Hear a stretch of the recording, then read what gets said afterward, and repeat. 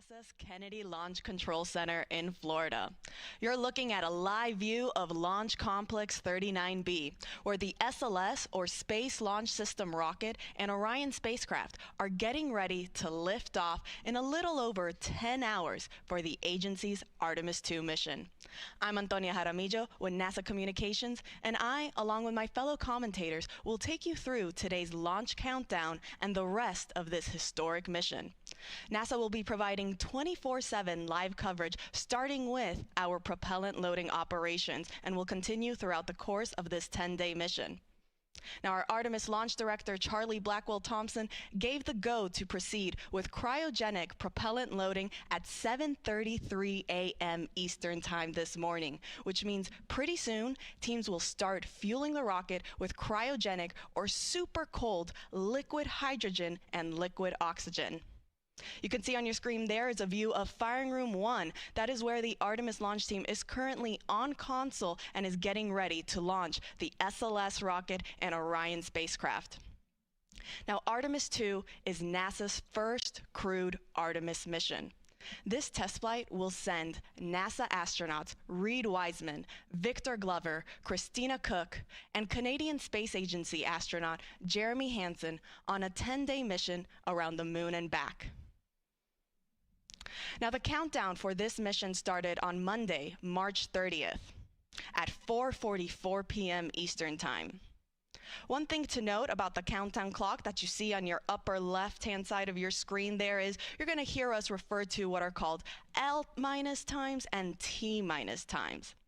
Now, the reason we have these two different references for the countdown clock is because the L refers to how much time is left until the opening of our launch window or until launch. Think of it like the regular time that you see on your clock, always constantly ticking down. The T clock, however, is specific to the actual countdown. Similarly to when watching a sporting games event, when you see the clock on the screen stop when the referee blows a whistle, for instance, the same thing can happen with our T clock. And the reason that is because the launch team has inserted specific built-in holds throughout the countdown. Now, these built-in holds are pauses that the team has intentionally inserted in the countdown to provide them with some extra wiggle room or some cushion to again just be able to go through all of their operations, continue making sure that everything is on track to be able to meet the opening of that launch window. And also, if they run into any issues throughout the countdown, this also provides them that extra time to be able to resolve them and still make, again, that opening of that launch window. Now, let's talk about today's launch window. The launch window is 2 hours long. It opens at 6:24 p.m. Eastern Time this evening. Now, what does that mean, a 2-hour launch window? It means that the launch team has 2 hours in which they can launch today's Artemis II mission. So if we don't go right at 6:24 p.m., that is okay. So again, to quickly recap, our launch director gave the go to start our cryogenic propellant loading operations. That means right now the Artemis launch team is currently in what is called the chilldown phase for the SLS core stage rocket. Now, the core stage is the first stage of the SLS rocket. It is the orange section in between the two solid rocket boosters that you see there on your screen. Now, chill down basically refers that we are going to be cooling down all of the systems and lines that will be feeding this propellant inside the rocket.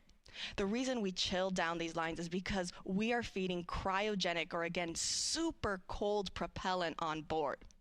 Liquid hydrogen, to remain in a liquid state, needs to be negative 423 degrees Fahrenheit. On the oxygen side, it's negative 297 degrees Fahrenheit. So very, very cold temperatures. Because of this, we then cool down these lines so that we aren't shocking the system, we aren't causing any potential damage to the hardware, and they're able to receive these super cold propellants smoothly and without issues. So again, we are currently in chill down for both the core stage liquid hydrogen and liquid oxygen tanks.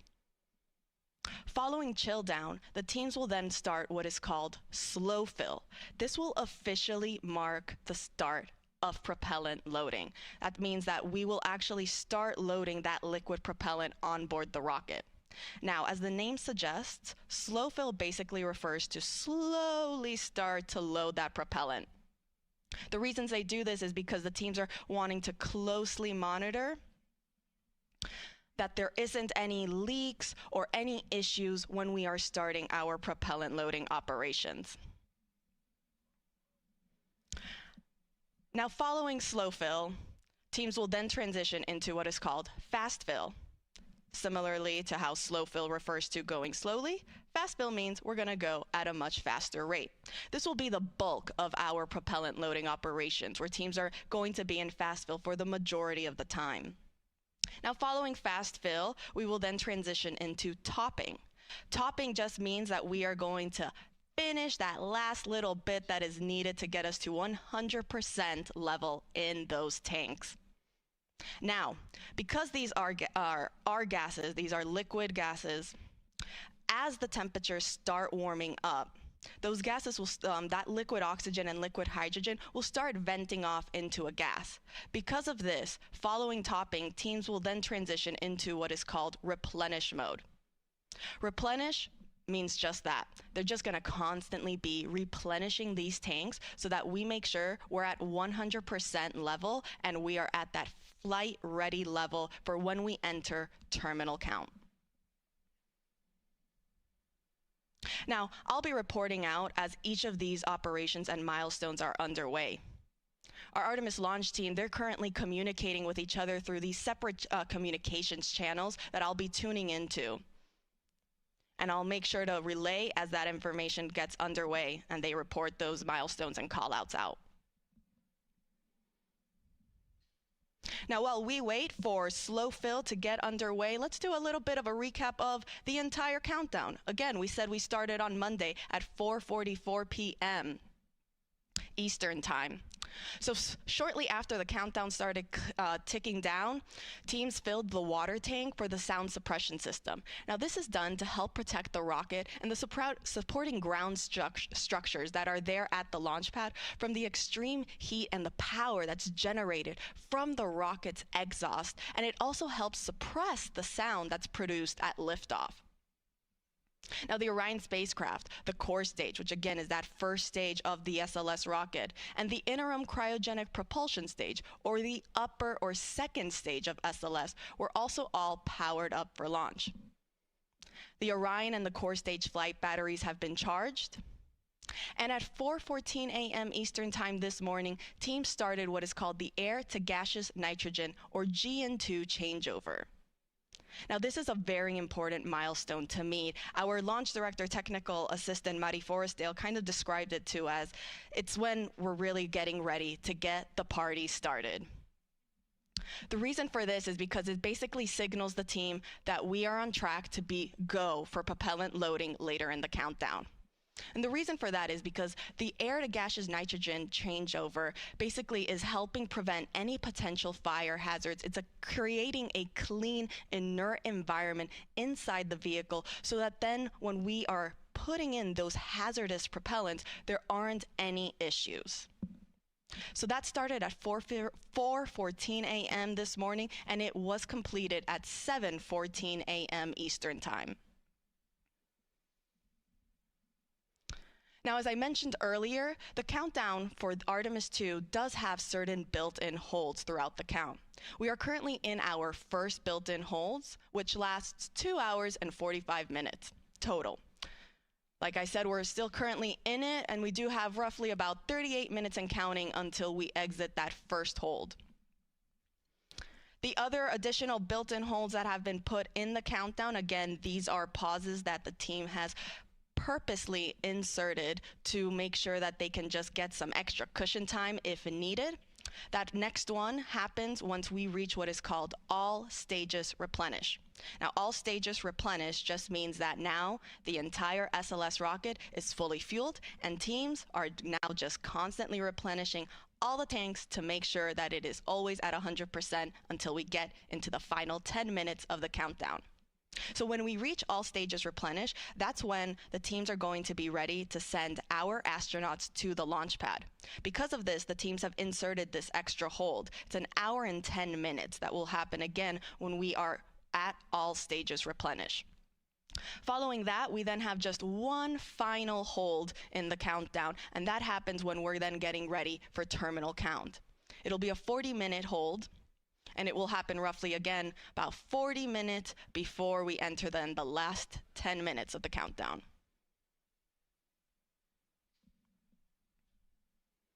So to quickly recap again, our launch director, Charlie Blackwell Thompson, she gave the go for teams to start propellant loading. We are currently in chill down for the core stage liquid hydrogen and liquid oxygen.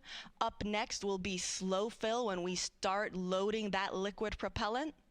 And I will report out when that is underway.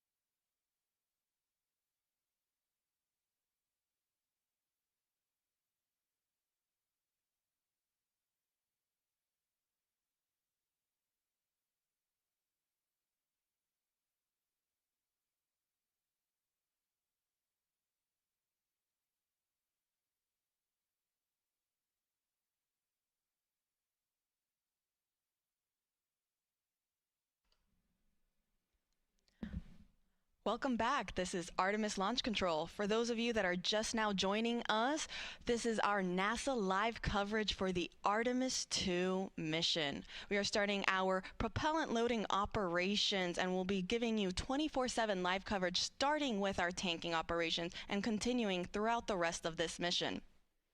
We're here in Firing Room 1. You can see there on your screen, we have our Artemis launch team getting ready to launch the SLS, or Space Launch System rocket, and Orion spacecraft for the agency's Artemis 2 mission later this evening.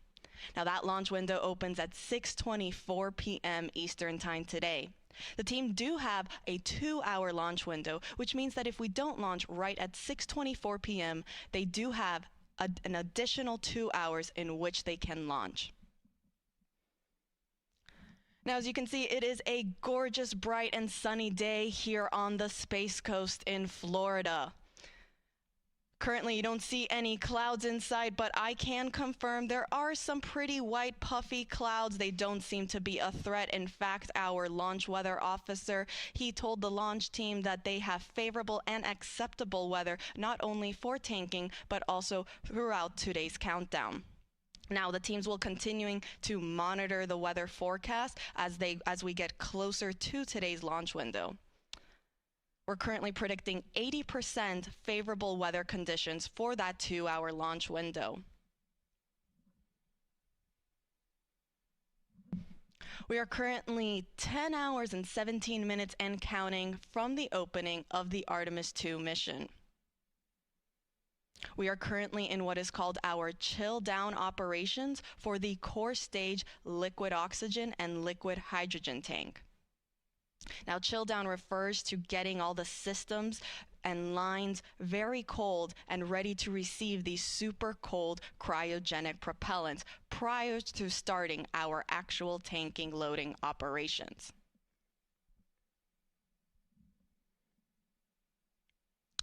Now let's break down the SLS rocket. We start with the core stage. That is the first stage of the rocket.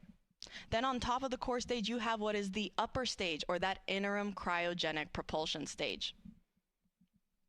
So in total for SLS, there are 2 stages, but there are 4 tanks in total. You have our liquid hydrogen tank on both the core stage and the upper stage, and a liquid oxygen in both. So 4 tanks total, both liquid hydrogen and liquid oxygen. The core stage holds roughly 733,000 gallons. The upper stage, meanwhile, holds 24,000, so much smaller in comparison. In fact, the core stage is one of the tallest stages, first stages of a rocket that NASA has ever used for its missions. It's roughly 212 feet tall.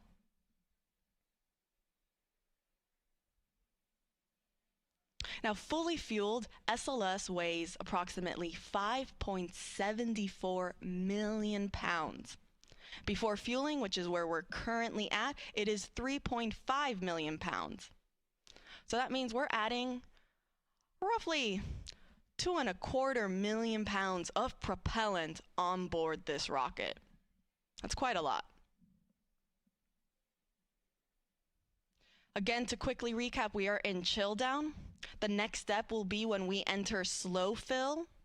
Slow fill refers to when we actually start those propellant loading operations. Teams will start to slowly load those cryogenic propellants on board the core stage. And then we will start transitioning where we're going a little bit quicker. We call that fast fill. So we will start flowing that propellant at a much faster rate.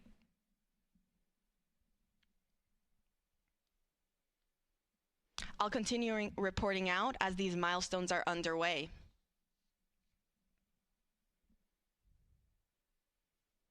Now, on the spacecraft side, teams also have started what is called the Orion cold soak.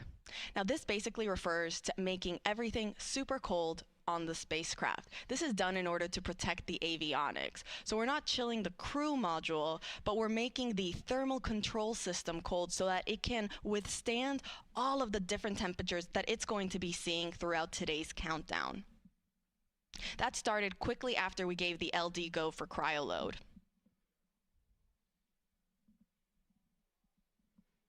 Now, Artemis 2 is a test flight. We're going to send astronauts Reed Wiseman, Victor Glover, Christina Cook, and Jeremy Hansen on a 10-day mission around the moon. This is the first crewed test flight for NASA's Artemis missions. And we're going to be testing the life support systems that are on board Orion.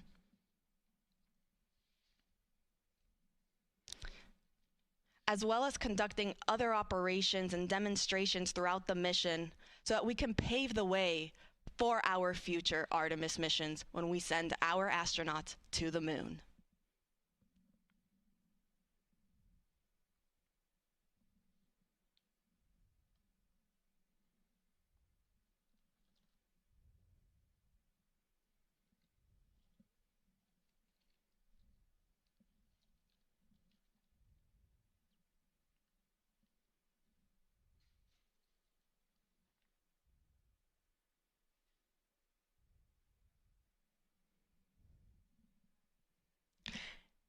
In fact, one of the new operations or the new demonstrations that our astronauts will get to perform throughout this mission is what is called the proximity operations demonstration.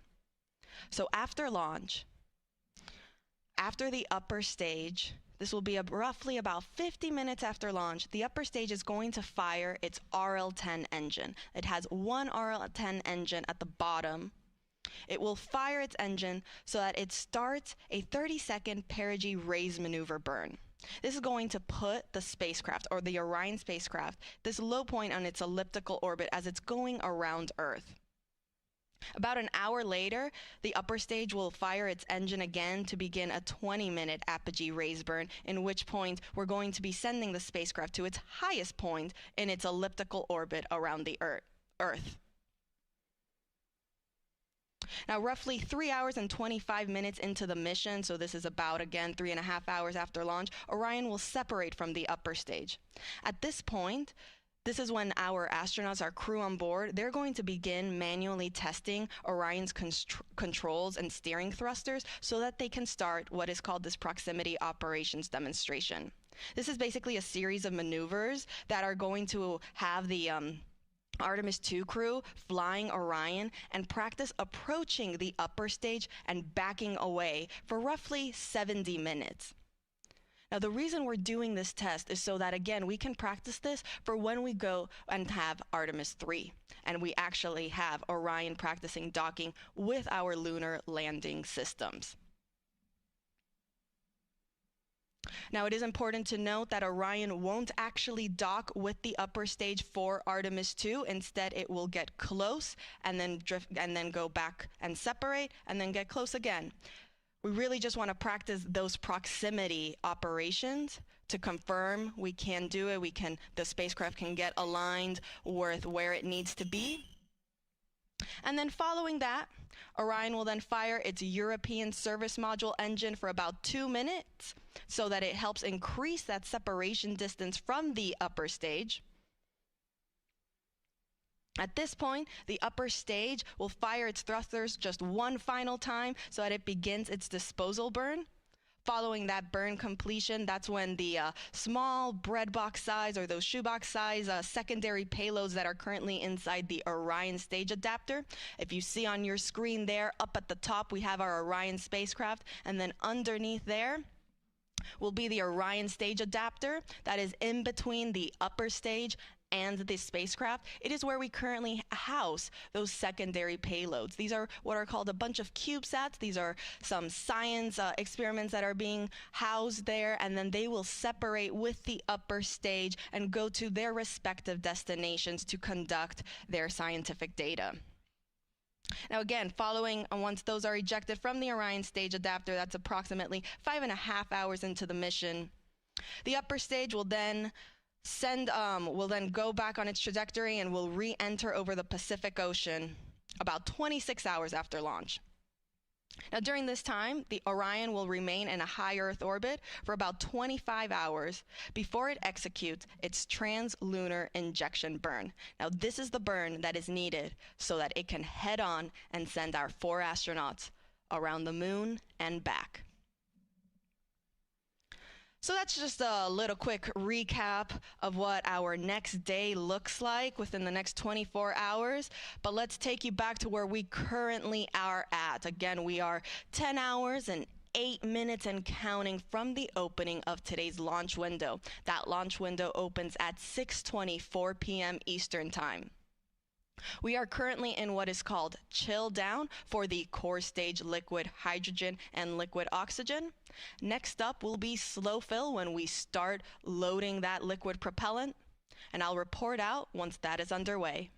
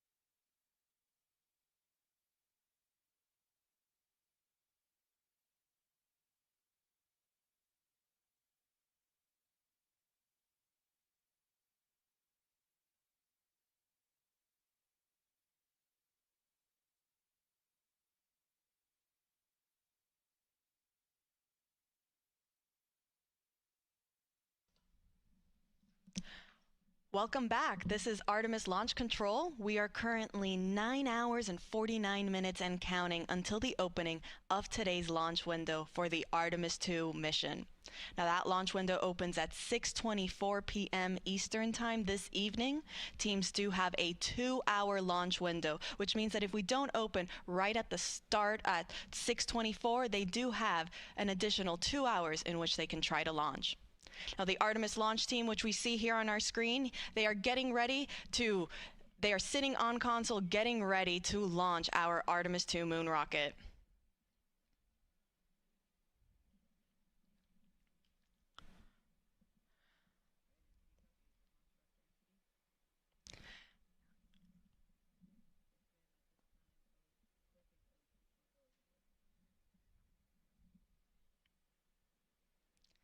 Now the launch team just reported that we are now starting our propellant loading operations for the SLS, or the Space Launch System rocket. We are currently in slow fill for both the core stage liquid hydrogen and liquid oxygen tanks.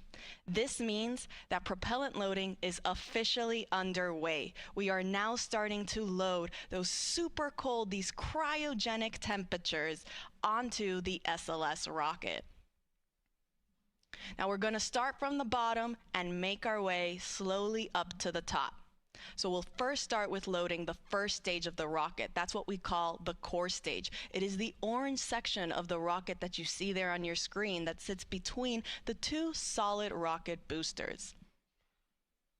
Now we are currently again in slow fill for both liquid hydrogen and liquid oxygen on that core stage. Slow fill refers to, as the name suggests, to slowly start loading that propellant. Now we do this because these tanks are really large. In fact, the core stage is one of the tallest first stages of a rocket. So that means these tanks are also very, very large. In fact, the liquid hydrogen tank on the core stage can hold roughly 537,000 gallons. And then on the liquid oxygen side, it holds roughly 196,000 gallons. So because of this, because these tanks are so large, teams will start slowly loading this propellant so that they can monitor how the tanks, how the hardware is receiving these super cold cryogenic propellants. Once it looks like everything is underway and there are no issues, they will then transition into what is called fast fill, which is where we'll stay for the majority of our tanking operations. Fast fill means we'll now start loading the rocket at a much faster rate.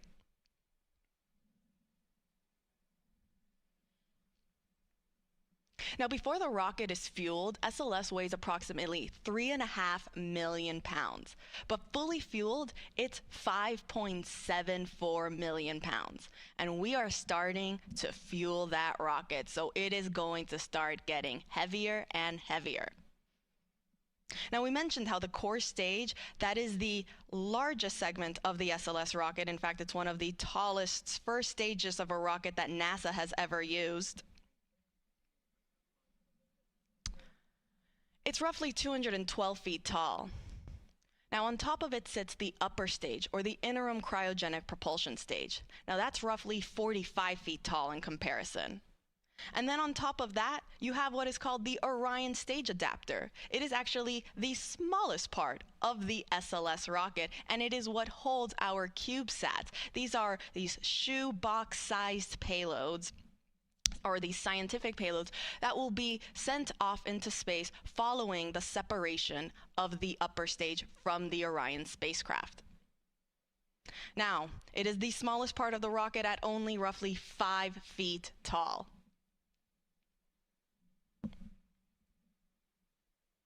And then, of course, on top of the Orion stage adapter sits our Orion spacecraft. You can see there on your screen the Orion spacecraft, that's on top. And then right there where we have our Artemis logo, that is what is actually called the crew access arm. It is part of the mobile launcher. That is the gray L-shaped structure that is connected to the SLS and Orion spacecraft rocket. Now, the crew access arm is very important, as again, that name suggests it is the access point for our astronauts, or really any personnel, to be able to access the spacecraft. So that is where, in fact, our astronauts, Reed Wiseman, Victor Glover, Christina Cook, and Jeremy Hansen, they'll be walking through there later on today when they are ready to board their spacecraft for their mission around the moon.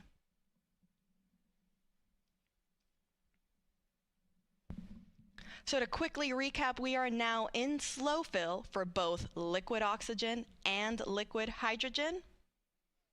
On the core stage, that is again the first stage of the SLS rocket. Following that, we will transition into fast fill, and I'll report out when that is officially underway.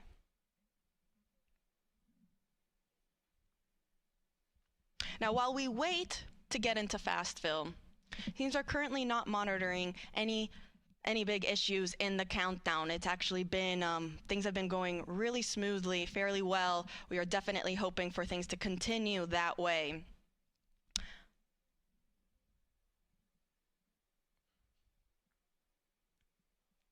But let's talk a little bit about how everything that the teams had to do to get us to this point.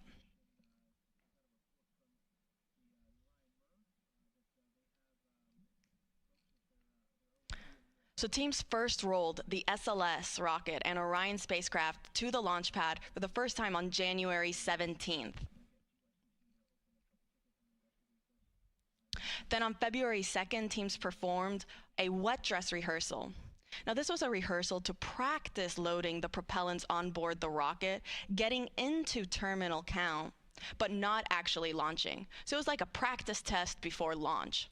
During that first wet dress rehearsal in February, we experienced the hydrogen leak, which, following that test, teams then decided to perform another wet dress rehearsal.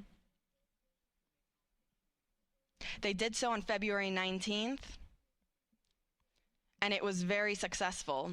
They didn't really see any hydrogen leaks throughout the entire count, or any other leaks for that matter, and they were able to continue throughout all of the milestones that they had planned. Now, we did have to roll back on February 25th due to a helium issue that we saw on the upper stage of our rocket. Teams noticed that the flow of helium to the upper stage was interrupted, and that meant that we had to roll back to the vehicle assembly building to help fix that issue. The only way to access that area was inside the VAB. Teams did successfully fix the issue inside the vehicle assembly building, and we were then ready to roll back to the launch pad on March 20th.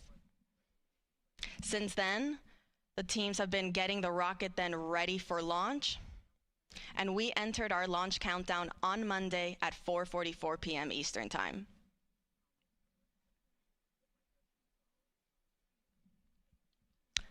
Now, we are currently 9 hours and 41 minutes and counting from the opening of today's launch window. That opens at 6:24 p.m. And teams do have a 2-hour launch window, which means that they have 2 hours in which they can launch starting at 6:24. We are currently in slow fill for both the core stage liquid hydrogen and liquid oxygen tanks. Next up will be fast fill, and I'll report out when that is underway.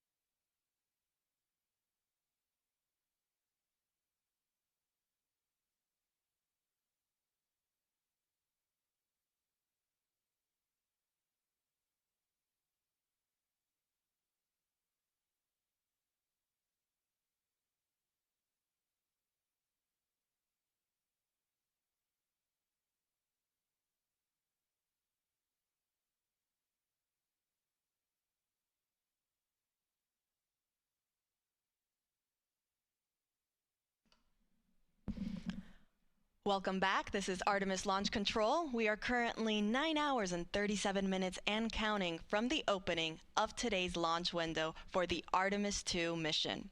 Now, our launch window opens at 6:24 p.m. Eastern Time, and teams do have a 2-hour launch window, which means they have 2 hours in which they can launch the SLS, or Space Launch System rocket, and Orion spacecraft that will send 4 astronauts around the moon and back.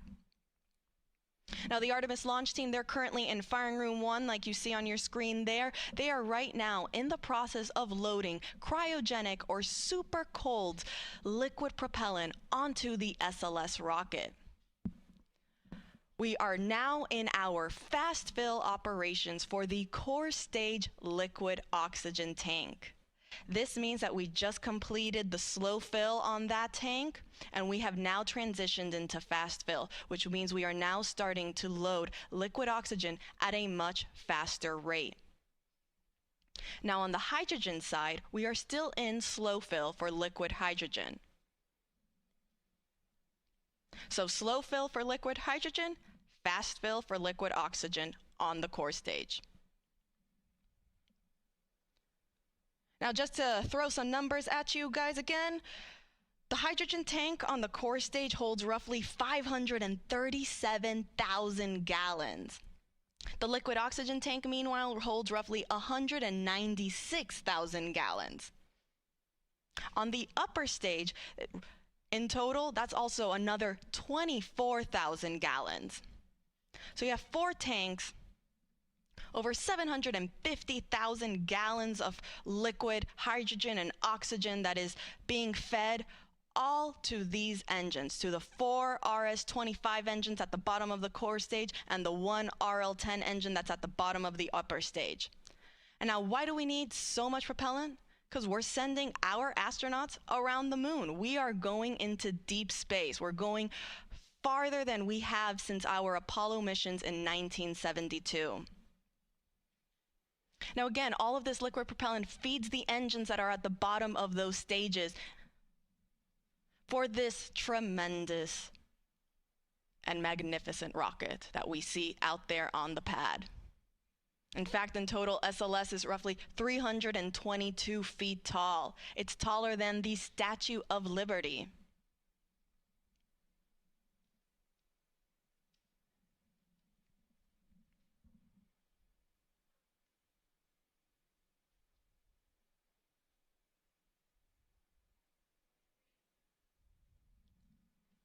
And it will send our astronauts around the moon.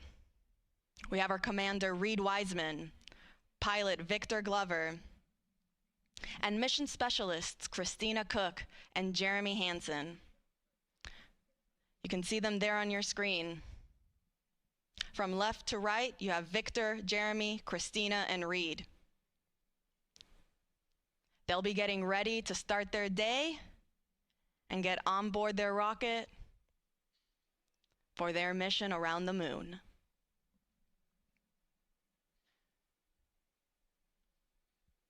Now, Artemis 2 is a test flight. This is the first crewed test flight of the Artemis missions.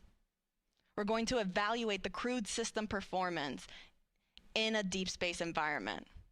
We'll perform a flyby around the moon. We'll practice a proximity operations demonstration with the upper stage.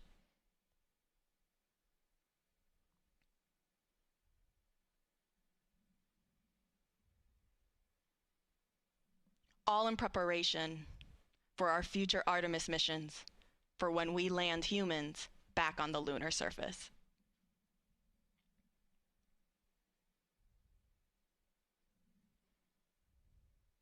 So to quickly recap of where we are in today's countdown, we are currently underway in our fast fill operations for the liquid oxygen tank on the core stage. That is the first stage of the SLS rocket.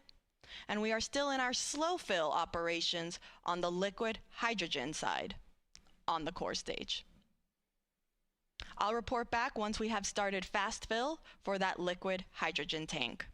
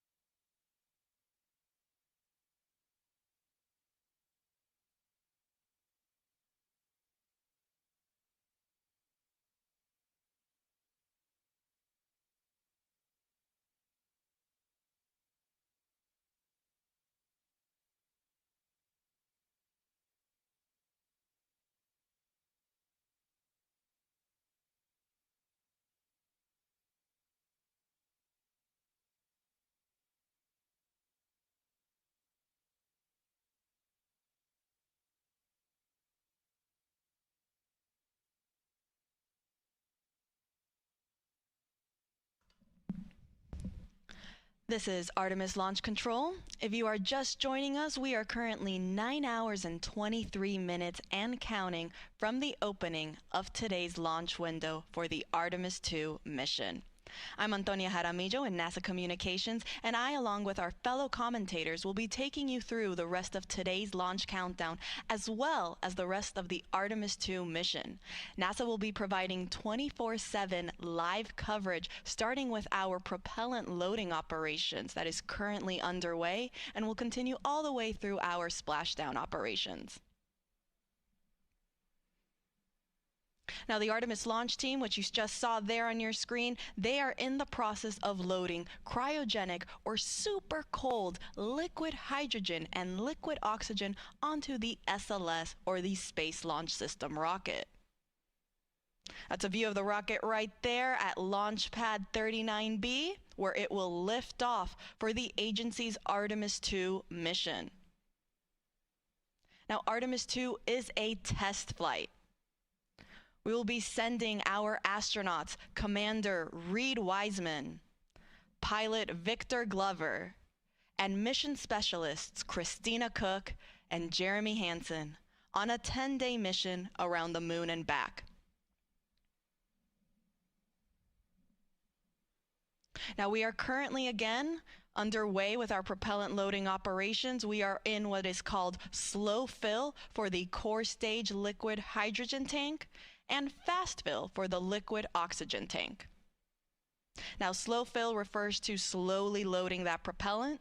This is done so that teams are monitoring how the hardware is receiving this super cold, hazardous propellant that is being onboarded on the rocket. Following slow fill, that then transitions into fast fill when we start loading that propellant at a much faster rate. So oxygen is currently already in fast fill, and liquid hydrogen will soon follow suit.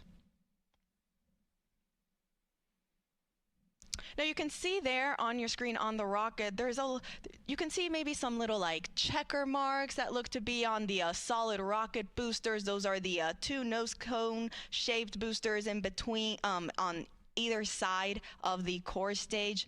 Now, what do those black and white checkerboards and squares and circles mean? Well, these are our photogrammetric markings. They serve as imagery references for the engineering photo and video documentation as for the post-flight analysis of how SLS attitude and its position relative to the ground structure during liftoff and ascent performed. So they're not just on there randomly, they do serve a purpose. And it is, again, for all of that post-flight analysis. Now let's take it back over to the firing room. And let's take a look at our launch team. You can see there you have Charlie Blackwell Thompson. She's right now walking around on the first upper level row. She is our Artemis launch director. She's currently wearing a green blazer, and you might see some other folks around the room also wearing green a lot. Why green? Well, at NASA, we love our superstitions and we love our traditions. And for the launch team, green is one of those fun traditions that they like to carry on. Green for them means go, so they wear green for good luck.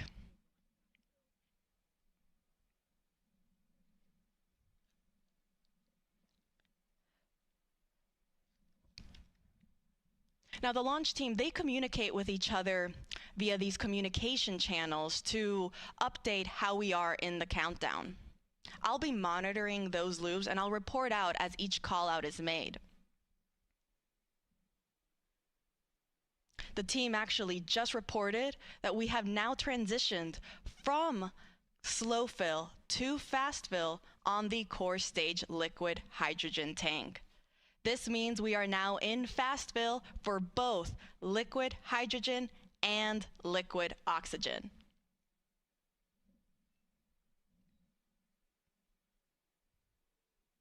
Now, following fast fill, teams will then transition into what is called topping. Topping just refers to finishing up the last little bit that is needed to get to 100% level on both tanks. Once we finish topping, we will then enter what is called replenish mode. And this means that the teams are just constantly replenishing these tanks to maintain 100% flight level. This is done because as the temperatures of these liquid propellants naturally warm up throughout the countdown, they will start venting off into a gas state. And so because of that, the teams want to constantly be replenishing the tanks so that they're not losing any propellant and we're going down from that 100% level.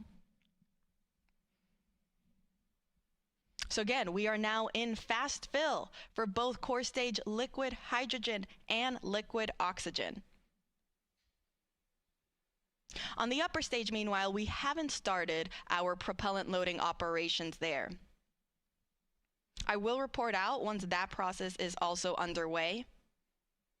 Teams will first start with chilling down the upper stage liquid hydrogen tank. And because the upper stage is so much smaller than the core stage, it actually gets to skip a step in its propellant loading operations, and it goes straight from chill down to fast fill. And really, this is done again because of the sizes of these tanks. On the core stage, you have the liquid hydrogen tank that fits roughly 537,000 gallons of liquid hydrogen. The liquid oxygen tank, meanwhile, holds roughly 196,000 gallons. In total, that's about 733,000 gallons on the core stage alone. On the upper stage, meanwhile, the total amount of propellant is roughly 24,000 gallons, so significantly smaller. And because of this, they are able to go straight from chill down into fast fill.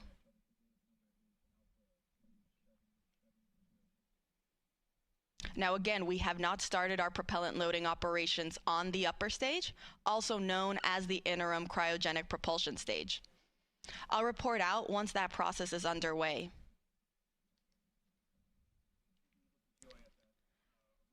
But to quickly recap, we are in fast fill for the core stage liquid hydrogen and liquid oxygen.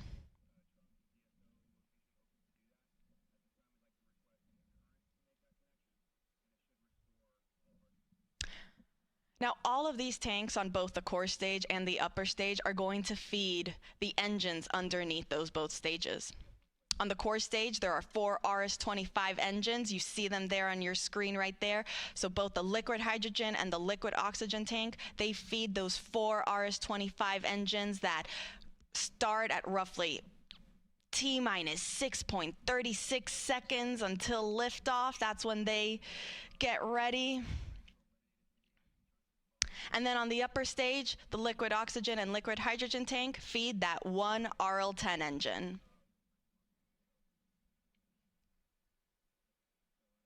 Now, combined with the solid rocket boosters, SLS produces roughly 8.8 million pounds of thrust.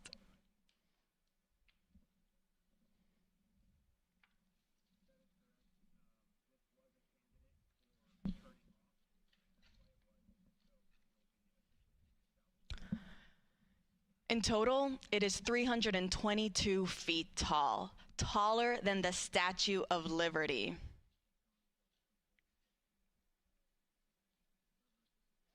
In fact, let's break down the rocket for you a little bit. So up there at the top, we have our Orion spacecraft. Right underneath is actually then what is called the Orion stage adapter. That's when the SLS rocket actually starts. The Orion stage adapter is the smallest portion of the rocket, roughly 5 feet tall. Underneath that is then our upper stage, or that interim cryogenic propulsion stage. Then you'll see this nose cone orange shape underneath. That's the launch vehicle stage adapter. It's actually enclosing part of that upper stage for protection. Underneath the cone-shaped structure is our core stage. That is the first stage. It has that pretty butterscotch color. And that is due to the thermal protection system, the foam that is used to, again, protect the rocket. On either side of the core stage are the 2 solid rocket boosters. And then down, Right at the bottom are the 4 RS-25 engines.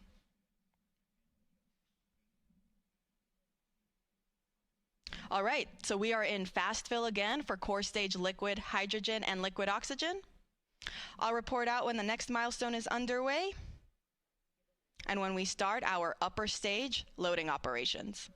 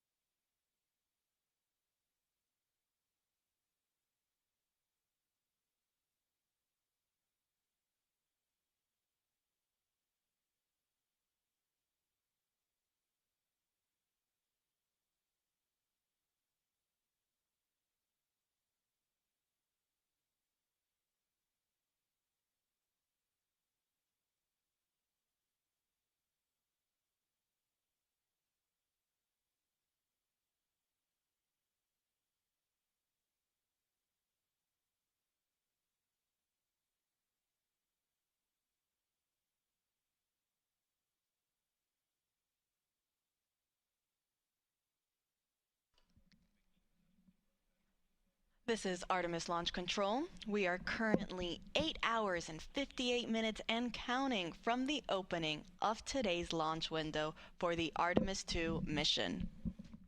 That launch window opens at 6:24 p.m. Eastern Time later today. Teams do have a 2-hour launch window in which they can try to launch, so if we don't launch right at 6:24 p.m., that is okay. You're looking at a live view of our Artemis launch team. They are in the process of loading liquid propellant on board the SLS, or the Space Launch System rocket. We're currently in the process of loading liquid hydrogen and liquid oxygen on the core stage of the SLS rocket. Now, the core stage is the first stage of that rocket. You can see there on your screen, it is the orange section in between the two solid rocket boosters. That's actually a great view of our rocket at Launch Pad 39B. I mean, you can see it is a beautiful day. We have some puffy white clouds, blue skies, all in all, very favorable weather. In fact, our launch weather officers, they've been predicting 80% chance of go for our launch window this evening.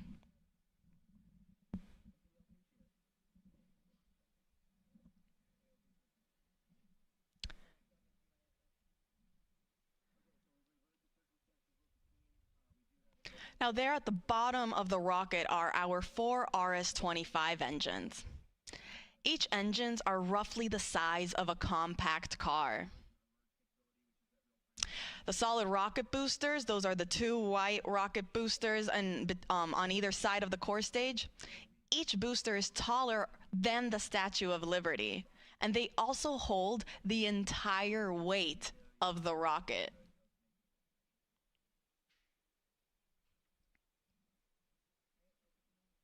Now, fully fueled, SLS weighs 5.74 million pounds.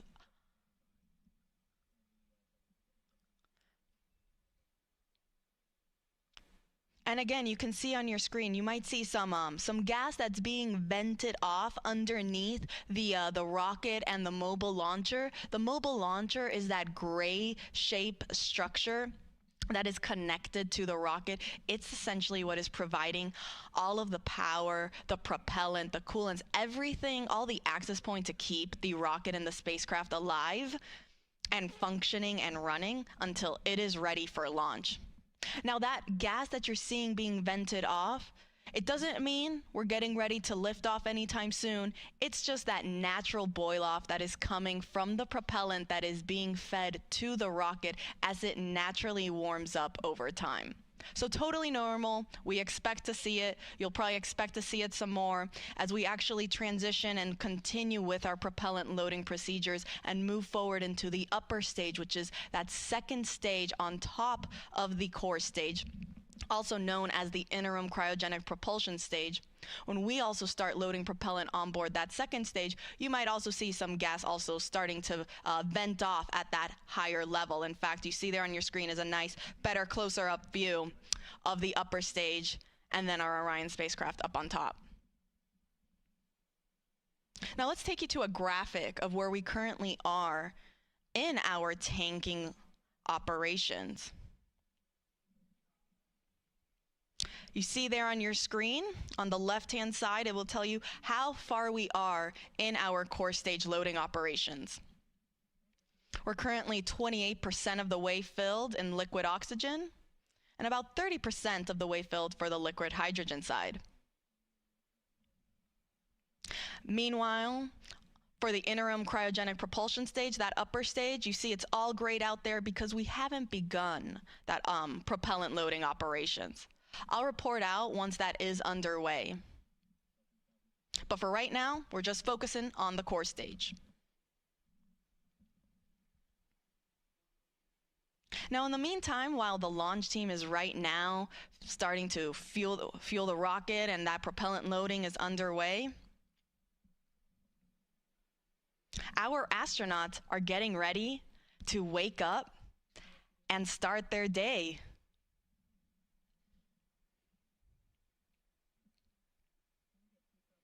As a reminder, we will be sending 4 astronauts around the moon and back. Commander Reed Wiseman, pilot Victor Glover, and mission specialists Christina Cook and Jeremy Hansen will go on a 10-day mission around the moon. Artemis 2 is a test flight where we are going to test the life support systems with our flight crew on board. This is NASA's first crewed Artemis mission, and it will pave the way for our future Artemis missions for when we land humans back on the lunar surface.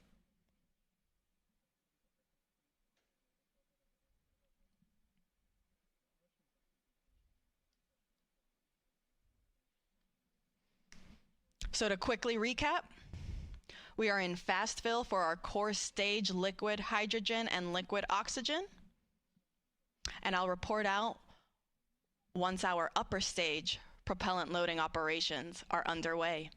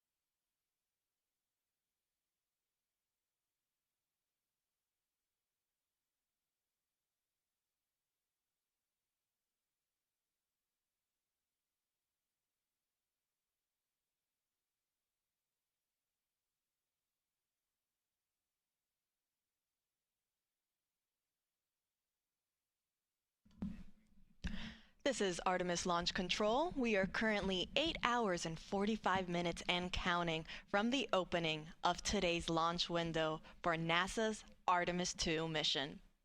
Now that launch window opens at 6:24 p.m. Eastern Time, and teams do have a 2-hour launch window, which means that they can try launching within those 2 hours if they are unable to hit it right at the start at 6:24. Now, the Artemis launch team is currently loading super cold or cryogenic liquid propellant onto the SLS or Space Launch System rocket. We're currently in our fast fill operations for the core stage liquid hydrogen and liquid oxygen tanks, and the teams just reported that they are also now starting their chill down operations for the liquid hydrogen tank on the upper stage, or that second stage of the SLS rocket. You can see a great view of it there on your screen. It sits right up on top of where you have the nose cone shape structure. That's orange. Up on top there is a portion of that upper stage, also known as the interim cryogenic propulsion stage. And then, if you're curious, the nose cone structure shape, that is called also the launch vehicle stage adapter. It is a part of the rocket, and it is enclosing also a portion of the interim cryogenic propulsion stage. This is done for protection, so you don't see the engine that's underneath that second stage, but it is underneath there, hidden behind the launch vehicle stage adapter. So again, we are now starting our chill down for the liquid hydrogen on our upper stage. Following that, we will then transition into fast fill for liquid hydrogen on the upper stage. Meanwhile, on the core stage, that is the first stage of the rocket, fast fill is already underway. There's a great profile shot. So right underneath that nose cone shape is then that cylinder orange structure. That is the core stage. It is one of the tallest first stages of a rocket that NASA has ever used for any mission. It's roughly 212 feet tall. In fact, in total, the SLS rocket and Orion spacecraft sit at roughly 322 feet tall.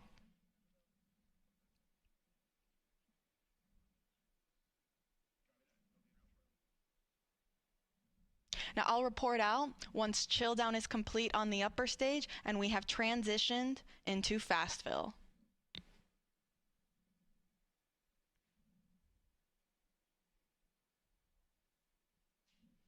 As a quick recap, Artemis II is scheduled to launch no earlier than 6:24 p.m. Eastern Time this evening. Teams do have a 2-hour launch window. And this mission will be sending 4 astronauts around the moon and back. We'll be sending NASA astronauts Reed Wiseman, Victor Glover, Christina Cook, and Canadian Space Agency astronaut Jeremy Hansen on a 10-day mission. They actually just got the go not too long ago to actually start waking up and officially start their launch day. Now that's a great view of our SLS rocket at Launch Pad 39B. Oh, we just switched it, but as you saw there, it's a gorgeous day here on the Space Coast.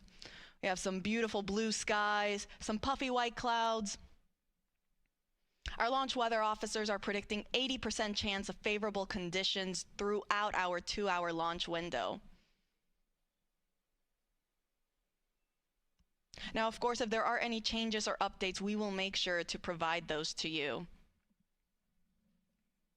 In fact, NASA will be providing 24/7 live coverage of this entire mission, starting with our propellant loading operations, which is currently happening, and will continue all the way through our splashdown procedures.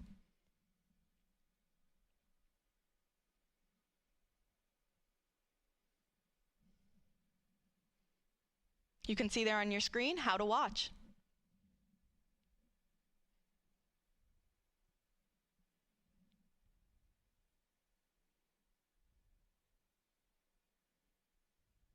Now, lasting approximately 10 days, Artemis II will send 4 astronauts to test the Orion spacecraft in a high Earth orbit before becoming the first astronaut to fly around the moon since the Apollo 17 crew in 1972.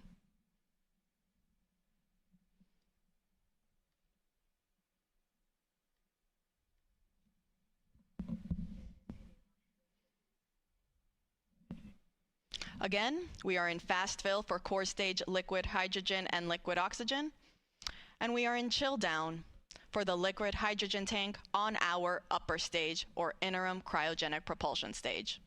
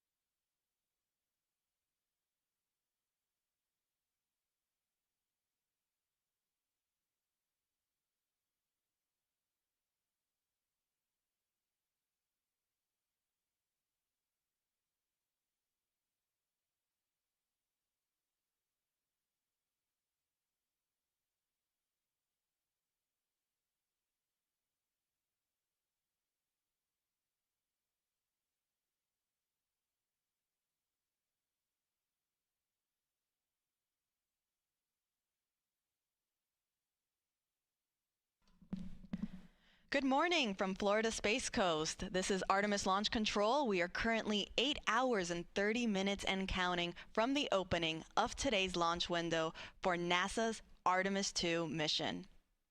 I'm Antonia Jaramillo in NASA Communications, and if you're just joining us, the Space Launch System, or SLS rocket, is in the process of cryogenic propellant loading. That means the launch team that is currently in Firing Room 1 that you see on your screen there are loading the cryogenic or super cold liquid hydrogen and liquid oxygen on the SLS rocket, fueling it for flight. Now, the team just reported that we have now started our fast fill operations on the liquid hydrogen tank on our upper stage of the SLS rocket. That is also called the interim cryogenic propulsion stage. It is the second stage of our SLS rocket. You have a great view of it there on your screen. Up at the top, if you see, you have the Orion spacecraft. Underneath there will be then actually the smallest section of the SLS rocket known as the Orion stage adapter. And then shortly underneath that is our interim cryogenic propulsion stage. Now, teams are now starting the fast fill operations for liquid hydrogen. Now, fast fill, as the name suggests, means that teams are just loading this propellant at a faster rate. Now, following the liquid hydrogen operations on the upper stage, teams will then also work on their propellant loading operations for the liquid oxygen tank that is also in there. In total, the SLS rocket has 4 tanks, 2 liquid hydrogen and 2 liquid oxygen, 1 of each on each stage. So you have there our upper stage, or the interim cryogenic propulsion stage, and then underneath sits the core stage.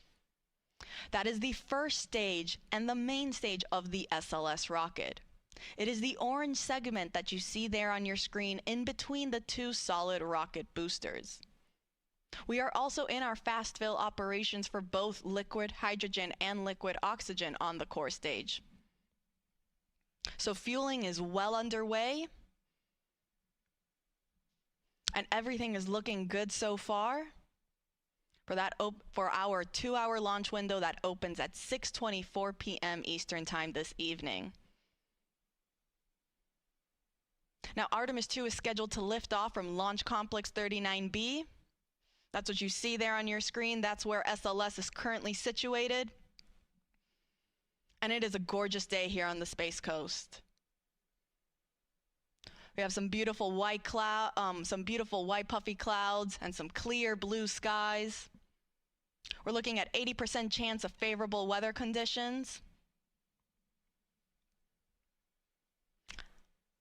And our astronauts that are getting ready to launch on this historic mission are now starting their day. They woke up not too long ago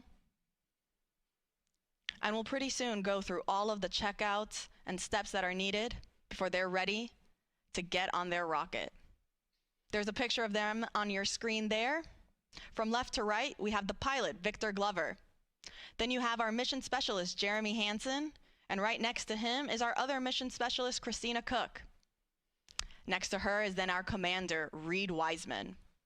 These 4 astronauts will go on a 10-day mission around the moon and back on board the Orion spacecraft.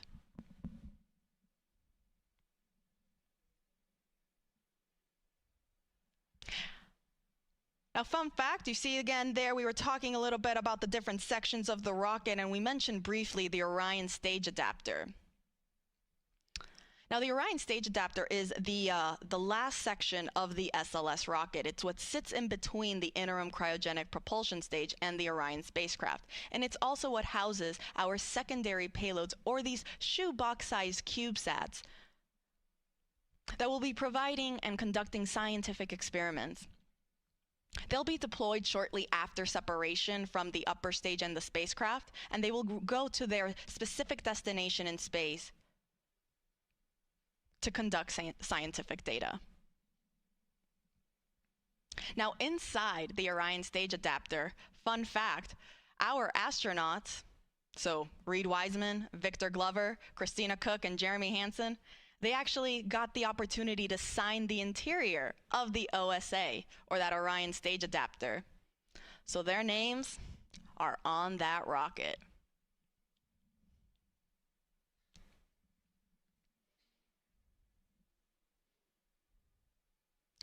It is fully built by NASA at Marshall Space Flight Center in Huntsville, Alabama.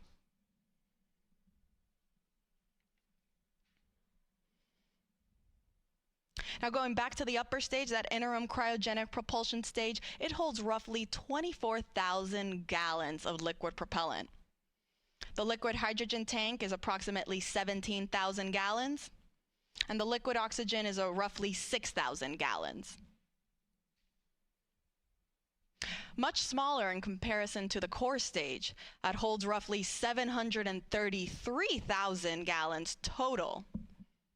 You have a 537,000 gallons of liquid hydrogen on the core stage tank, and then roughly 197,000 or 196,000 on the liquid oxygen tank. Fully fueled, SLS weighs about 5.74 million pounds of thrust.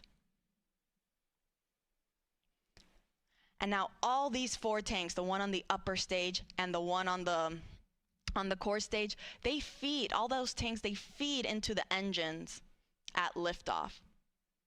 So the core stage will feed the 4 RS-25 engines that you see at the bottom of your screen there. And the upper stage, meanwhile, will feed its one RL-10 engine that is actually enclosed by the launch vehicle stage adapter. That is the nose cone-shaped orange structure that you see on your screen there. It is actually hiding the RL-10 engine from our view. But this is done on purpose to protect the upper stage.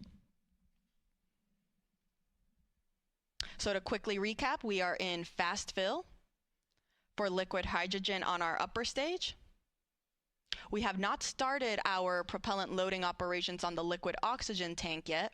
I'll report out once that operation is underway. And on the core stage, meanwhile, we are still in our fast fill operations for both tanks, for both liquid hydrogen and liquid oxygen.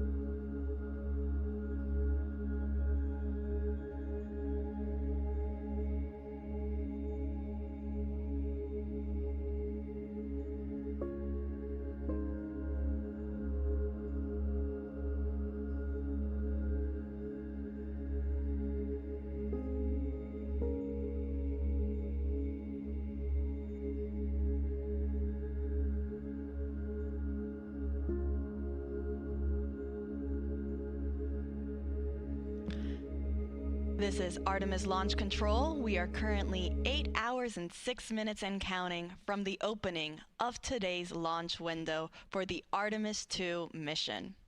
Now that launch window opens at 6:24 p.m. Eastern Time this evening. Teams do have a 2-hour launch window, which means that if we don't launch right at 6:24, they do have an additional 2 hours in which they can try to launch. Now the launch team, which we see here on our screen, they're currently in Firing Room 1 at NASA's Kennedy Space Center in Florida. They're in the process of loading liquid propellant onto the SLS rocket. Now it's not just the launch team that's here in the firing room that is helping and is on console for today's launch, but we also have supporting teams across the country that are tuning into this countdown. One of those teams is actually the Artemis mission management team. They recently just got here on console. They have a separate section and room. If you actually look, it's to the right-hand side of our launch director and assistant launch director, Charlie Blackwell Thompson and Jeremy Graber, respectively. Over there on the right-hand side where you kind of see that glass enclosure structure, in there is where our Artemis mission management team will sit for the duration of today's countdown. Now, they just recently arrived on console. And apart from the mission management team, we also have the mission control team at NASA's Johnson Space Center in Houston and the SLS Engineering and Support Center at NASA's Marshall Space Flight Center. And this doesn't include the other several contractor locations that are also around the country supporting this launch and this mission.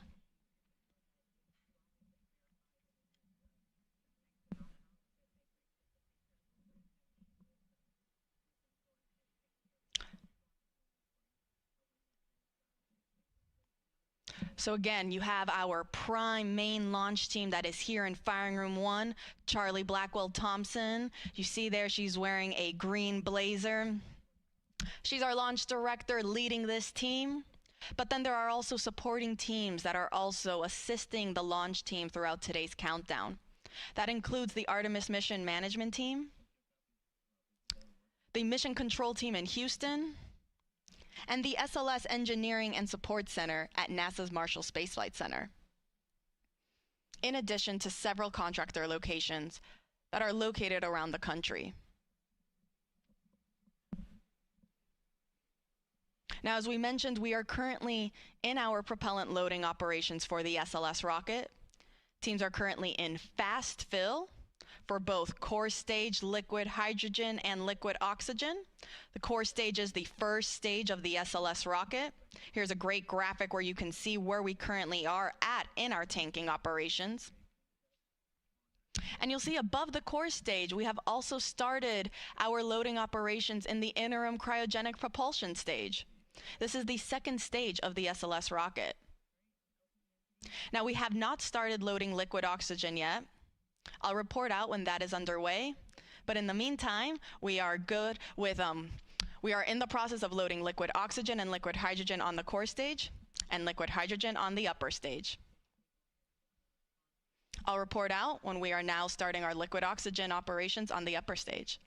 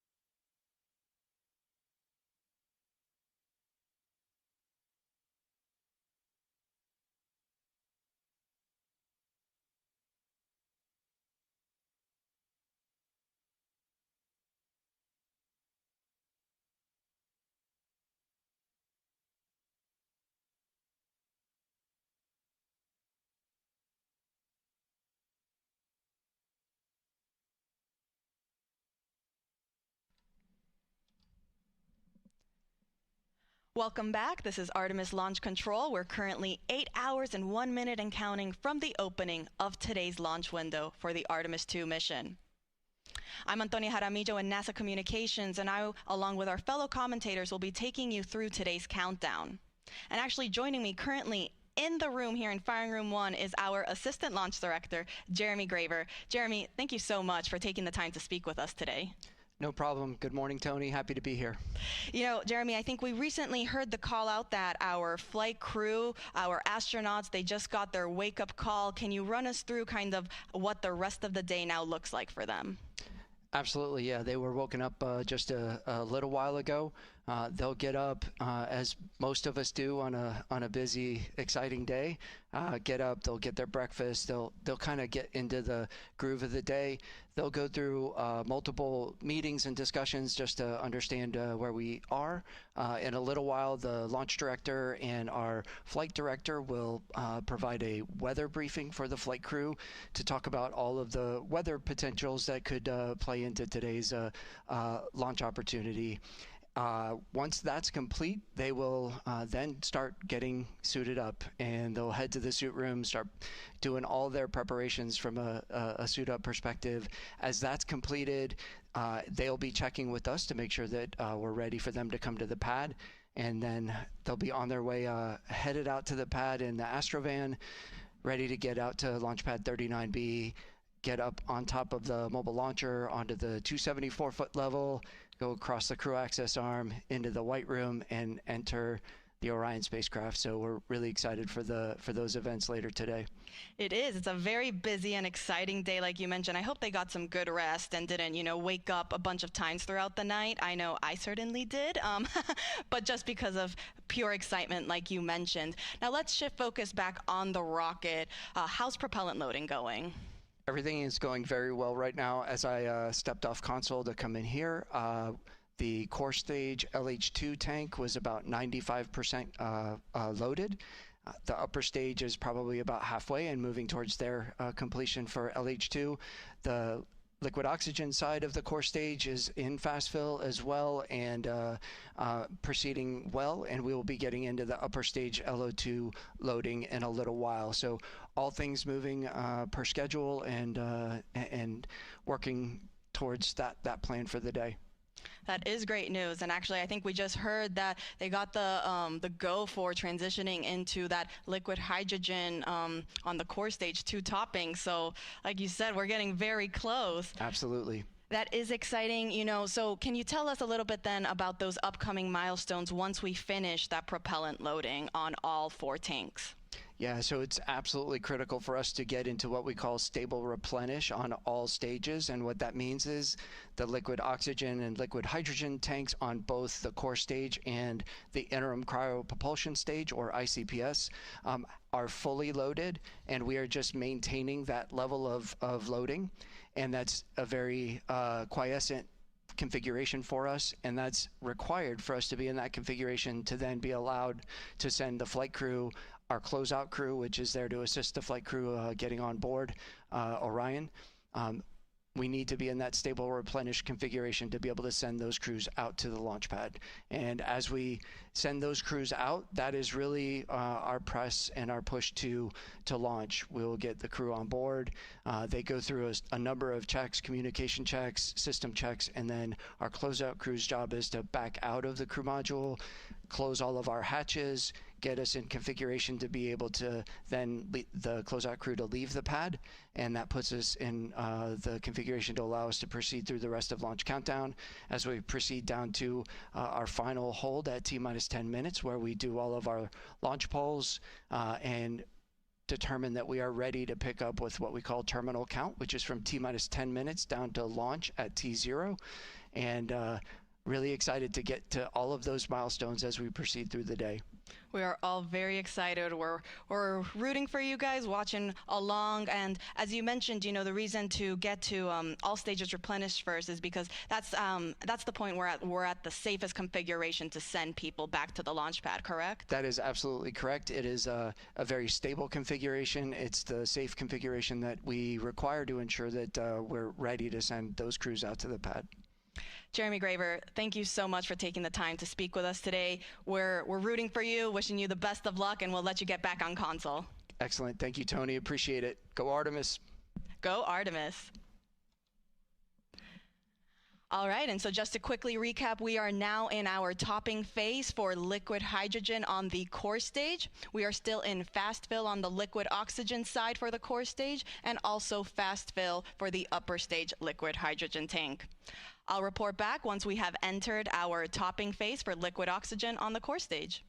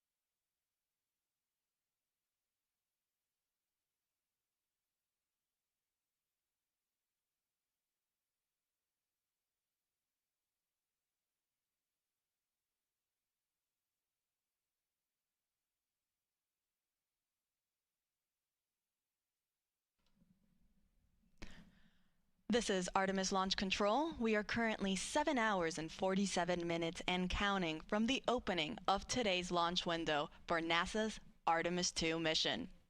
That launch window opens at 6:24 p.m. Eastern Time this evening. Now, the teams do have a 2-hour launch window, so that means if we can't launch right at 6:24, that's okay. They still have an additional 2 hours in which they can attempt to launch. Now, currently, the Artemis launch team, which you see on your screen there, they are in the process of loading cryogenic or super cold liquid propellant onto the SLS, or the Space Launch System rocket. The teams actually just reported that we have completed loading liquid hydrogen onto the core stage of the rocket. Now, the core stage is the first stage of that SLS rocket. There's a great graphic representation of where we currently are in our tanking operations. So as you see, we are at 100% level for the liquid hydrogen tank on the core stage. So that means we are now, the teams are just going to be constantly replenishing that tank as some of that liquid starts boiling off into a gas due to the temperatures as it starts warming up. So teams will therefore replenish it constantly to maintain this 100% flight level. Now, as you can see, right above the hydrogen tank sits our liquid oxygen tank. That's currently 70% of the way filled. And then on our upper stage, or the interim cryogenic propulsion stage, this is the rocket stage that sits on top of the core stage. We are currently in our fast fill operations for liquid hydrogen on that upper stage. Teams have not started liquid oxygen for the upper stage, and that is totally normal. That is part of the countdown. We aren't scheduled to start our upper stage liquid oxygen loading operations until we start getting into, so we get much further into our loading operations for the liquid oxygen tank on the core stage. So again, we are now in replenish for the core stage liquid hydrogen tank, and we are in fast fill for the liquid oxygen tank on the core stage and the liquid hydrogen tank on the upper stage. Now, a quick recap on how the whole tanking loading process goes. Teams will first start with what is called chill down. So prior to us actually starting to load the super cold propellant onto the rocket, they will first chill down all of the systems and lines. This is done to make sure that it is able to receive these super cold temperatures. In order for hydrogen to be in a liquid state, it needs to be negative 423 degrees Fahrenheit. Oxygen in a liquid state is negative 297 degrees Fahrenheit. So very, very cold temperatures. And as such, we want to make sure that we are conditioning all of the systems to be able to receive those cryogenic temperatures so that we aren't shocking the hardware and we're not causing any potential damage unnecessarily. Now, following chill down, we will transition into what is called into slow fill on the core stage. Now, slow fill, as the name suggests, refers to slowly starting to feed that propellant onto the rocket. This officially marks the start of our propellant loading.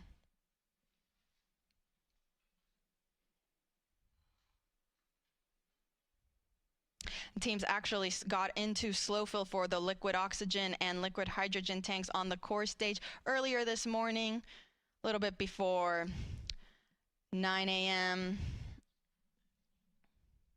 Following slow fill is then when we transition into fast fill. This is where we stay for the majority of our tanking loading operations.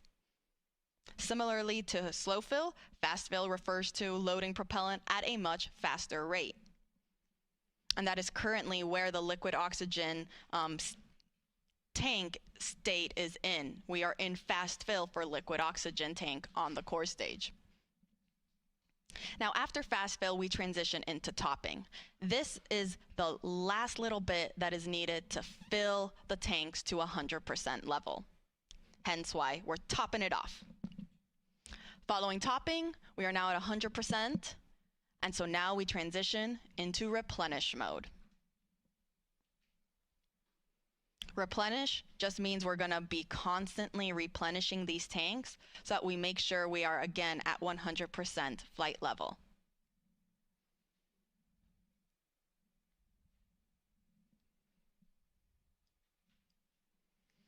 Now you see on your screen there, we can see some venting coming off the rocket. This is totally expected as we begin our loading operations. Some of that liquid propellant starts warming up. It'll start to boil off and vent outside of the rocket.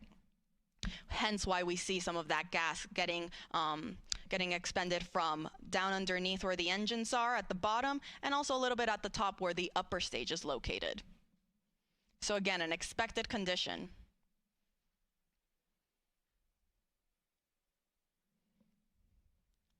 Now let's take you through the rocket a little bit. See up there on your screen, we have the Orion spacecraft. Underneath there is the Orion stage adapter. The Orion stage adapter is what houses our secondary payloads, or these scientific CubeSats.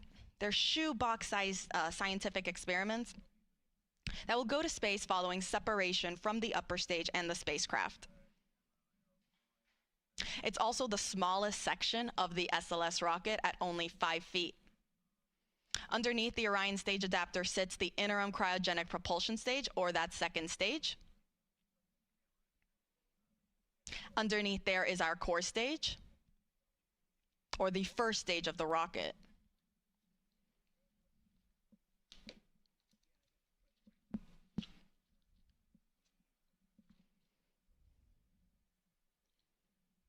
Now the core stage, it consists of the propellant tanks, the ducts, the valves, avionics, and it also houses the 4 RS-25 engines that are down there at the bottom. Next to the core stage, we have our 2 solid rocket boosters. Each is taller than the Statue of Liberty.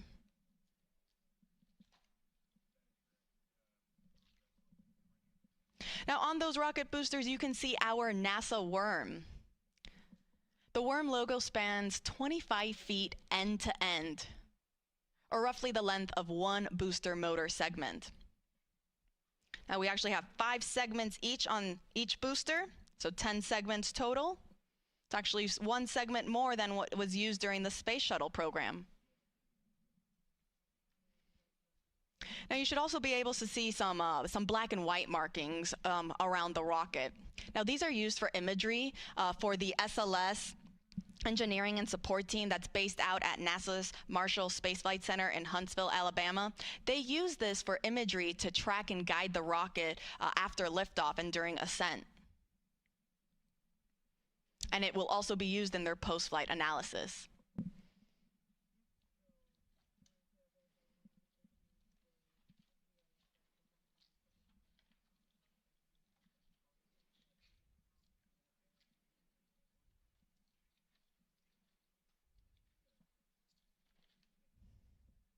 Now the orange color of the core stage is the thermal protection system, or that spray-on foam insulation.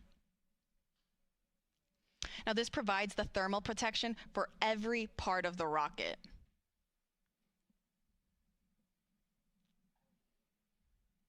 And when the foam is applied, it gives the rocket this light yellow color that the sun's ultraviolet rays eventually tan, giving our SLS rocket its famous butterscotch color.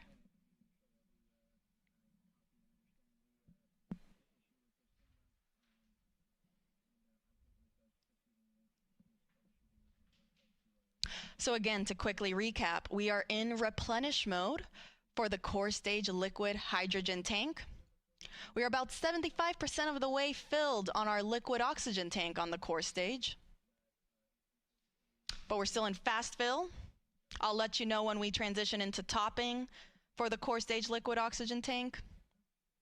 And then on the upper stage, teams are also in fast fill for liquid hydrogen. And they have not started the liquid oxygen operations on the upper stage yet. I'll make sure to report out all of these milestones as they're underway.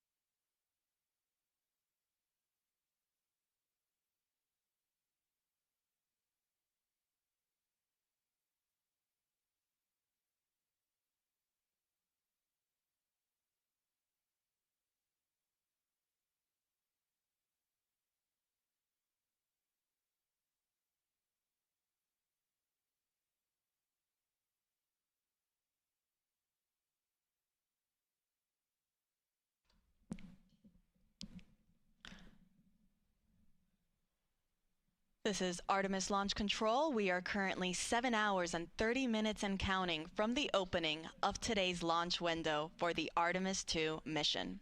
That launch window opens at 6:24 p.m. Eastern Time, and teams do have a 2-hour launch window, which means that if we don't launch right at the beginning at 6:24, they do have an additional 2 hours in which they can attempt to launch.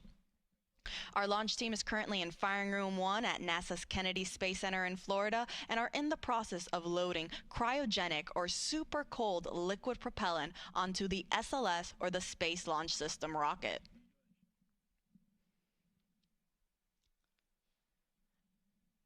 Now, teams did just complete fast fill for the liquid hydrogen tank on the upper stage, or our interim cryogenic propulsion stage. Now, fast fill refers to loading propellant at a faster rate. This is preceded by chilldown, which gets the system ready to receive these super cold temperatures. And then following fast fill, teams will then transition into topping and replenish. I'll get more into those, but before that, again, we just finished fast fill for the liquid hydrogen tank on the upper stage, and teams are now performing, before they start topping, what is called a vent and relief test. This test is basically just pressurizing the upper stage tanks with heliums to test the relief capabilities of the tank pressure to make sure that it can handle that pressure capability during flight. So between fast fill and topping, teams will perform this test on both the liquid hydrogen and the liquid oxygen tanks on the upper stage. Following that test completion, we will then transition into topping, which just means finishing loading the rest of the tank to 100%. Following topping, we enter what is called replenish mode, which basically just means that now we are going to be replenishing these tanks at 100% level, because as we naturally get throughout the countdown, that propellant is going to start warming up and it'll start boiling and venting off, as you can see on your screen there what is happening. So because of that, and because the teams want to make sure that they still have 100% level in all 4 tanks, the 2 on the upper stage and the 2 on the core stage, or the first stage of the rocket, they continuously replenish the tanks until the final 10 minutes of the launch countdown, or what is known as terminal count. Now, speaking of replenish mode, we are currently in replenish mode for the core stage liquid hydrogen tank. So we were just talking about how we finished fast fill on the upper stage liquid hydrogen tank. We are also then in replenish mode for the core stage liquid hydrogen tank. On the liquid oxygen side, we are still in fast fill for the core stage liquid oxygen. And then on the upper stage, we haven't started those liquid oxygen operations yet.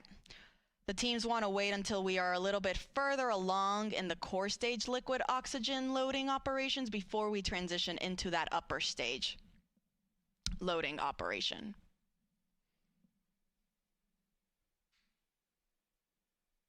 Now, in total, the SLS and Orion rocket and Orion spacecraft are 322 feet tall. At liftoff, SLS produces 8.8 million pounds of thrust.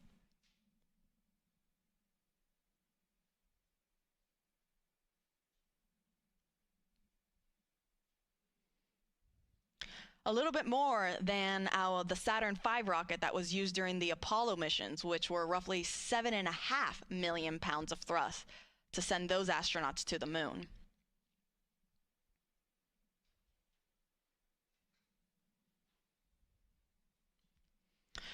With our SLS rocket, though, you don't just have those liquid fuel tanks that are fueling the rocket, but you also have 2 solid rocket boosters that are attached on either side. You see there on your screen right there? They also help provide that extra push and that thrust right at liftoff.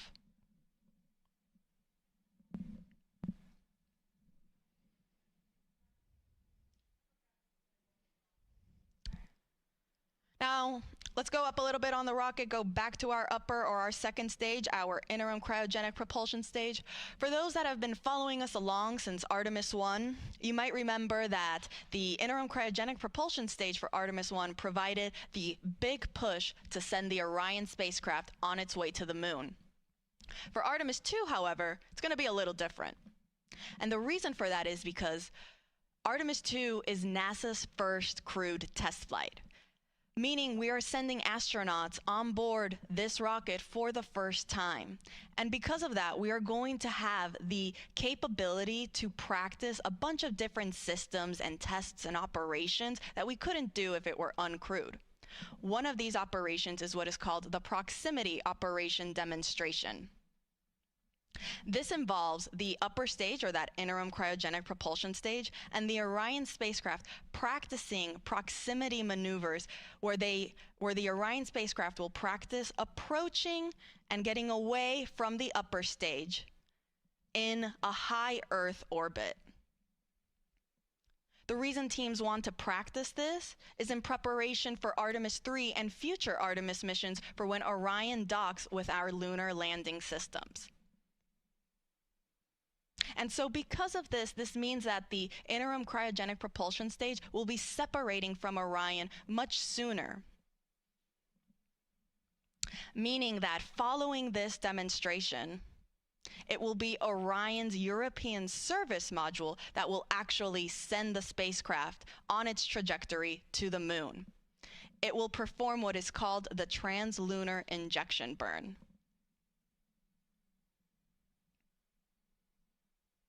Now, this proximity operation is scheduled to happen during the first day of flight, so pretty soon. And NASA will be providing you with 24/7 live coverage starting right now as we have been going through our propellant loading operations, and we will continue throughout the course of the entire mission, including all of the splashdown operations.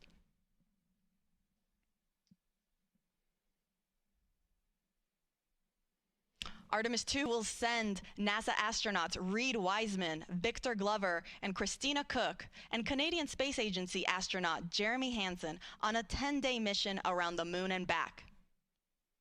Orion is scheduled to splash down off the coast of San Diego in the Pacific Ocean.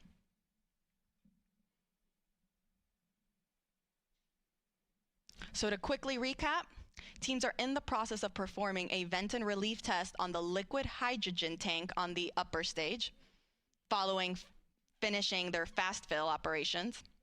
Again, this test is to just test the tanks that they can handle the pressure that will be happening during this first day of flight. Following this test, we will then transition into our topping phase on the upper stage liquid hydrogen tank, and it'll then transition to replenish. On the core stage, meanwhile, we are still in fast fill for the liquid oxygen tank, and we are in replenish for liquid hydrogen. Now, this is a very, very big and important milestone to me because, again, for those that have been following us along, especially with Artemis 2, during our fast fill operations on the core stage liquid hydrogen tank during wet dress rehearsal 1, that was our first test of this Artemis 2 moon rocket where we tested loading the propellants on board. Teams experienced the liquid hydrogen leaks shortly after getting into fast fill during that first test. They then performed a second wet dress rehearsal where they did not see any major leaks. Tanking loading operations went very smoothly, and it was a very successful test. And so it's great to see that throughout today's countdown for launch, there also weren't any significant issues or leaks reported during our liquid hydrogen loading phase on the core stage. So we are now in replenish mode for liquid hydrogen. We're about 84% of the way on the liquid oxygen tank. And we're also almost there on the upper stage for liquid hydrogen. Now I'll report out once liquid oxygen operations for the upper stage are also underway.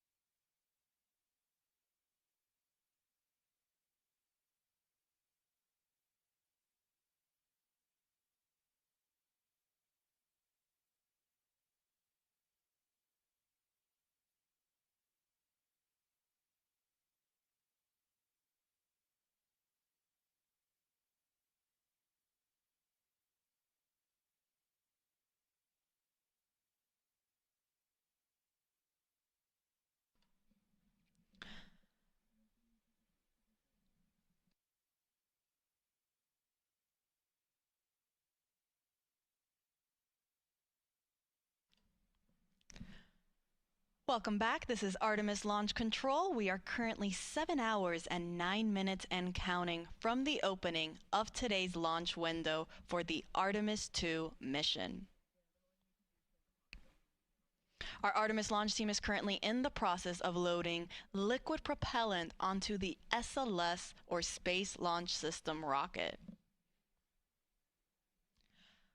Teams just reported out that we are in our topping phase.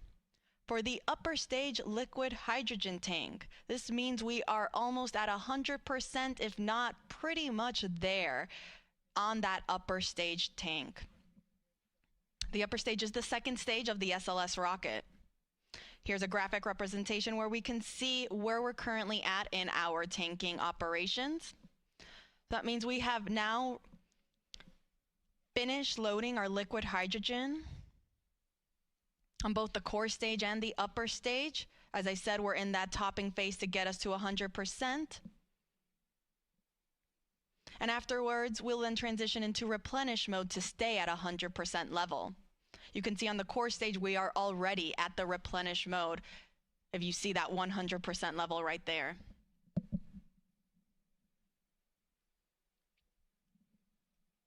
And we also just got confirmation that we are also in replenish for the upper stage liquid hydrogen tank. Now on the liquid oxygen side, we still have a little bit to go. We're almost there on the liquid oxygen tank for the core stage. You see roughly 92% of the way filled. And we haven't started our liquid oxygen propellant loading operations on the upper stage. Teams are getting ready to start chilling down that tank. Teams do this to make sure that all of the systems and lines are ready to receive these cryogenic temperatures. As you can see on your screen there, for hydrogen to stay in a liquid state, it must be negative 423 degrees Fahrenheit. Oxygen, meanwhile, is negative 297 degrees Fahrenheit. So these super, super cold temperatures, we want to make sure that the rocket is able to receive them without damaging any of the hardware on board. So we'll start with chilling down that liquid oxygen tank and lines before we actually start loading it onto the upper stage.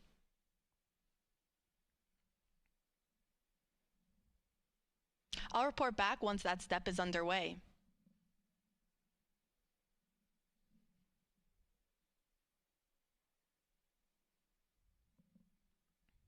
As a reminder, our launch window opens at 6:24 p.m. Eastern Time this evening. Teams do have a 2-hour launch window, so that means if we don't launch right at 6:24, that is okay. They still have additional opportunities throughout that 2-hour launch window. Now, NASA's providing 24/7 live coverage throughout this entire mission, beginning with our propellant loading operations that is currently underway. And as we continue our coverage this morning, we are also, and we continue monitoring all of our loading operations, we thank you for following us along.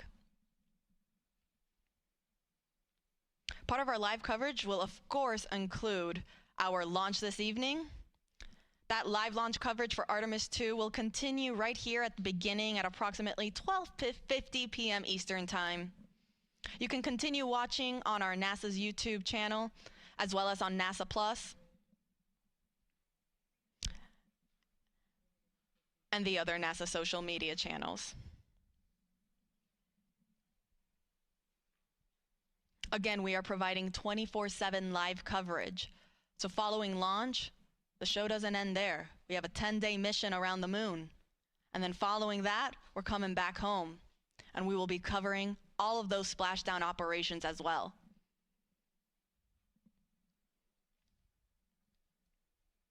Artemis 2 is a test flight. It is NASA's first crewed Artemis mission. We will be sending NASA astronauts Reed Wiseman, who serves as the commander, Victor Glover, the pilot, and mission specialist Christina Cook. And then we're also sending Canadian Space Agency astronaut Jeremy Hansen, who serves as the other mission specialist for this mission.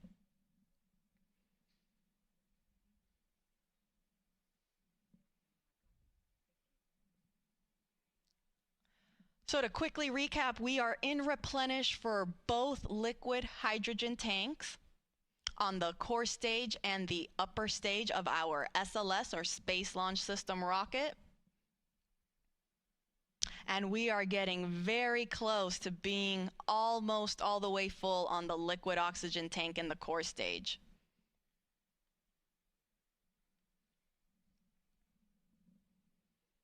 I'll make sure to report out once we start entering topping for the liquid oxygen tank in the core stage. Again, that refers to the last little bit that is needed to get us to 100%. And I'll also make sure to let folks know when our chill down operations are in work on the upper stage liquid oxygen tank. As a reminder, all of this propellant that are on board these 4 tanks of these two rocket stages, they feed the engines that are underneath and then provide the power and the push to send the Orion spacecraft on its voyage to the moon.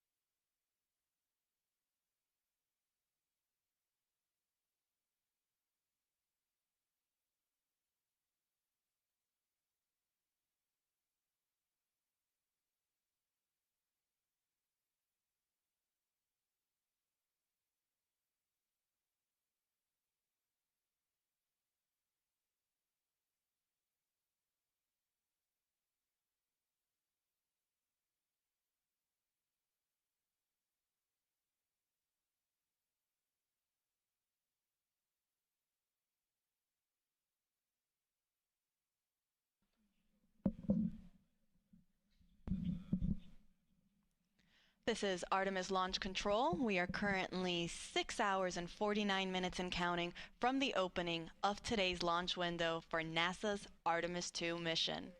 That launch window opens at 6:24 p.m. Eastern Time this evening, and we do have a 2-hour launch window, which means that if we don't launch right at the start at 6:24 p.m., that is okay. Teams still have an additional 2 hours in which they can try to launch the SLS, or Space Launch System rocket, and the Orion spacecraft.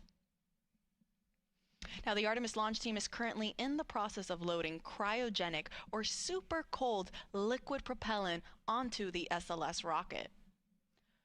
We are currently in what is called replenish mode for our liquid hydrogen tanks on board the SLS core stage and the interim cryogenic propulsion stage.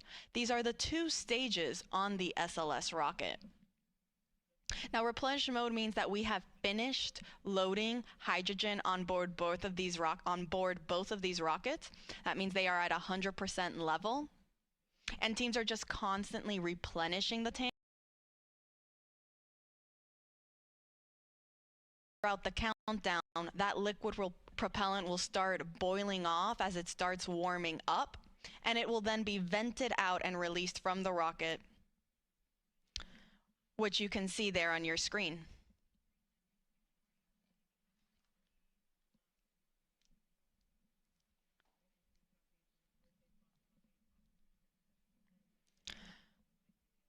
Now, on the liquid oxygen side, teams are now in topping phase for the core stage liquid oxygen tank.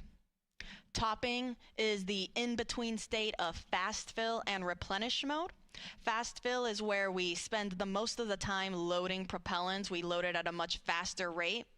Then once we reach a certain point, we will transition into topping to finish loading the tank to 100%. That is now where we are currently at in the core stage liquid oxygen tank. And following topping, we then transition into replenish.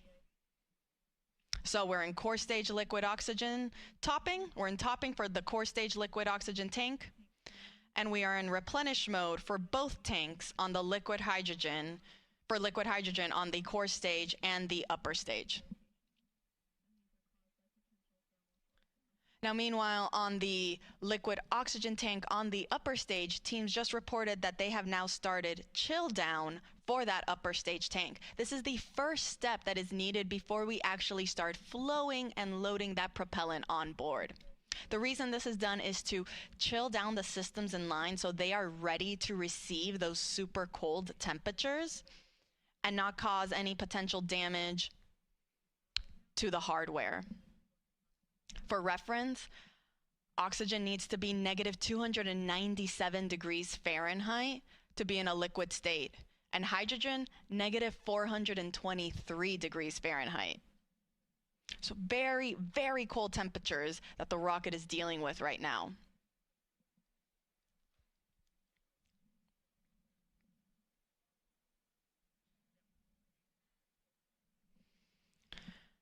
Now again, we are underway for the Artemis II mission. This is the second Artemis mission in NASA's Artemis program. Artemis 1 was an uncrewed test flight. Artemis 2 will be the first crewed test flight. This will be the first time we send astronauts on board our Orion spacecraft. We'll be sending our commander Reed Wiseman, our pilot Victor Glover, and mission specialists Christina Cook and Jeremy Hansen on a 10-day mission around the moon. Now, from the rocket side, there aren't that many changes from Artemis 1 to Artemis 2. Most of the major sections of SLS really remain unchanged. Some of the differences are more in the details to really just provide our astronauts with a better ride in space. Some of those include some optical targets that are now on the upper stage as visual cues during the proximity operation demonstration. This will be a test for the astronauts to practice maneuvering Orion and practice approaching the upper stage while it's in a high Earth orbit. Another improvement for SLS was an improved navigation system. Also, communications capability between the ground stations and the U.S. Space Force Space Launch Delta 45, which controls the eastern range. That is responsible for kind of helping dictate when we are allowed to launch here off the Space Coast in Florida.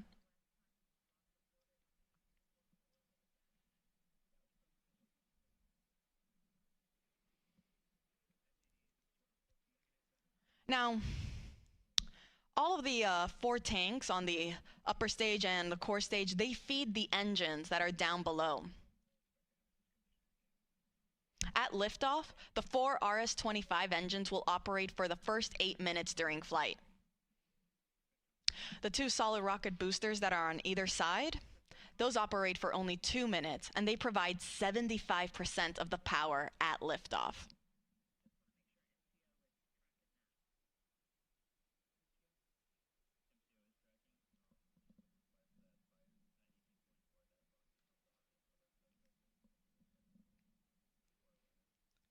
So to quickly recap, we are in Replenish for our both liquid hydrogen tanks. We entered topping for the liquid oxygen tank on the core stage. That means very, very soon we'll be in replenish mode for that tank as well. And we are in our chill down operations for the liquid oxygen tank on the upper stage. Pretty soon we will be entering fast fill. I'll report out when that is underway.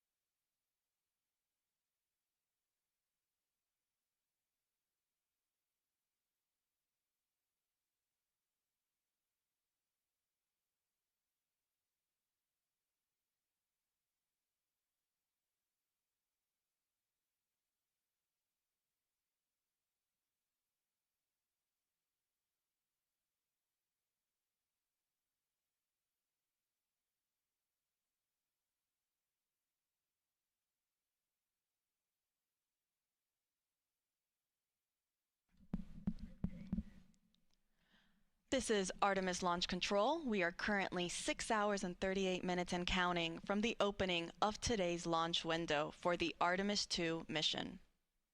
That launch window opens at 6:24 p.m. Eastern Time this evening, and teams do have a 2-hour launch window in which they can attempt to launch the SLS, or the Space Launch System rocket, and Orion spacecraft.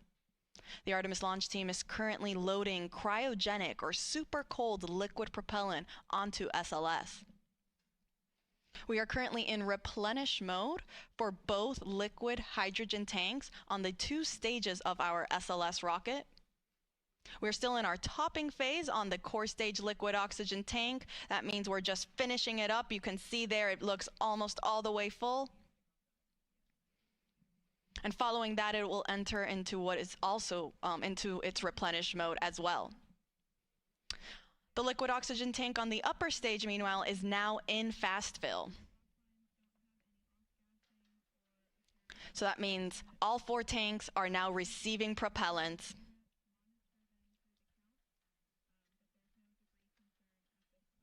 Following fast fill on the liquid oxygen tank for the upper stage, teams will perform that vent and relief test that they also did for the liquid hydrogen side on the upper stage. This test is again just to test the relief capabilities to make sure that the upper stage can handle the pressure that will be introduced at liftoff and during launch. Following that, it will then enter topping and will then go to replenish mode as well. Once we are in replenish mode for all tanks, that'll be the signal to the launch team to tell our astronauts that they are ready to start heading out to the launch pad and get on board their Orion spacecraft. Now, Artemis 2 is a test flight, and it is NASA's first Artemis crewed mission. That means this will be the first time that our astronauts, our Commander Reed Wiseman, pilot Victor Glover, and mission specialists Christina Cook and Jeremy Hansen, they will be the first to experience launch and flight atop SLS. The rocket hits a maximum speed of 22,670 miles per hour.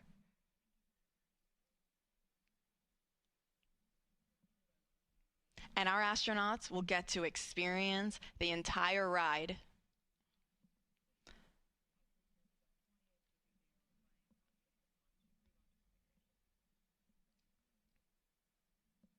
So to quickly recap, we are in replenish mode for both liquid hydrogen tanks. We are in topping, meaning we are finishing up loading liquid oxygen on the core stage. That is the first stage of the rocket. And we are in fast fill for the liquid oxygen tank on our second stage, or that interim cryogenic propulsion stage. I'll report out once we have also entered replenish mode for the core stage liquid oxygen tank.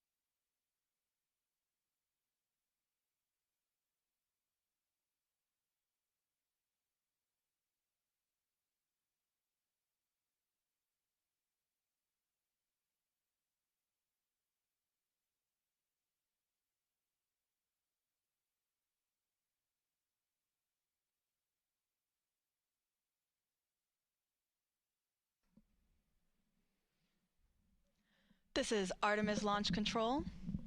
We are currently 6 hours and 22 minutes and counting from the opening of today's launch window for the Artemis 2 mission. The launch team is currently in the process of loading cryogenic or super cold liquid propellant onto the SLS, or the Space Launch System rocket. We're currently in replenish mode for both liquid hydrogen tanks on both the first stage and the second stage of the rocket. And then on the liquid oxygen side, we are in fast fill for the liquid oxygen tank on the upper stage. And then we are getting ready to get into our replenish mode for the liquid oxygen tank on the core stage. We are still in that topping phase, finishing loading the propellant tank to 100%, at which point then teams will transition into replenish mode as well, which just means that we are going to constantly be replenishing these tanks at 100% level. Now today's launch window opens at 6:24 p.m. Teams do have a 2-hour launch window, which means if we don't launch right on time, they do have an additional 2 hours in which they can attempt to launch. For those of you just joining us, NASA will be providing 24/7 live coverage of this entire mission, starting with our propellant loading operations that are currently underway. Thank you so much for everyone that's been following along. Our live launch coverage of Artemis 2 will continue right here, beginning at approximately 12:50 p.m.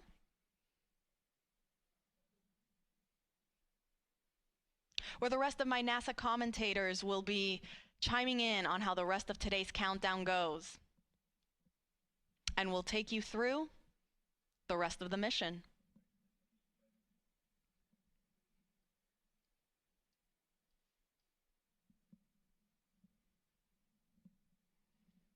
Now, Artemis 2 is a test flight.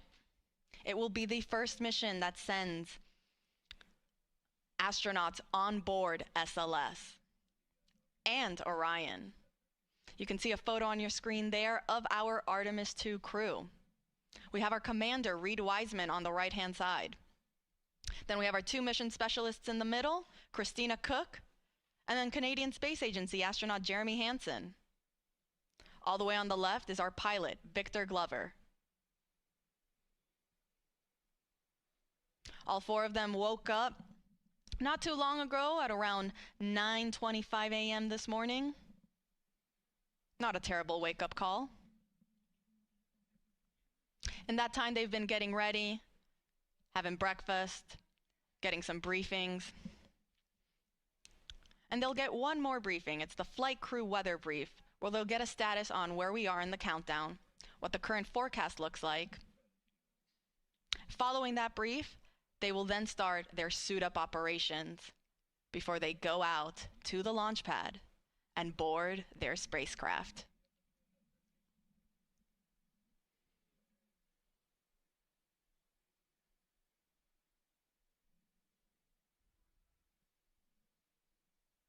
And teams did report that we have now entered replenish mode for the core stage liquid oxygen tank. So we are now in replenish for both liquid hydrogen tanks on the core stage and the upper stage. And we are also in replenish mode for the core stage liquid oxygen tank. On the upper stage liquid oxygen tank, meanwhile, we are still in fast fill. And I'll report out once then we transition from fast fill onto the next step, which will again be that vent and relief test. This is pressurizing the upper stage tanks with heliums to test the relief capabilities of the tank pressure to make sure that it can handle that capability during flight. Following that test, teams will then start topping on the liquid oxygen tank, and will then, after topping, will then transition into replenish mode as well.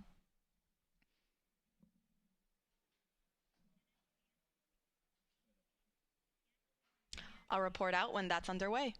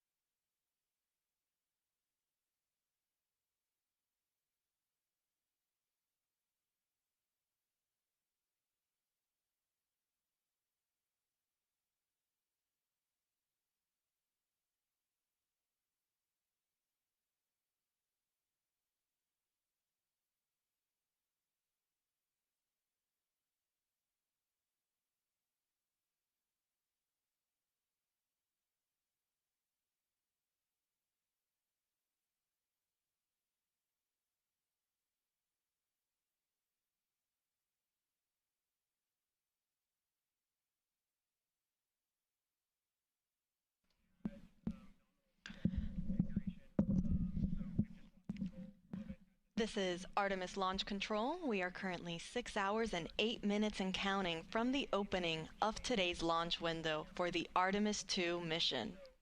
Now, the launch window opens at 6:24 p.m. Eastern Time this evening, and teams do have a 2-hour launch window, which means that they have 2 hours in which they can try to launch the SLS, or the Space Launch System rocket, and Orion spacecraft that will send NASA astronauts Reed Wiseman, Victor Glover, Christina Cook, and Canadian Space Agency astronaut Jeremy Hansen on a 10-day mission around the moon and back.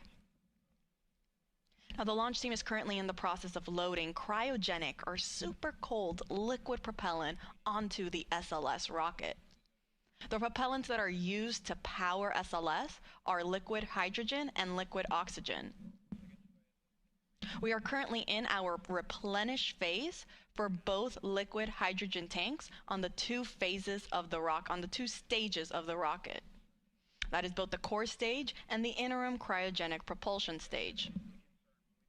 Replenish mode just basically means that now these tanks are at 100% level, and teams are going to constantly be replenishing them as they start to warm up and boil off. You can see some of that gas that's being vented off the rocket there. That's normal. Teams totally expect to see that. And because of that, we have then a replenish valve to constantly be replenishing the tank with that liquid propellant. So we make sure that we are 100% level and we're not losing any propellants in the tank.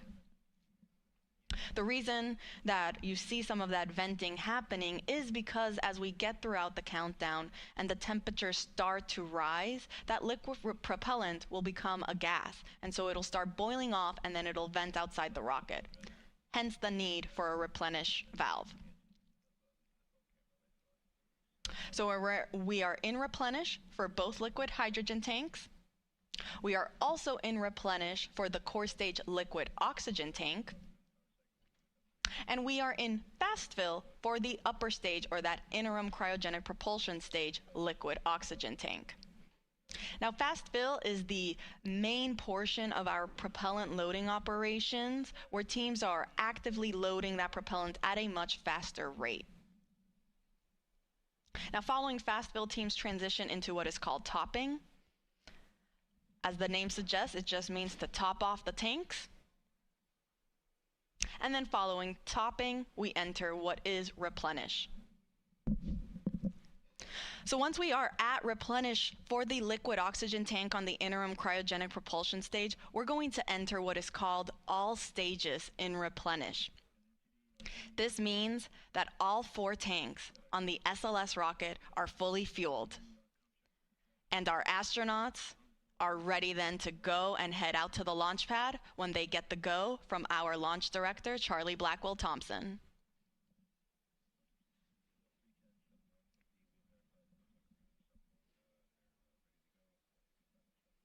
Now, coming up shortly, our astronauts will be joining in on a flight crew weather brief with our launch director, as well as with the flight director in Houston and the launch weather officer. They'll provide a quick status on how the forecast looks for the rest of today's countdown, as well as where we currently are in our countdown operations.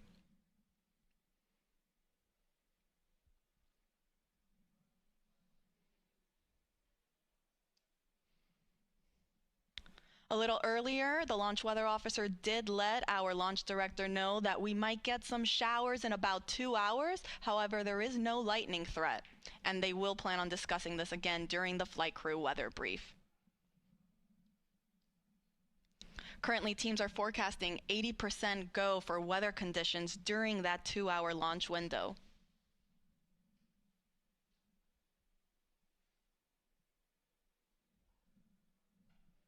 So again, to quickly recap, we are in replenish mode for both liquid hydrogen tanks. We are also in replenish mode on the liquid oxygen tank on the core stage. That is the first stage of the SLS rocket. And we're in fast fill for the liquid oxygen tank on the upper stage.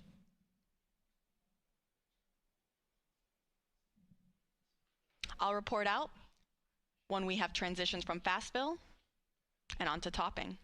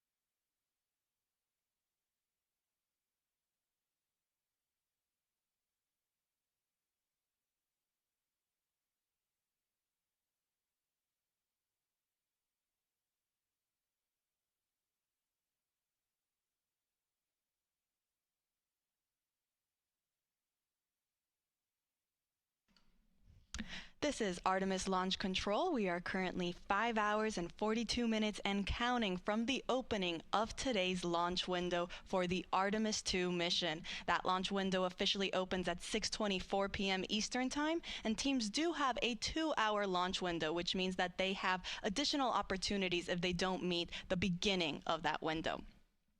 Now joining me is Artemis Launch Director Charlie Blackwell Thompson. Charlie, thank you so much for taking the time to speak with us today. Oh, you're more than welcome. It's great to be here, Tony. It sure is. Now we know that you just conducted a flight crew weather brief with our astronauts as well as teams and mission control and our launch weather officer. Do you mind providing us kind of how that went and what we can expect? Yes, the weather brief went really well.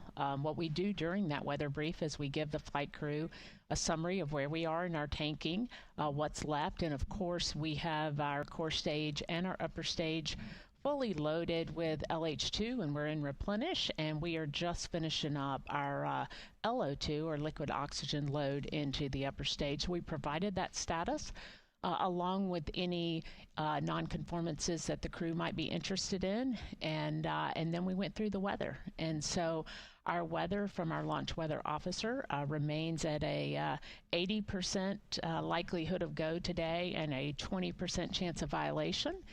We are watching some precip that is making its way toward the pad, but we expect that that is going to dissipate as we get closer to the opening of our window. So really good to hear the crew's voices and to talk through a day of launch ops. You know, it's something that we simulate, but there's nothing like the real day. Absolutely. I can only imagine. And it's great news to hear that we are still 80% go. Those are very, very favorable conditions. Let's hope it stays that way. You mentioned we're getting closer to reaching what is called all stages in stable replenish.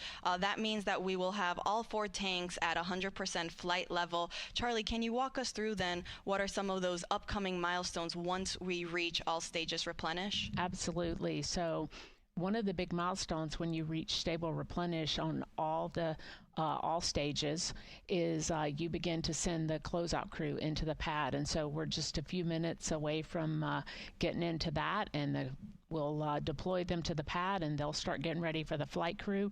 And then, of course, shortly after that is the exciting milestone of seeing the crew walk out of the operations and checkout building and make their way to the pad. And that's certainly something that we've been waiting a very long time to see. It's going to be very exciting, I think, certainly for our team. It'll be exciting for our country, and it'll be exciting for people all over the world who are watching our crew head to the pad, knowing that we are just about 5 hours or so from launch.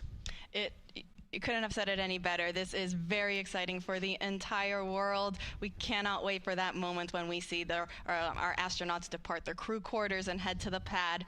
Charlie, thank you so much for taking the chance to speak with us today. We are rooting for you. We're wishing you the best of luck in today's countdown, and we'll let you get back on console. All right. Thank you, Tony. Appreciate the opportunity to chat with you, and go Artemis. Go Artemis. All right, so to quickly recap, we are in replenish mode for both liquid hydrogen tanks, and we are getting ready to also hit replenish mode on the liquid oxygen tanks for both of those. We will report out when that is underway.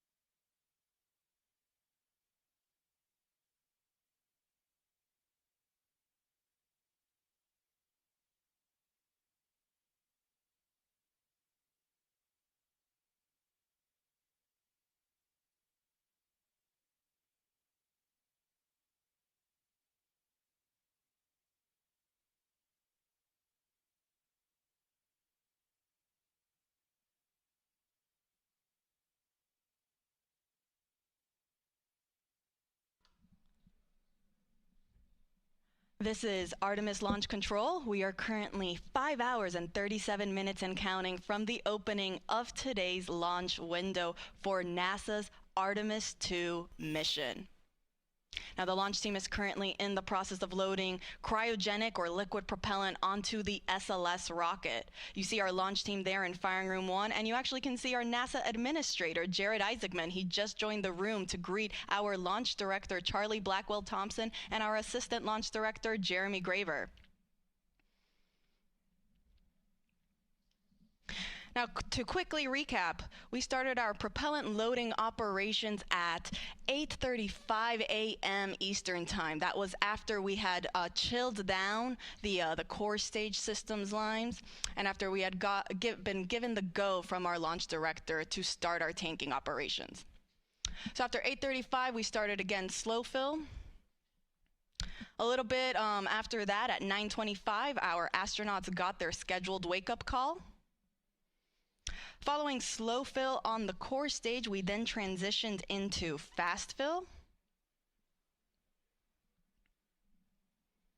Once we were in fast fill for the core stage, we then started our upper stage loading operations. We started first with hydrogen. Started chilling down the liquid hydrogen tank on the upper stage at roughly 9:36 a.m. And then we got into fast fill at 9:51 a.m. Following that, we entered then our topping phase on the core stage liquid hydrogen tank. Topping refers to finishing up that last little bit to get to 100%, and then we transitioned into replenish. We did the same thing for the core stage liquid oxygen tank, as well as for the liquid hydrogen tank on the upper stage. Now all that's left is to enter replenish mode for the liquid oxygen tank on our upper stage, and we will enter what is called all stages replenish.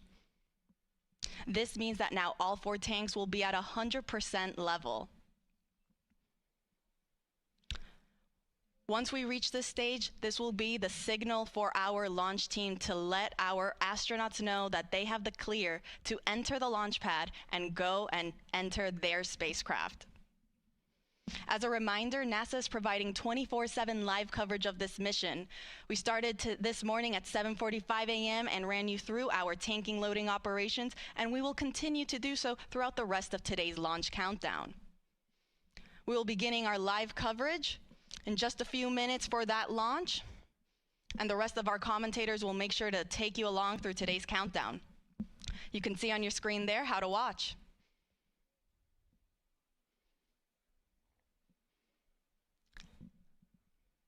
And as our launch director just recently said when she came on air, let's go Artemis 2.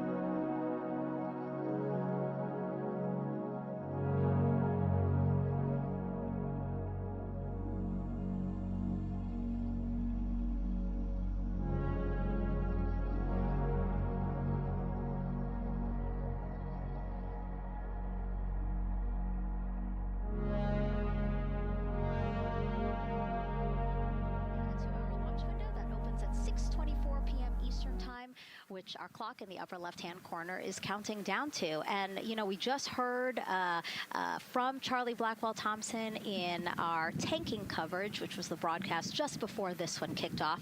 And basically she said weather is 80% go. Yes, you know, 80%, we will take that. It's a little windy. There's some clouds building, but we're going to keep an eye on it, and 80% is a good number to keep moving today. Yeah, and what she said was a wave of showers are moving west, but they should be well past the pad by the time we launch again. Hopefully at 6:24 p.m. today. Hopefully. All right, so again, let's head back into that suit-up room. We see Reed Wiseman. He is the commander of the Artemis 2 crew, and Nicole, he is putting on what you guys are calling the communications cap, the comm cap.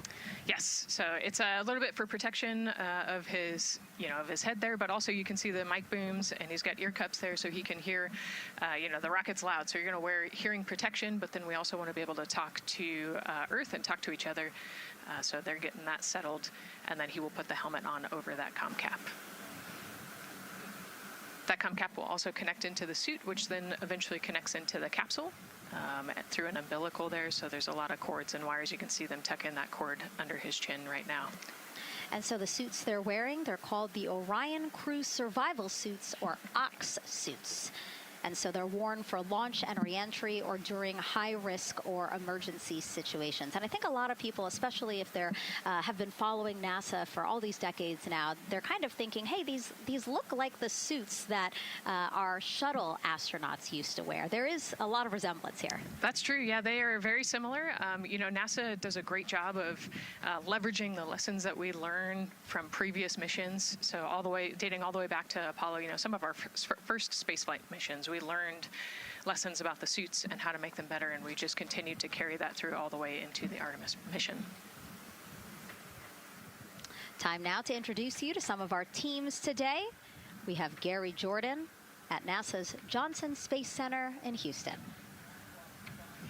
He's going to be inside with the mission control teams, which will take over from Kennedy's launch control team right at liftoff. And then back here at Florida, there's Megan Carter inside Kennedy Space Center's visitor complex, Jasmine Hopkins at a launch viewing location, and then finally Daryl Nail inside the Launch Control Center with the launch team.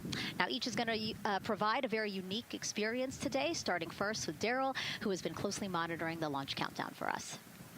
Yeah, and welcome into Firing Room 1, a historic firing room here at the Kennedy Space Center in Florida. It's a pleasure and an honor to be here reporting what's happening as we lead up to countdown and liftoff of Artemis 2. So far, looking pretty good. You see the rocket out there on the pad. It is launch day, and we just got that crew weather brief that you were talking about from Launch Director Charlie Blackwell-Thompson to the crew. It looks like a countdown at this point is in good shape, and that's great news. Fueling continues to track well. We just reached all stages replenish. And while we're talking about the fueling, let's talk about that tanking. Pull up the tanking graphic if we could now. That will give us an indication of where we are with tanking, and I can just tell you, as you see from this board right here, we are all stages replenish. So all tanks on board the SLS, the 2 liquid hydrogen, lower stage and upper stage, and 2 liquid oxygen, lower stage and upper stage, are at 100%, and that's exactly where we want to be. This kicked off at 7:30 this morning with a go for cryo load, and here we are roughly about 5 hours later, and we're fully tanked and now in replenish. The amount of propellant on board, roughly 733,000 gallons. That's about an Olympic-sized pool and a half.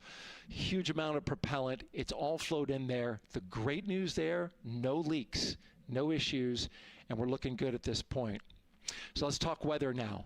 The weather, while it is favorable overall, it's not totally clean, and that was hinted at earlier when we talked about the storms. There is, of course, some onshore flow. Currently, our overall attempt percentage stands at 80% chance of acceptable weather conditions at the time of liftoff, which is going to be within our launch window. That's tonight from 6:24 p.m. Eastern Time until 8:24 p.m. Eastern Time. Winds are good. The lightning risk is low. but scattered showers still remain possible around the Cape and including near the pad. So the expectation is that there'll be some more active weather coming our way, but we're expecting it to push to the west. So the watch item is really any isolated shower that could briefly move through the area and trigger a constraint, especially for flight through precipitation. Well, you're looking now inside the astronaut suit-up room, and of course we got the 4 astronauts there.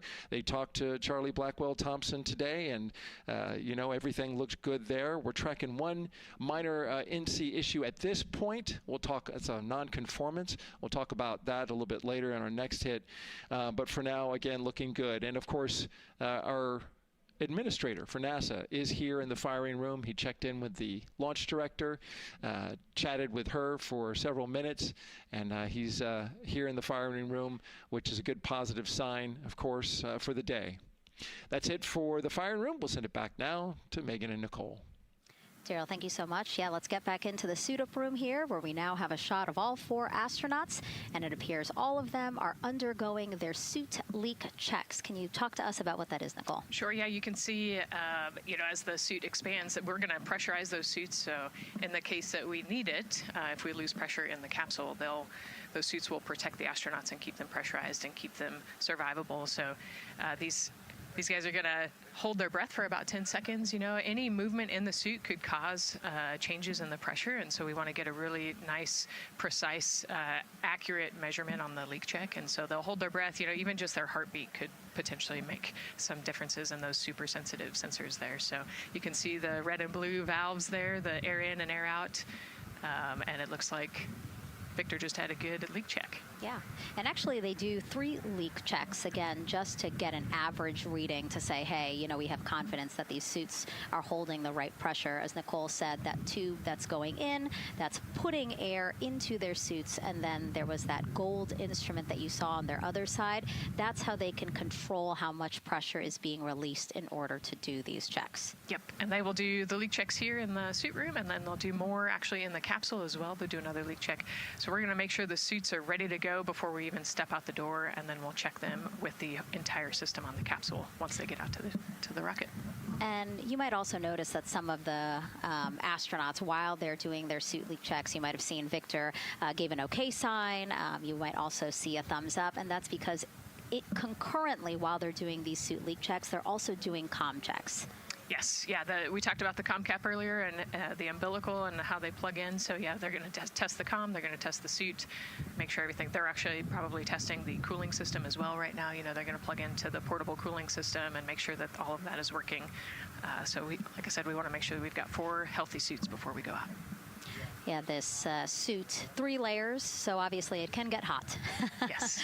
So one of the layers is a cooling undergarment, and basically they flow cold liquid through that undergarment to keep the astronauts cool and comfortable before liftoff today. Yeah, it's like a onesie with a bunch of tubes running around it, and the water flows through there to cool you down. All right, lots of information to share with you all today. If you have any questions, we'd love to hear from you.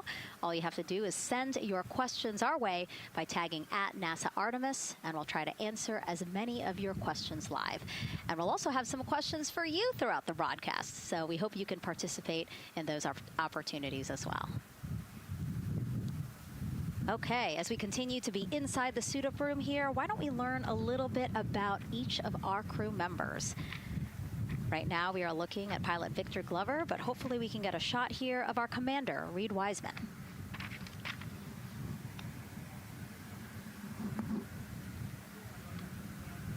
Now, Reed Wiseman is a Baltimore native. He's been in space once before as flight engineer for Expedition 41 aboard the International Space Station from May through November 2014. During the 165-day mission, Reed and his crewmates completed, get this, more than 300 science experiments in areas like human physiology, medicine, physical science, earth science, and also astrophysics. They actually set a milestone for station science by completing a record 82 research hours in a single week. He also served as chief of NASA's astronaut office from December 2020 to November 2022, and Reed has 2 daughters. Yeah, I love Reed is such a great leader. He was the chief of the astronaut office when they hired our class of astronauts, and so I think I have to publicly thank him for for my job here today. But yeah, he's a family man. He's a good leader. And he's a great pick for the commander of this mission. Yeah, I think, in talking through some of his other accomplishments, obviously he has leadership qualities that makes him prepared for commander of Artemis 2. Yes, he does. He's a well-experienced naval officer and now NASA astronaut. And so now here we are, pilot Victor Glover. NASA selected the California native as an astronaut in 2013. At the time, he was actually serving as a legislative fellow in the United States Senate. His first trip to space was in November 2020 when he launched as pilot of NASA's SpaceX Crew 1 mission. That was the first operational mission of NASA's Commercial Crew program, which resumed launching American rockets from American soil to the International Space Station at the end of the shuttle program. Victor is a U.S. Navy captain and naval aviator who served as a test pilot, racking up more than 3,500 flight hours in more than 40 different aircraft. He and his wife, Deanna, have 4 children. Yeah, 4 children, a lot of energy, but that checks, right? Because when I think of Victor Glover, I think of a lot of energy, smart guy who's always excited and ready to go. And there you go, he's smiling in the suit room this morning. Oh, yeah, he's a great guy. All of them are. This whole entire crew, they're just a good group of human beings, of leaders, of friends, family. I have never heard anybody say anything bad about any of these 4. They're all so well accomplished, and they're also deserving of this opportunity to return to the moon. Yeah, and they're also humble, right? They're just standard humans going to the moon, but you would never know that when you talk to them in a normal conversation. And so it looks like Christina here has completed her suit leak checks as well, her communication checks too. Yep, they've already got her gloves off. They're getting ready to kind of hang out and relax a little bit, I think, before they walk out. She is a mission specialist for this mission, native of Grand Rapids, Michigan, was selected to the Astronaut Corps in 2013, so actually same class as Victor. She served as flight engineer on the International Space Station from March 2019 to February 2020. And during that time, Cook set a record for the longest single space flight by a woman with a total of 328 consecutive days in space. She also participated in the first ever all-female spacewalk. And before becoming an astronaut, Christina helped build space science instruments and led scientific field work in some of the most remote environments on the planet. Her hobbies include surfing, rock climbing, community service, yoga, travel, and photography. Again, so much. When does she find the time? That's a great question. One of the things I love about Christina is that she's broken records and she's achieved all these milestones. But one of the things that she talks about is, she just wants people to set goals and go work hard and do something that's meaningful to you. And she really hopes that her records are broken as soon as possible. She does it for her family, and she'll talk about all of her nieces and nephews quite a bit. So just, again, another example of just a humble human who's got a great support system in her family and excited for the mission. Yeah, she's always saying that she just wants the opportunity to push people farther, to push humanity farther, see what we can accomplish together. So, yeah. Again, all 4 of them say that. They're really in tune on what they think or what they feel like their role is in this mission.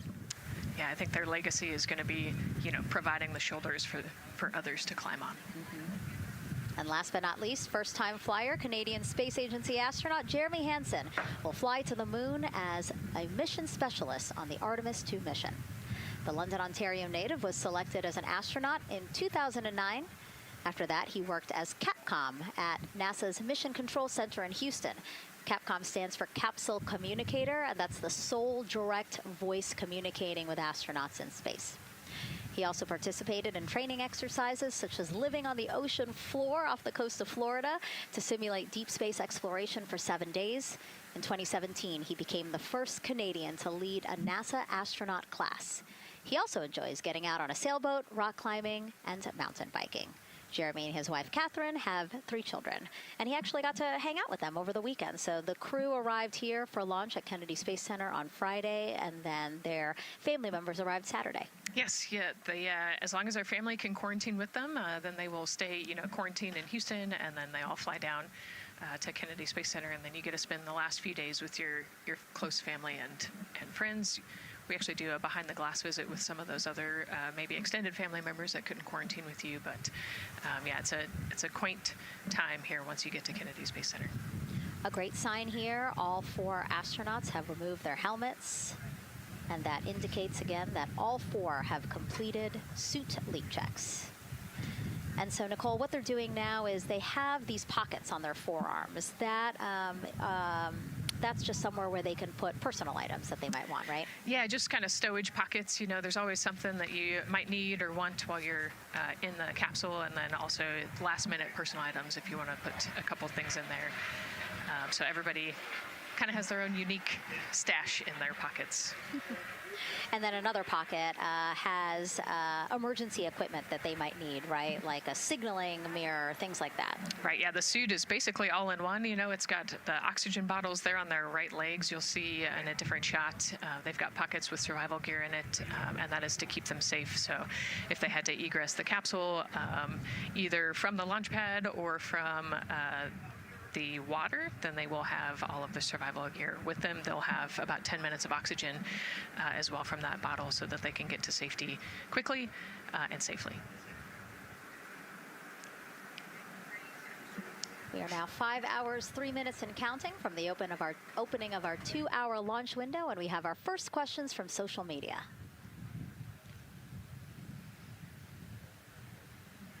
Question here from X. So to be clear, this is not a mission to land, but to orbit the moon.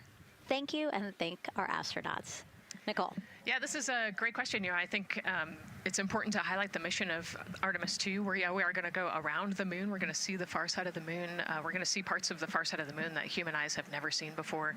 It's very similar to the Apollo 8 mission, right? We're also potentially going to be able to see the landing sites for the future Artemis missions and kind of provide the overall context of those landing sites amongst the entire moon site there. So it's an exciting mission. We'll get to learn a ton about you know, there's so much science that's going to be on this mission as well, right? Where they're going to do some science experiments on humans, learn about the stress of the environment, and we're going to learn about the radiation environment. We're going to learn about the suits as well. We've got some technology demonstrations that are going to happen. So there's a lot going on this mission as we fly around the moon and come back. Mm-hmm. We always say it's about increments, right? Like we're making that next giant leap to Mars, but in order to do that safely and to do that thoroughly, incremental steps. Exactly. And, you know, like we said, this is the first time that we've put crew on this rocket. And so actually before we even head to the moon, right, we're going to stay close to the Earth, and we're going to check out all of the systems on Orion, make sure that it can handle 4 humans, make sure it can handle people sleeping, people exercising, you know, all of the environmental control systems are working. So we want to make sure that the capsule is safe for the crew before we send them, you know, almost 250,000 miles away. Yeah, that was a great question. And we actually have another one that we'll pull up on screen here. Another question from X. How long will it take them to reach the moon, and how long will the entire mission last? Another great question, right? So they're going to do a couple orbits around the Earth.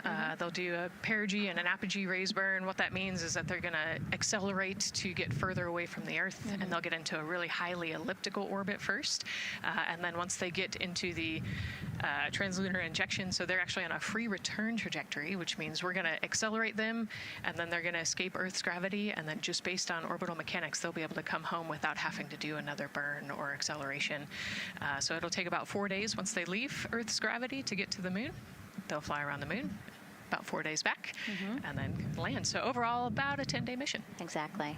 Yeah, these are really great questions, guys. We know that, again, we are sharing a lot of information today, so please do not hesitate to reach out. Obviously, Nicole, very smart here, and we're happy to answer any of your questions. Again, tag @NASA Artemis wherever you're watching this coverage. And now we actually have a question for you. Who would you take with you on a trip around the moon? Would it be your bestie? Would it be a pet, family member, or a seasoned astronaut? Ooh, think about that one. I know. I like that.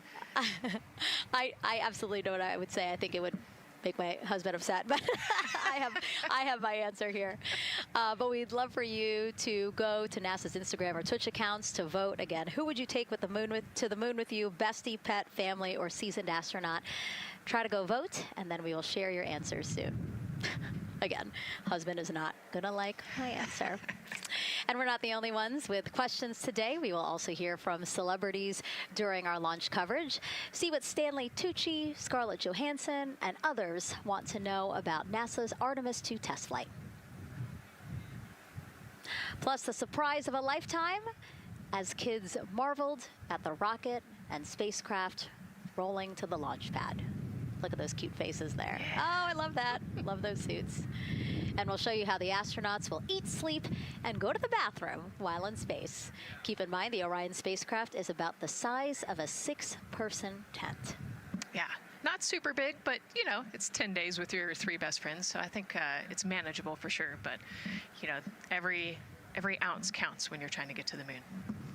And as we continue to look into the suit-up room here, a fist pump for some of the folks in the crowd there by Victor. Why don't we take a look around the center here? We know that there are some folks who are already getting ready to check out the team here as they drive across KSC to their launch pad. Look at that. Oh, that's so awesome. That's a great crowd. They're waiting there in front of the vehicle assembly building. So actually, they're just down the road from us. This is a good crowd, as Nicole said. Oh, there they are. They just got their cue.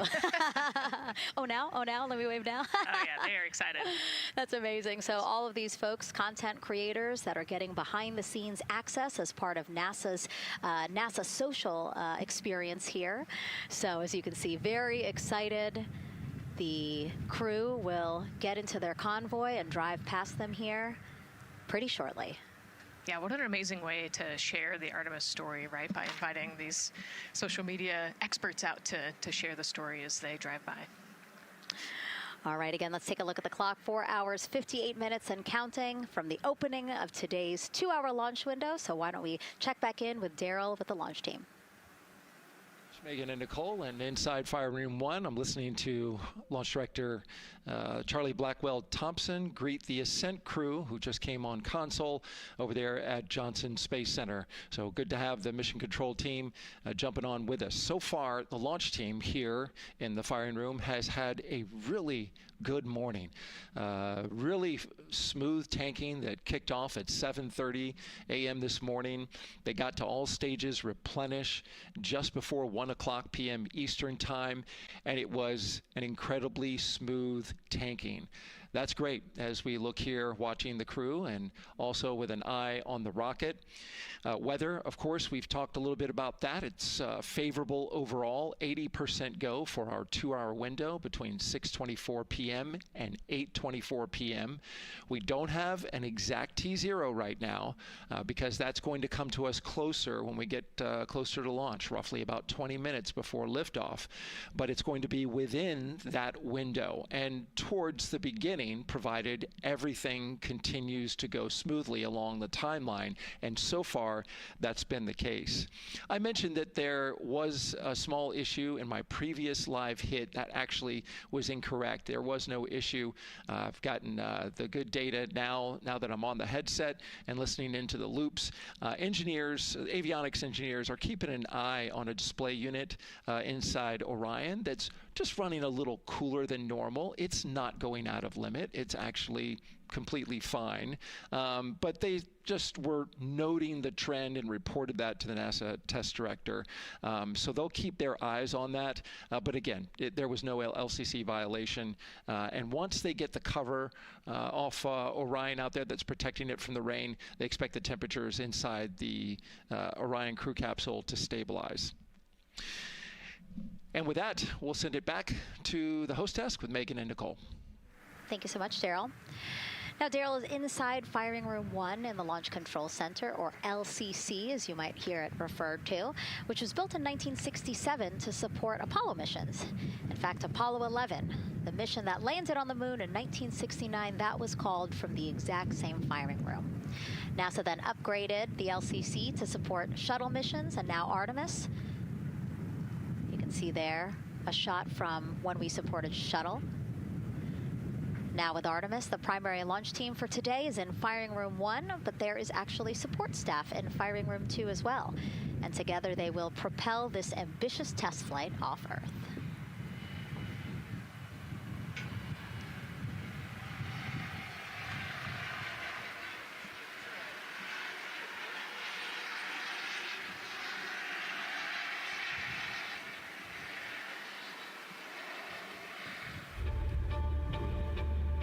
We're going back to the moon because it's the next step in our journey to Mars. We need to go explore the moon. There's vast regions of unexplored areas with the coldest, darkest places in our solar system. This is a test mission, and when we get off the planet, we might come right back home. We might spend 3 or 4 days around Earth. We might go to the moon. That's where we want to go, but it is a test mission, and we are ready for every scenario as we ride this amazing space launch system and the Orion spacecraft. But another reason we're going back to the moon is to fulfill NASA's mission, which is to explore the unknown in air and space, to innovate for the benefit of humanity, and to inspire the world through discovery. And when we succeed and when we accomplish the things that we set out to accomplish, that inspiration not only can set up new things to happen, but it also is a reminder in tough times that we're capable of doing great things when we work together. The thing I love about the moon is that it's not just a beacon for exploration and this platform of possibilities for incredible missions like this, but it has benefits. That's actually why we're racing towards it. Those benefits are really wide in nature. You have everything from innovation, technology development, not only for future missions going deeper into the solar system, but technologies that come back to Earth. You have inspiration, a whole generation of people starting this pipeline of STEM workers and manufacturers and operators that are excited to see what you can do when you work hard and you come together as a team. When I think about the 4 of us flying around the far side of the moon, seeing that Earth rise, taking images and video and sending them back to you, the feeling that I have inside is hope. We know that Artemis 2 is not the solution for humanity on planet Earth, but it is a contribution in the positive column. We hope that just for a moment that people will pause and say, wow, it's extraordinary when you look back upon the Earth with over 8 billion people, and you see this concrete example of what humanity can do, this extraordinary thing when we set big goals and we work together to achieve them. Now, Kennedy's launch control team takes us to liftoff, but then mission control at NASA's Johnson Space Center in Houston takes over. That's where we have our Gary Jordan embedded with that team. Hey, Gary. Hey, Megan and Nicole, it's great to be joining you from here in Houston, Texas.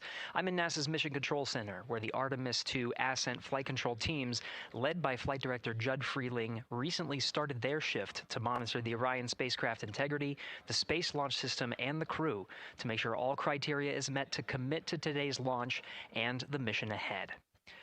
The team you see here in this room today has been training extensively to prepare for the highly dynamic phase of flight that begins shortly after engine ignition. Teams here will be monitoring the flight of the Space Launch System, Orion, and of course the Artemis II crew on board as they make their way from the Kennedy Space Center into Earth orbit. The lead console positions will be in this room, called the White Flight Control Room, a room which traces its legacy to the Space Shuttle program, with the first shift supporting STS-70 in 1995, more than 30 years ago. Each console represents an expert in a particular discipline, whether it be communications, propulsion, crew health, life support systems, or trajectory, and each of these individuals has a support team in other rooms, each ensuring that no data point is left unchecked, no procedure is missed, and combining efforts as one Artemis team to ensure crew safety and mission success. After liftoff, Mission Control Houston will be staffed around the clock over the next 10 days until the spacecraft is safed for the recovery teams and the crew is extracted from integrity and brought aboard the recovery vessel. The roar of a powerful Space Launch System liftoff is just the beginning. The mission is, of course, a test mission, and the first with humans on board Orion and in deep space. The crew's job is to put the systems and capabilities of Orion to the test, taking us closer to a sustained presence on the lunar surface. It's great to see the crew gathered around the table. Megan, with that, we'll toss it back to you as we continue to monitor from here in Mission Control Houston. Back to you. Thank you so much, Gary. Yes, a pre-flight tradition that we have seen with our crewed flights and our astronauts, the card game, Nicole. Yeah, you know, this is a fun time for the crew. Kind of relax a little bit, play a card game with the chief. You can see Scott Tingle there is the dealer today. Looks like they're playing high card wins. So Victor won. He's out. Now Jeremy's out. You know, there are two schools of thought on this game. Either you want to get rid of all your bad luck or go out on a high note. So it looks like the crew chose we're going out on a high note. And, you know, I think one of my favorite parts when I talked to Reed about this is he was just excited to play a game with his old boss from Naval Test Pilot School. So once again, his boss today. Yeah, and I love this part of the tradition because this is when, again, you usually see them like, yeah, laughing, but very focused still. But when they get to this table, laughs, high fives, smiles, just really a brief moment of levity in what can be and will be a very long day for them. Yes, you know, it's a long day. There's a lot of preparation that goes in today, and so they're just, I think, at least for us, it was a nice brief moment of some relaxation, a couple laughs, you know, a moment to take a few deep breaths and reflect on the mission ahead, and then, you know, get some high fives as well. And so with their bad luck dispelled, some good luck from Scott Tingle, let it seem like there, right? Yes, definitely. It's actually a really fun tradition. You know, I think that card game is more steeped in tradition than anything else. Every crew has played that same card game. As you said, Nicole, the primary reason for why they're there to suit up, to do communications checks, to do pressure checks, all done. And now it seems like Reed had some words for the team in that room. Yeah, you know, this day can't happen without thousands of people, right? And so the suit room is a great example of that. You've got all of the suit techs, and you've got your support team there, everyone who has made this day possible. You know, they've been working with the suit team for years at this point, getting ready. So some fist bumps to the group. Again, the suit team are the folks dressed up in those white, very snazzy outfits. Special outfits that we can talk a little bit more about later. But each crew member was assigned their own suit technician. So as you said, working very closely with the same person to make sure that the crew felt comfortable and ready in these suits as they lift off from Kennedy Space Center. Right, and you know, each suit is slightly different, each person is slightly different, and so these suit techs know each individual super well. They know exactly how they like to get into the suit, exactly where things might get caught, or, you know, small adjustments that might need to be made. So they know their suit techs well, and their suit techs know them very well. And so as we take a couple of pictures here, we really hope that you are learning a lot about the suits and the process of checking them out for a mission. But imagine the opportunity to get a hands-on demonstration from people who helped design these suits. Take a look.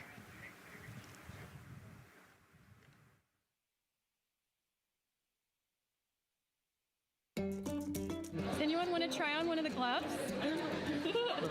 I love showing the kids the suit. I love how excited they get about space. Oh! So that would be... It just goes in there? We got to bring some stuff for them to actually put their hands in, and some of them were very excited because they want to be astronauts when they grow up. I would love to be an astronaut. That would be incredible. I'd like to be like an engineer that like maybe designs the suits. Whether it's the call, the orange color, every aspect has an important function for our astronauts in space. It's going to be amazing seeing astronauts up close to the moon again. And that was a special event at Johnson Space Center. What we just saw there, obviously a big part of why this mission is so important to NASA, really just an opportunity to inspire everyone, especially kids, right, Nicole, to dream big and be curious. Oh man, yeah, the kids are so important, right? I love talking to kids. You know, they are the future of spaceflight. They are the Artemis generation. And, you know, if we could just inspire even one of them to go on to be a scientist or an engineer or maybe even an astronaut someday, that's a win. And now let's turn our focus to the rocket for a little bit. Powering liftoff will be, again, NASA's Space Launch System rocket right behind us. And to learn more about SLS, let's go to Megan Carter, who's at Kennedy Space Center's Visitor Complex at an exhibit dedicated to Artemis and the future of spaceflight. That's right, Megan. I am so excited to be over here at the Visitor Center, but not just because of launch. I get to introduce you to the moon board. This is obviously a very complex mission, lots of moving parts and pieces, so the moon board is going to allow me to break some of those things down for you just a little bit more in depth, starting with that SLS rocket. Now, the SLS, or the Space Launch System, very big, very powerful. It is going to be producing 8.8 million pounds of thrust at launch, and like I mentioned, very large, as you can see here, going to stand about 322 feet tall with Orion there on top, just a little bit taller than the Statue of Liberty.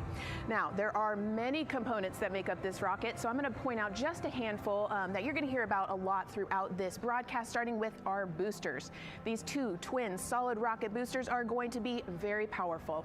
They are going to burn for the first 2.5 minutes of flight, and each one is going to stand 17 stories tall. They weigh in at about 1.6 million pounds each. Now, I am going to jump back out and I'm going to show you a little bit about our core stage. That's going to be known as the backbone, essentially, of our rocket, and it is made up of around 5 components, starting with this engine section down here. This engine section is where our 2 propellants are going to be funneled down through our pipelines, and they are going to be mixed at 2 different temperatures, very complex processing, and they are then going to go on to feed that fuel to our 4 very powerful RS-25 engines. These are going to produce about 500,000 pounds of thrust each at launch, and they will burn for 8 minutes. All right, now jumping up here, we are going to take a look, because I just mentioned those propellants. Obviously, we do need fuel, and that is why we have around 535,000 gallons of that liquid hydrogen. That's approximately about the same amount that you could fill an Olympic-sized pool, just to give you an idea. And then we're also going to have that liquid oxygen, and like I mentioned, there's going to be about 200,000 gallons for that one, and they are going to be funneled down through those lines that you see here on the side. All right, jumping up real quick, this is going to be our upper stage. That is where our core avionics are going to be stored, essentially the brains of the spacecraft. And then jumping out super quick, let's see if we can zoom in here, and we can. Those propellants I talked about are going to be stored at cryogenic temperatures. That means thousands of degrees below Fahrenheit, so they have to be kept very cold. And that, all those bumps and ridges there that you see, those are actually going to be an insulation spray that's going to help keep that rocket nice and cool, keep the propellants ready to go, and get us set up for success. Now, obviously, that was a very quick overview of our rocket. I have so much more to show you here on our moon board, but for now, I'm going to turn it back over to you, Megan. Thank you, Megan. A very impressive demo of the moon board, but also an impressive system, obviously. She mentioned 4 RS-25 engines on the core stage, and actually we have one right behind us here, used during the shuttle program, and I got to get a closer look at it with Space Launch Systems Engines Deputy Manager Philip Benefield. Okay, so Philip, in terms of size, shape, and function, will we see here behind us exactly what we see on the pad? Absolutely, Megan, absolutely. So this is the RS-25 engine. Impressive. We have 4 of these on the bottom of the SLS rocket to propel the SLS rocket in Orion into low Earth orbit. And we've been seeing views of the pad throughout this broadcast, but you mostly only see the bell here. What's happening over here? Right, so this is generally what we call the power head section of the engine. So the purpose here is that it takes in the propellants from the vehicle tanks, the liquid oxygen minus 297 degrees, super cold stuff. The liquid hydrogen even colder, minus 423 Fahrenheit. There's 4 turbo pumps on the engine that pressurize that propellant up to 9,000 psi in areas. It is all directed into the main combustion chamber, where it is burned into hot gas that then is accelerated out the nozzle to produce thrust. When you say hot gas, what are we talking about? We're talking 6,000 degrees Fahrenheit gas. Wow, so we're talking really cold as liquids coming into the combustion chamber, and then it comes out as really, really hot gas. How do you design, how do you engineer something to control both extremes? Absolutely, it's very technically challenging. One of the main things here with the nozzle is that since you have the 6,000 degree Fahrenheit gas coming out, you have to cool that nozzle so it doesn't melt. And so the way the nozzle is constructed with these 1,080 coolant tubes. And so each of these coolant tubes flows a small amount of hydrogen. It keeps it cold. and so it doesn't melt during operation. Wow. I mean, all of the science that you're talking about, it is truly amazing that you guys designed this for shuttle, and yet you've reconfigured it, retooled it to be able to now support Artemis. What do you think about that? Yeah, I think that's really amazing, the fact that we were able to use the heritage hardware on the Space Launch System. The engine itself, developed through the Space Shuttle program, many upgrades to make it more reliable and improve the thrust as well. Perfect. Philip, thank you so much. I can't wait to see all 4 function. Same here. Thanks, Megan. Enjoyed it. And again, another idea and way that we are learning from what we've built upon and figured out all into this moment. Yes, with so much more thrust and capability, like we said, we learn all those lessons from previous missions, and we get to involve them here today. And here we are, the closeout crew in the White Room getting ready for the astronauts who have just left crew suit up and are now walking down a hallway to greet some family and friends downstairs. Commander Reed Weissman, Pilot Victor Glover, Mission Specialist Christina Cook, and Jeremy Hansen. Looking excited, ready. Now in that elevator to take them 3 floors down. Thumbs up, one more photo, one more photo. Oh, nope, a couple more people in that elevator. Those are important folks. They're going with them to the pad. Yeah, Bye, Reed. This is a fun elevator ride. Yeah. And actually you couldn't see them because they're off camera, but the support crew that's actually in crew quarters with us is right there waving goodbye and saying goodbye to you. So it's a really special moment to say thank you and say goodbye to the support crew at crew quarters. That's amazing. And so again, they will ride down 3 floors. And then soon we'll walk out the doors that you see underneath the banner there that says their names. These doors, the same doors that astronauts who have launched from Kennedy Space Center have walked out of since the Apollo program. Yes, and you can see another tradition is putting your patch on that archway as well. So I'm sure they did that over the last couple days. They did. It's actually it's so hard to see because there's so many of them, which is also great, but it's on the door frame on the right-hand side, the very, very bottom. Awesome. Great crowd here. A shot now of everyone who is waiting to greet the crew as they walk out of the operations and checkout building here at Kennedy Space Center and will board their ride to the launch pad.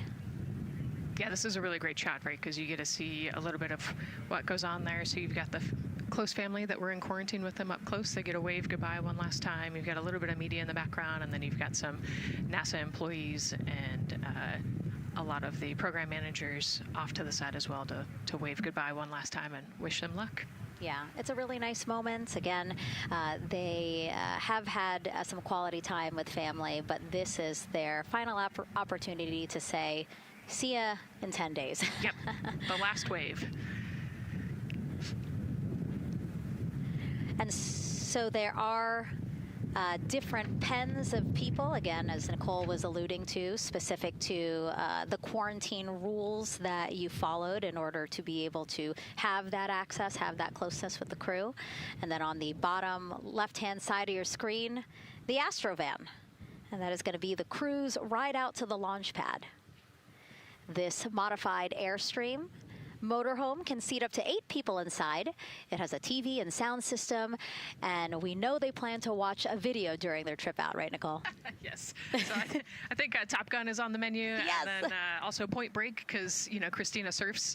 So I think they've got a pretty decent entertainment planned. So I love that. It gets them in the headspace, the right headspace to really just enjoy the ride to space.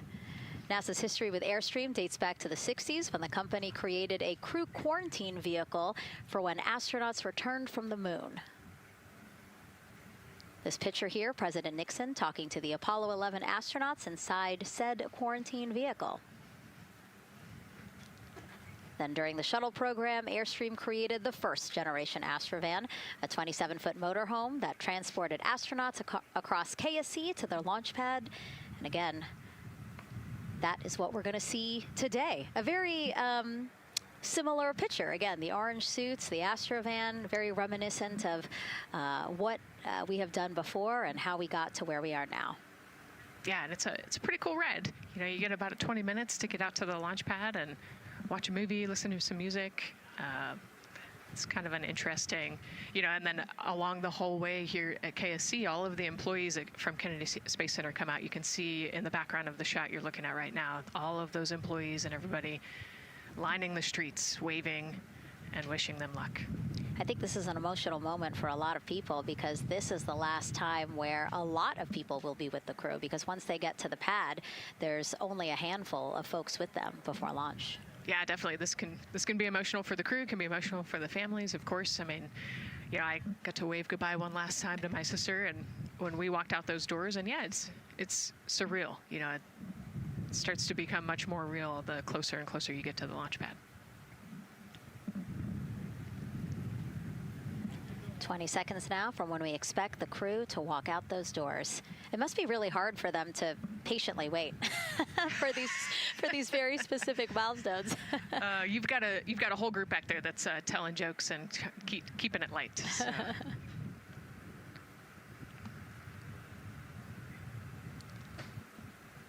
And here they are, NASA's Artemis II crew. Commander Reed Weissman, pilot Victor Glover, and mission specialist Christina Cook and Jeremy Hansen taking their first steps outside for their historic test flight. To a wonderful applause from the crowd. They're looking really excited Some and big really ready. smiles. Yeah. I love that. It's a great day for us. It's a great day for this team. A few words from Reed. Great day for us, the team, he said. Thumbs up, more thumbs up. Of course, a lot of pictures. We hear some camera shutter clicks back there. I love the energy of this crowd. Let's go. And so now the crew walking over to each of their pens. The first people closest to them, of course, their family members who got to quarantine with them, correct? Yes. Yeah, so the ones that are close and waving, those are the immediate family, so spouses, partners, kids. And we're trying to give them some privacy so that they can have their conversations with their family members. Christina there, she has her husband. Victor has 4 daughters and his wife, they're there. Reed, his 2 daughters are there. And then Jeremy, his wife, 2 daughters and a son. You know, when you were standing in their shoes, Nicole, when you flew for Crew 10, what were you kind of talking about? Like, did you really think about this moment and what you might want to say? You know, they've all already done their real goodbyes, you know, in person. And so this is more just kind of, again, that last chance to wave, last chance to get one smile. You know, you see Christina there smiling. So this felt much less heavy and just, you know, waving and maybe cracking a joke or something, saying hi. So this was a really, really great moment for our crew. Reed's 2 daughters there. Reed spoke about when he told them that he was selected to be the Artemis II commander. And he said he was worried. He's a single dad, didn't know how they would react. And actually, he said he was overwhelmed by their support. He woke up the next morning with cupcakes baked by one of the daughters, moon cupcakes. Yes, I love this story. Moon cupcakes the next morning. Like, how awesome is that, right? Everybody needs their support system, and clearly he has that in his daughters. Christina said she took a bike ride with her husband and wanted to tell him when the moon rose, but that it was too foggy. But she said he was still very excited and happy for her. Yeah, the moon's still out there.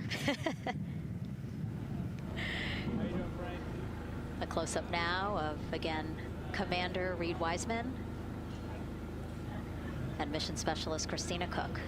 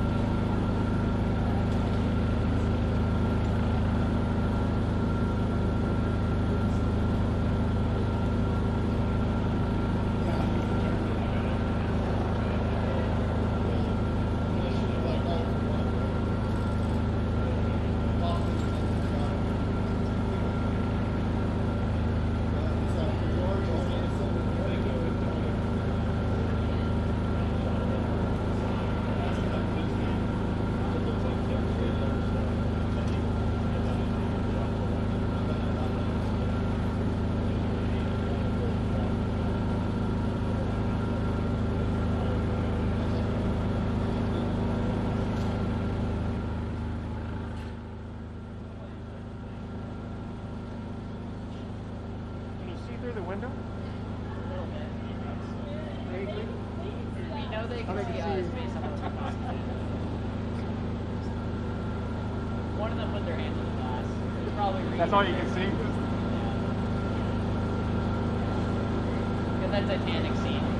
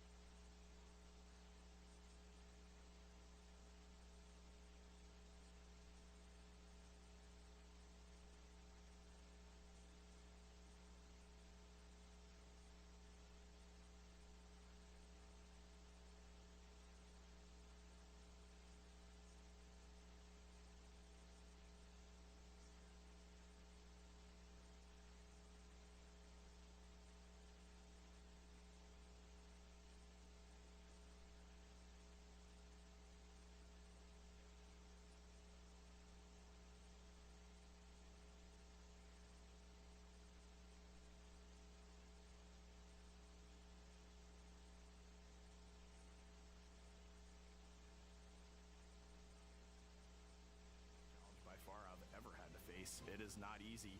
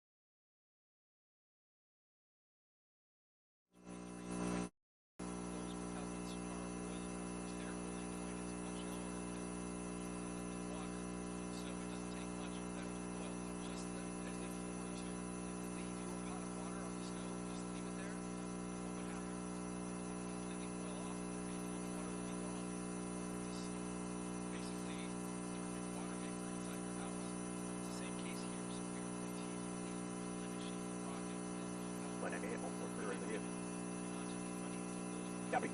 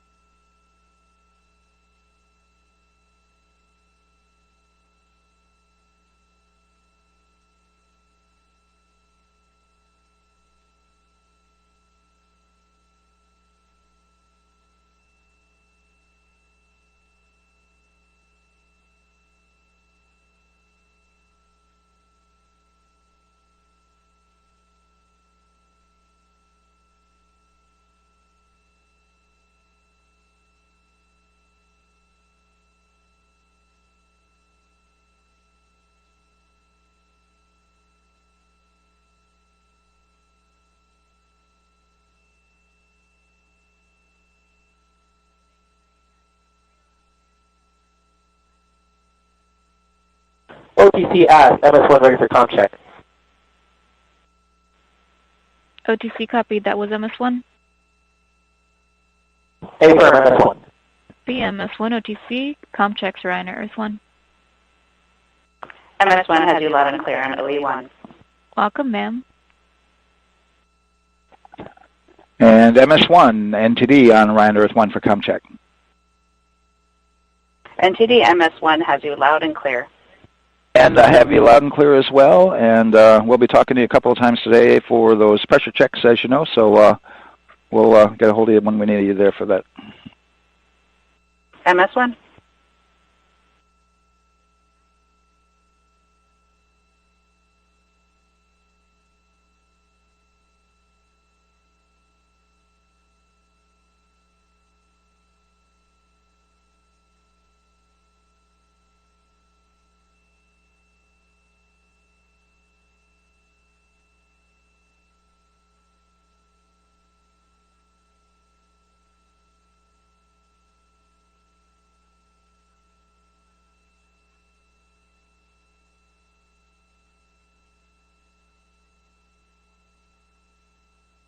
OTC as pilot ready for comm check.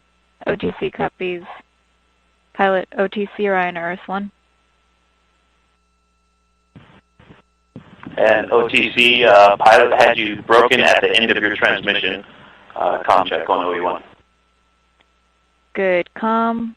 How me? That transmission was better. Copy all. Do I sound low? That is a loud and clear comm check. Copy all. Welcome, sir. Thank you. And PLT, NTD on Ryan Earth 1 for comm check. NTD PLT, I have you loud and clear on OE1. And I have you the same. Welcome aboard.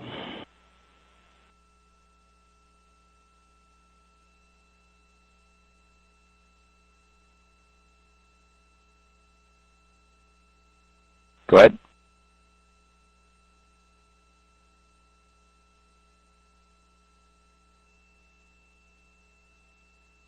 CDR OTC Ryan Earth 1. CDR. Yes, sir. Configure ARS to shoot mode per EPROC 10.1.1. Crew ingress and vehicle pre-launch config. Step 1. 10.1.1 crew ingress and vehicle pre-launch config. Step 1. Going in work now.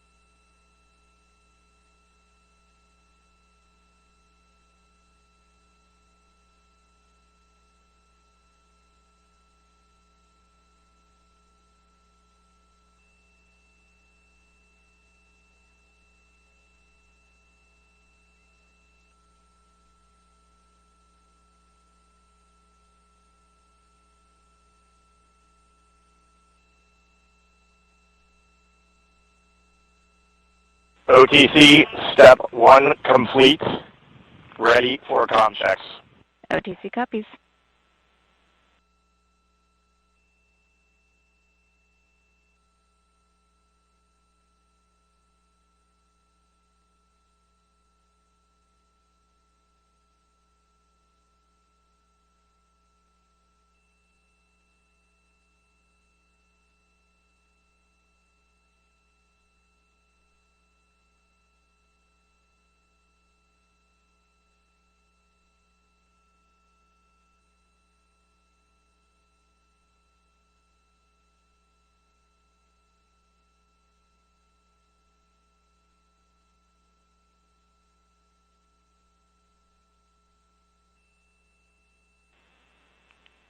And CDR, NTD. Go ahead, NTD. Yeah, Reed, we're ready to proceed with the voice checks if you and everyone else is.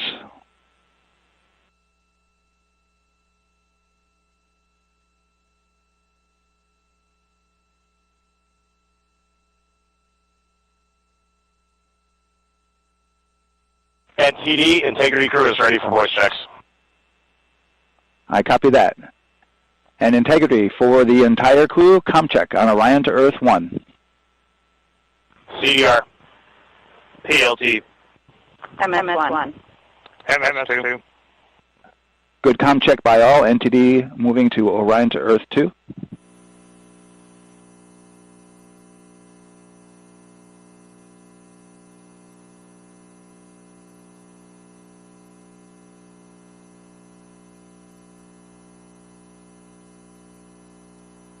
CDR. PLT. MS1. MS2.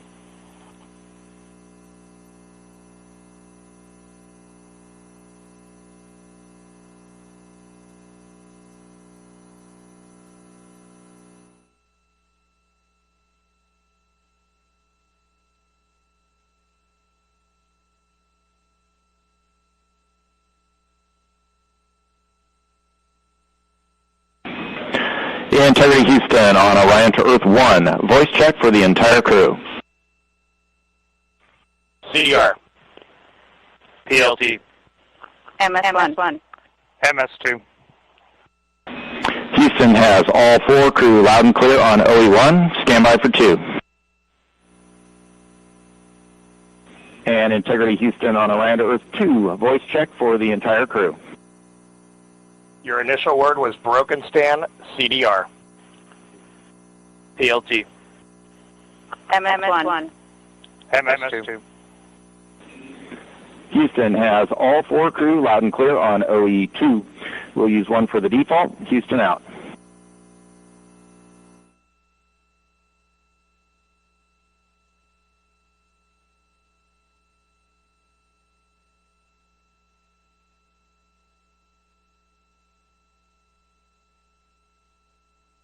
And CDR, NTD? CDR. Yeah, we're going to go ahead and we're going to clear a couple of those messages on your screen here. Just want to give you a heads up that you'll see that. Copy all.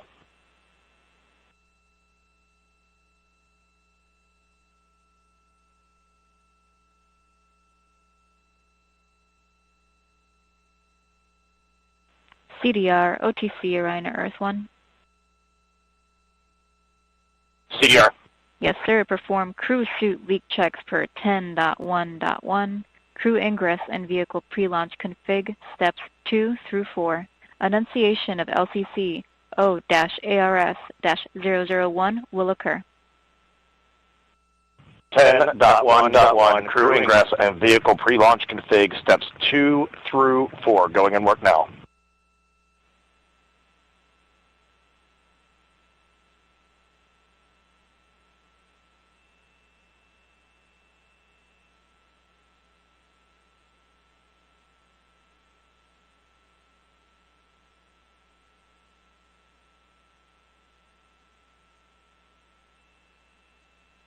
And CDR, NTD, we're also going to do a quick refresh on your screen.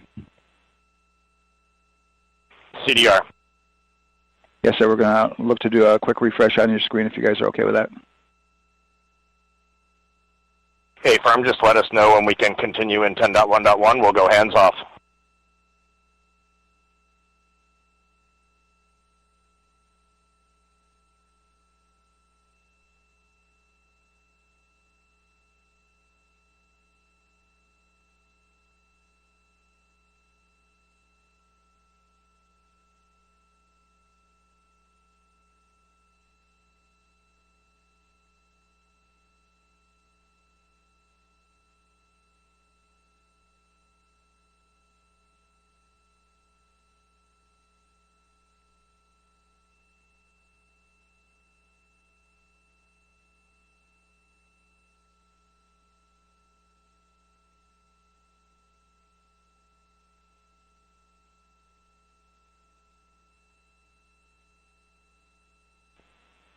CDR, NTD. Go ahead, LTD. With that refresh, and you got to go to proceed with your 10.1.1. Picking up 10.1.1, step 2.3 through 4.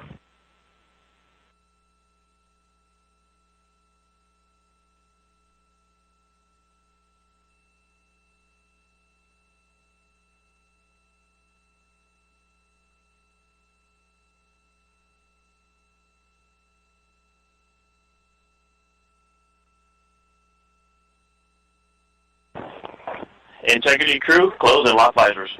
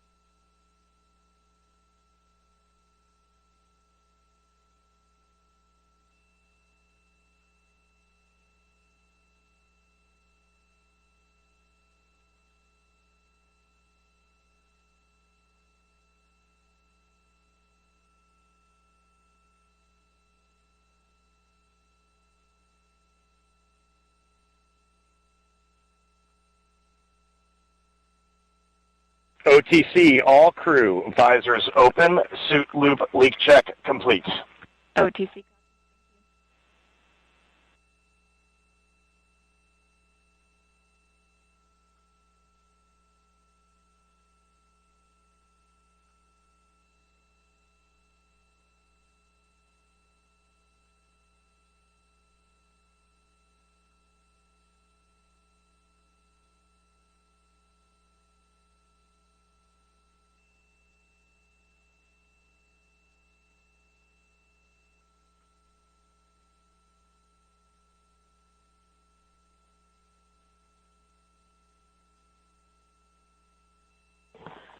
OTC asked, CM is ready for closeout, performing video sweep using drag-on camera. OTC.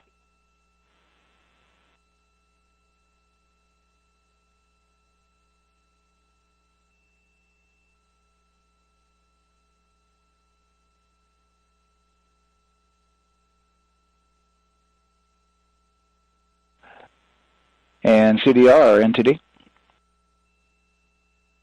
Go ahead, NTD. Yeah, we're going to do another cleanup on those suit leak check messages that we got from since we're done with that now. Integrity copies. Yeah.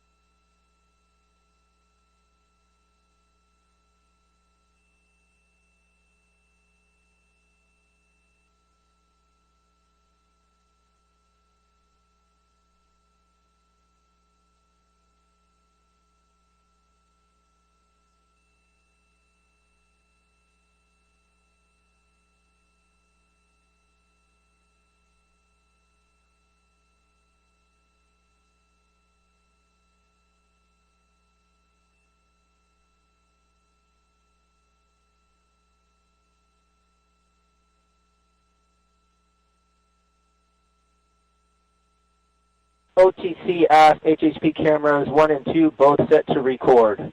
OTC copies.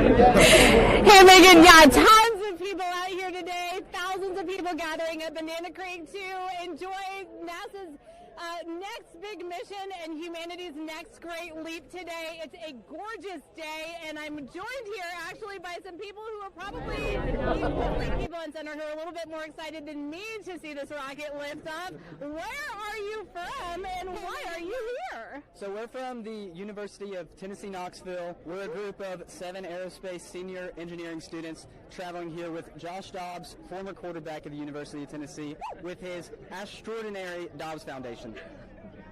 Now, you were actually telling me a little bit earlier, you're here local, you're from Orlando. What's it like being an aerospace engineer and then having the opportunity to come back here to the Space Coast and see this mission lift off today?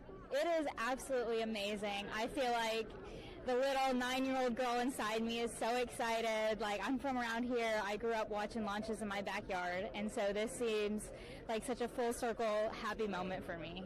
Now, you are an aerospace engineer looking hopefully to join the workforce in the future. How does it feel to be here and see firsthand what that work does? It's just so cool to see what I've been working for the last 4 years and then 12 years before that just actually be physically happening in front of me. It's something I never dreamed of as a MTD. And I'm actually joined here by the pastronaut himself, Mr. Josh Dobbs. Now, you have a history with NASA as well. You did an externship here.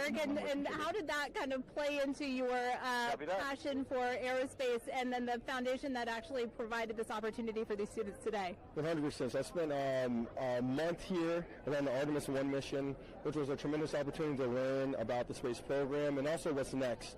And so to be back here for Artemis 2 and unfortunately, Artemis 1 went in the middle of the season, so it's surreal to be here for Artemis 2. And with my foundation, the goal is to be able to take advantage of the opportunities that I've had and pass it along to the future of the industry and give them the opportunity to see what all their hard work can accumulate into. So it's an honor to be here. We're really appreciative of all the engineers and all the hard work that's gone into this moment, and we're excited to watch history happen today.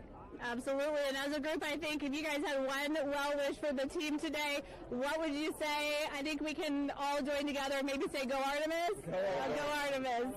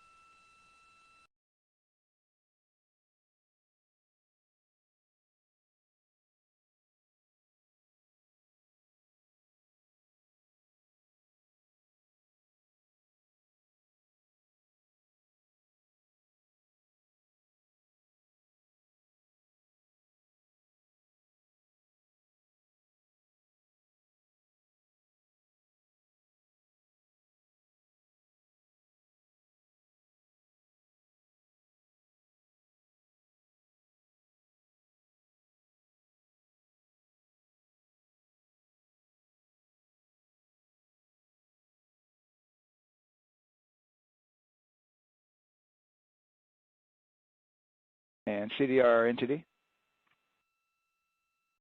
Go ahead. All right, we have completed the CCD and hand controller contactor selects, so everything should be active for you. We see the same on board, Jeff. Sounds good.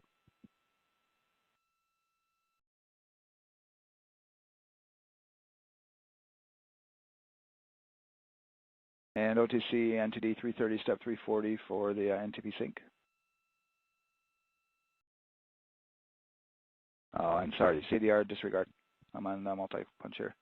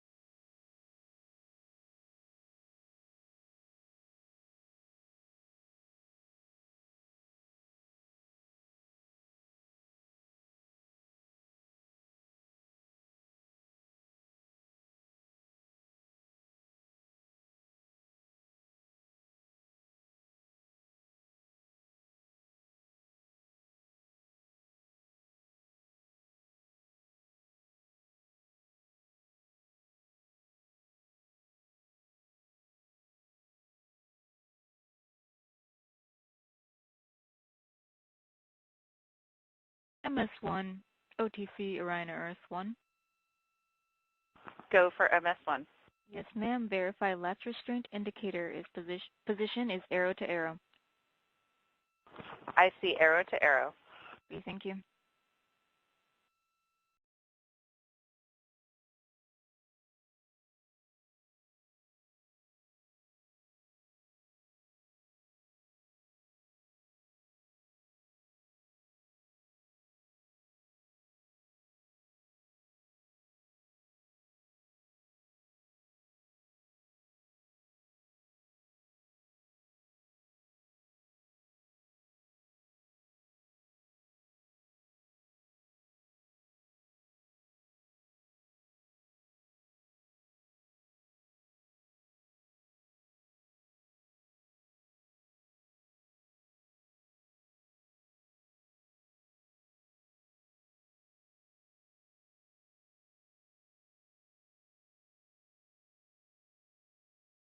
CDR, OTC Rhino Earth 1.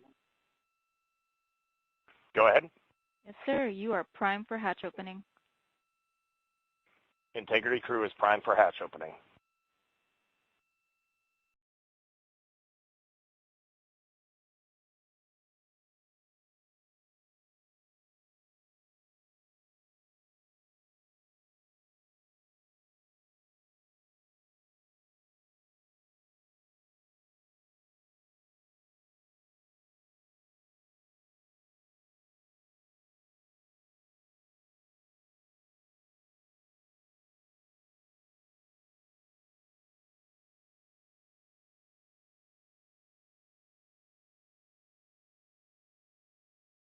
And WCC.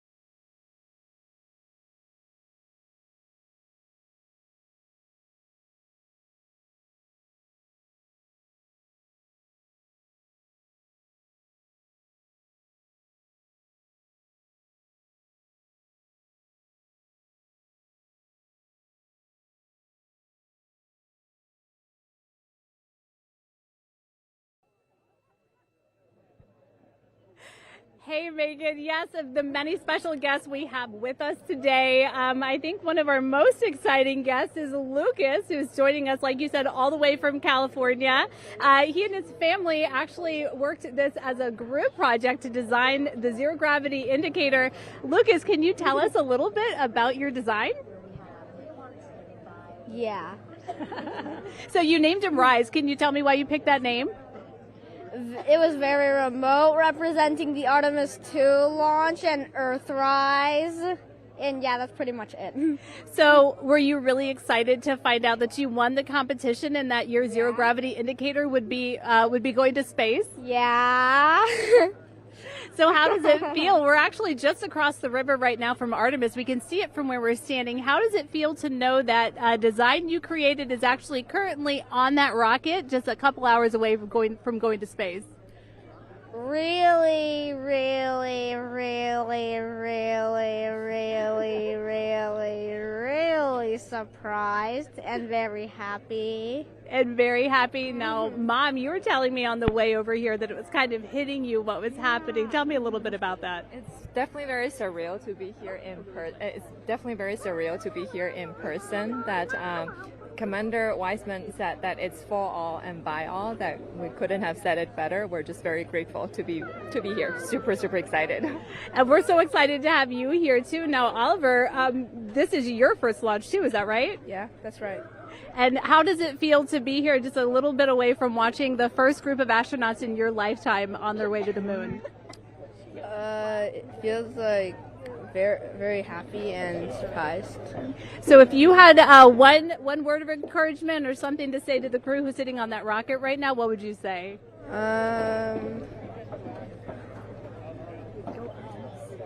What? Go Artemis. Go Artemis. Go Artemis. Thanks so much, Megan. I would say have a nice trip. Yeah. You would say have a nice trip.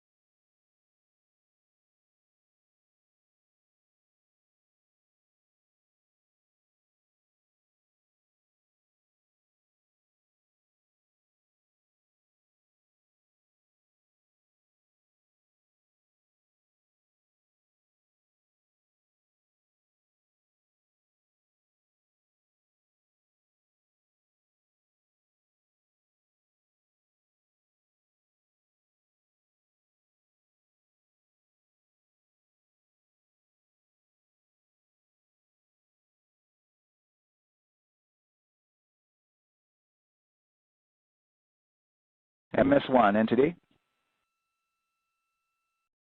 Go ahead. Yeah, Christina, we're ready now for that first pressure measurement. If you could give us what you see there on the gauge. Yes, sir. CBA pressure is 2,700 psi. Copy, 2,700. Thank you very much, and I'll be back a couple more times before we're done today.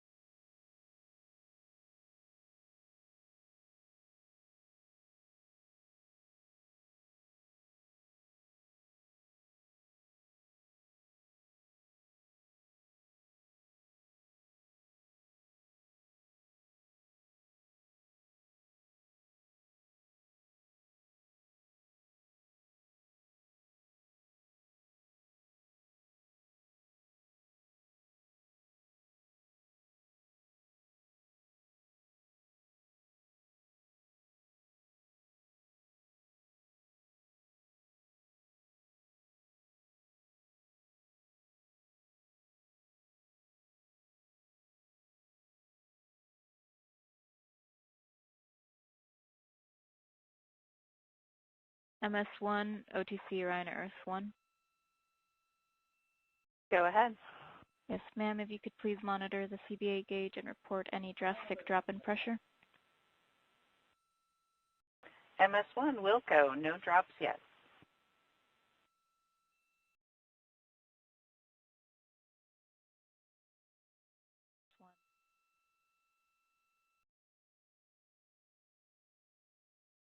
Copy.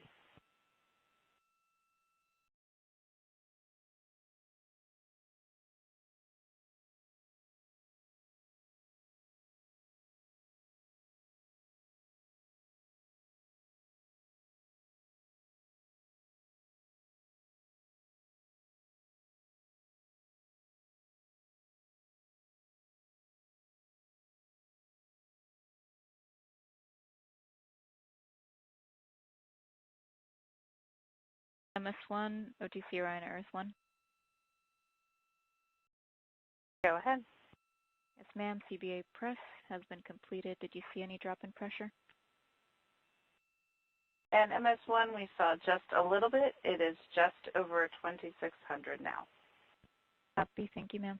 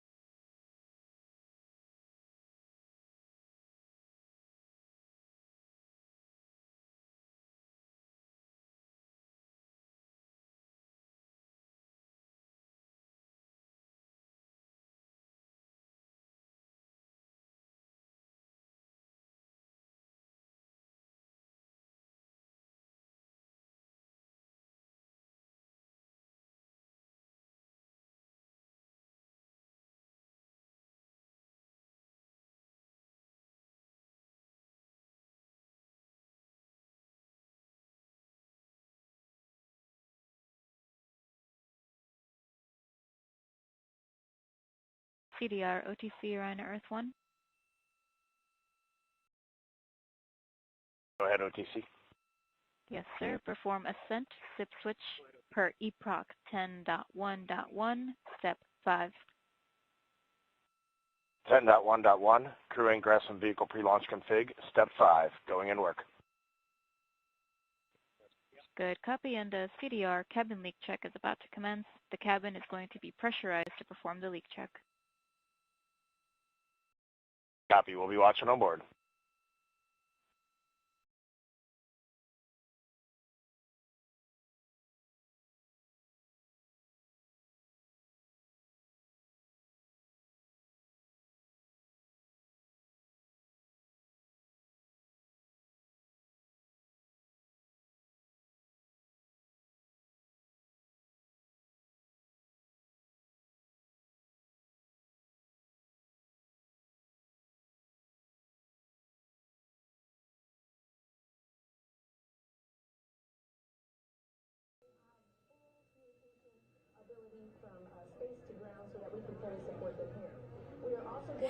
Hey, Megan. Yeah, we're surrounded by thousands of people, some here local from the Space Coast, but we actually have quite a few people who have traveled a pretty far distance to be with us today. I'm actually joined here by a group from the International Space Station Ambassadors Program who have come from all over the globe. Saku, you're here from Japan. You've come Val from Mexico, and then we have brother and sister Cosma and Jesco here who are visiting from Germany.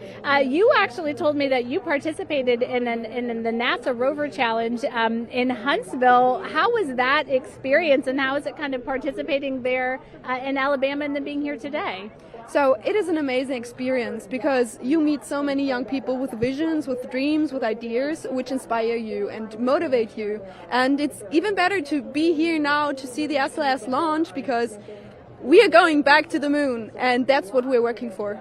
Absolutely. And, you know, the Artemis missions, we talked a lot about the Artemis Accords and this being an international effort. You were actually telling me, Saku, that you're interested in becoming an astronaut with JAXA, pursuing your PhD to be able to do that. Tell me a little bit about that. Yes, actually, I applied for Japanese Aerospace Agency, the astronaut selection like 2 years ago, and then I didn't make it all the way, but I'm still working on it, and hopefully I can be at the launch pad sometime, and then I hope to go back to the moon and Mars, and yeah, I'm working on it.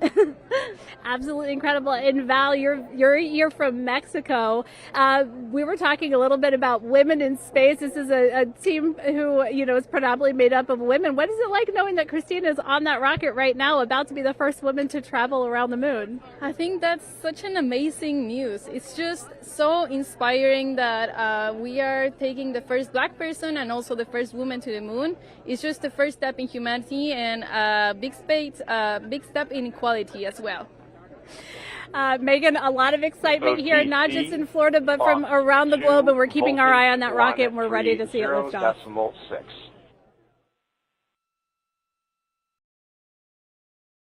I copied 130.6. Good readback. Aux 1 voltage 131.3. I copy 131.3.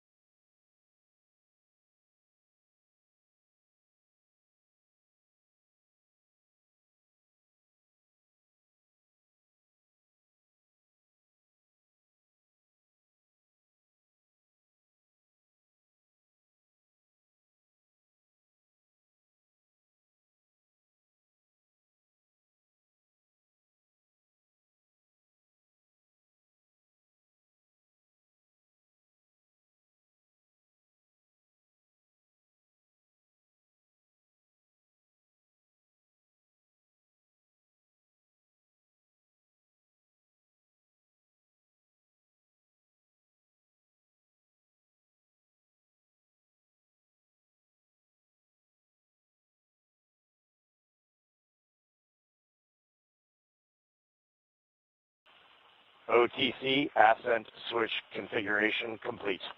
OTC copies. Thank you.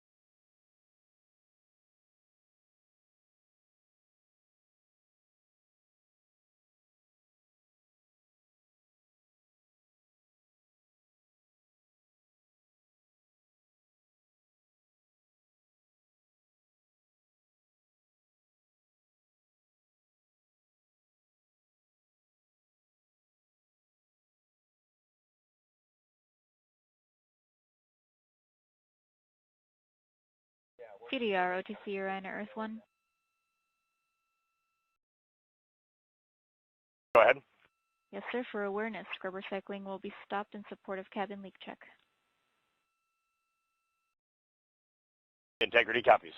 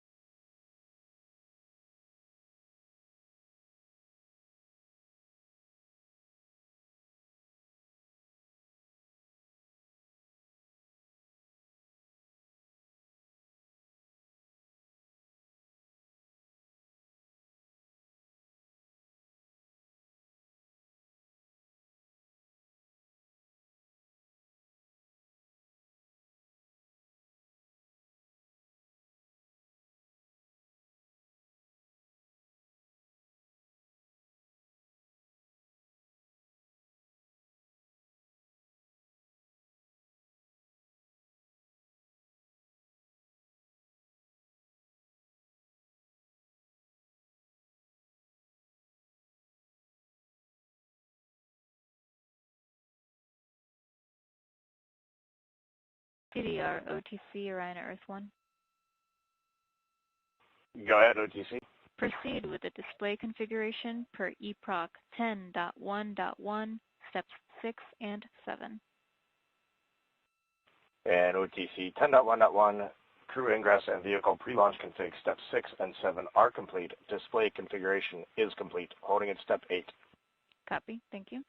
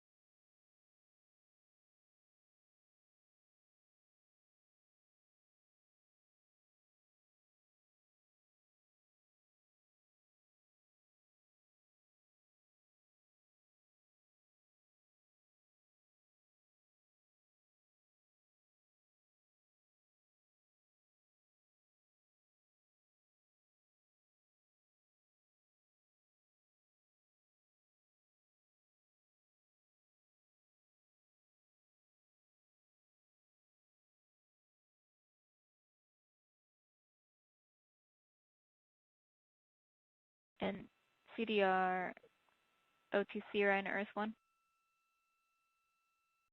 Go. For your awareness, scrubber cycling is about to be restarted. Integrity copies.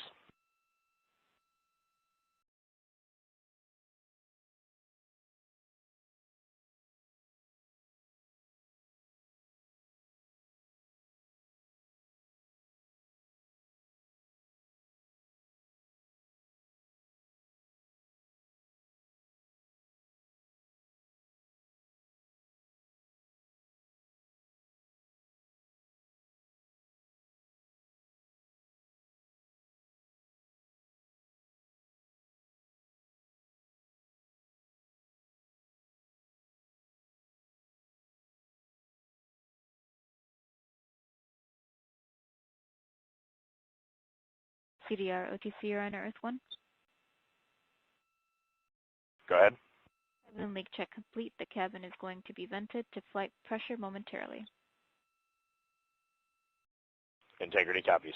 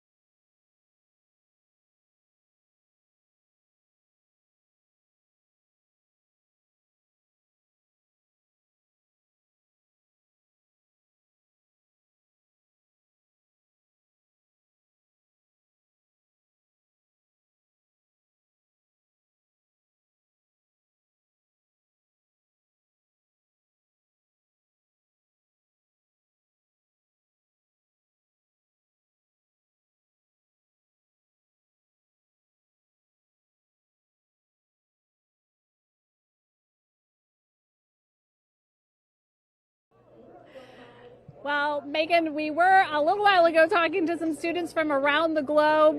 Today we're actually talking to some local students who are from right here, locally Merritt Island in Titusville. We talk a lot about the Artemis generation and about the students who are going to become the next generation of dreamers, of engineers, of scientists and technologists. And I'm actually standing with a group of those students here today. Our local high school has actually implemented a really neat new program in the spirit of being able to create these pipelines for employment and engagement. Can you tell me a little bit about what Merritt Island High School is doing? Sure. Well, this is a new program, first of its kind here at Florida. And basically what we're studying is astronautics and aviation, kind of blended the two together. We have flight simulators in our lab, but students are also learning about engineering, aerospace engineering, and we're trying to make all kinds of pathways available for them, trying to give them opportunities to see which pathway they might want to be interested in. So, yeah, it's just a great opportunity for them to learn about space. We just finished doing a whole model rocket build where the students took CAD software, developed their own rockets, put them together, and launched them right from our school. So it's very exciting. Incredible. And then another local high school, Titusville, you guys also have a similar but slightly different program. Yes, we do space mechatronics with advanced manufacturing, preparing students to build and manufacture things to automate, do automation to build things on Mars and things like that, or locally too. Now, you told me that you're actually trying to figure out a little bit what you want to do when you're done. You're a freshman in high school. What things are you learning in your class here that are really kind of tweaking your interest in the aeronautics field? So we're building a lot of things with like metal and how we're supposed to do it on the rockets. We're also doing computer programming, which would help with NASA and like programming and coding. Absolutely. And you were actually telling me that I think were telling me that you're interested in becoming a pilot. We talked a little bit about the pilot who is on board the rocket right now. How is this program preparing you for your future? I mean, it's teaching me everything that I know about aviation, and it's really inspiring that I get to learn it in a classroom, like locally as well. It's amazing. I love it. And then you were also telling me you're taking this class. What's the most interesting thing you've learned? I really like the whole design part of it, like actually like engineering, like because I want to be an engineer. Engineering the products we use when we build stuff. That's definitely my favorite part, learning how to use those kind of softwares.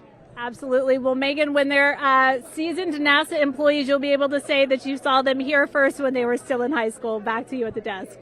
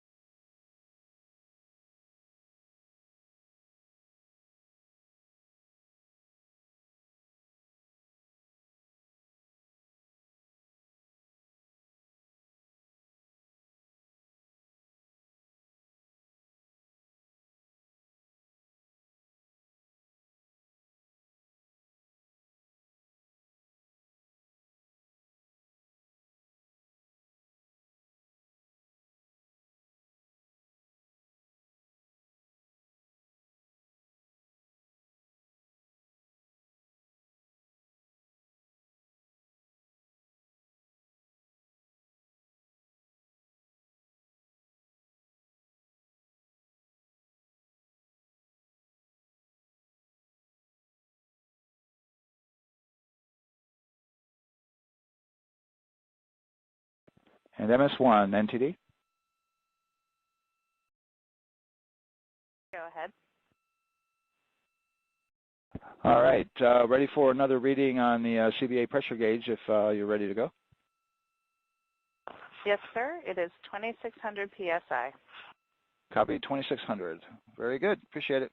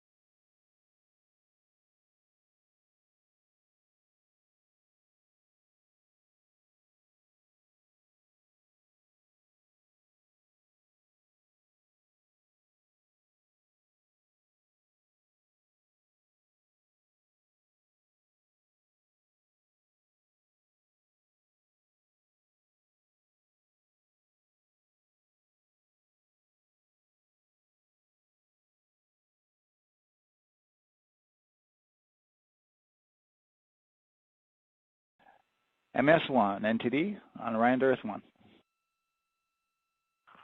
Go ahead. All right, we are ready for another reading if you are ready over there. Yes, sir. CBA is steady at 2,600 PSI. All right, copy that. And you know, the more times we ask you to do that, the closer we get to launch, so that's a good thing. Copy.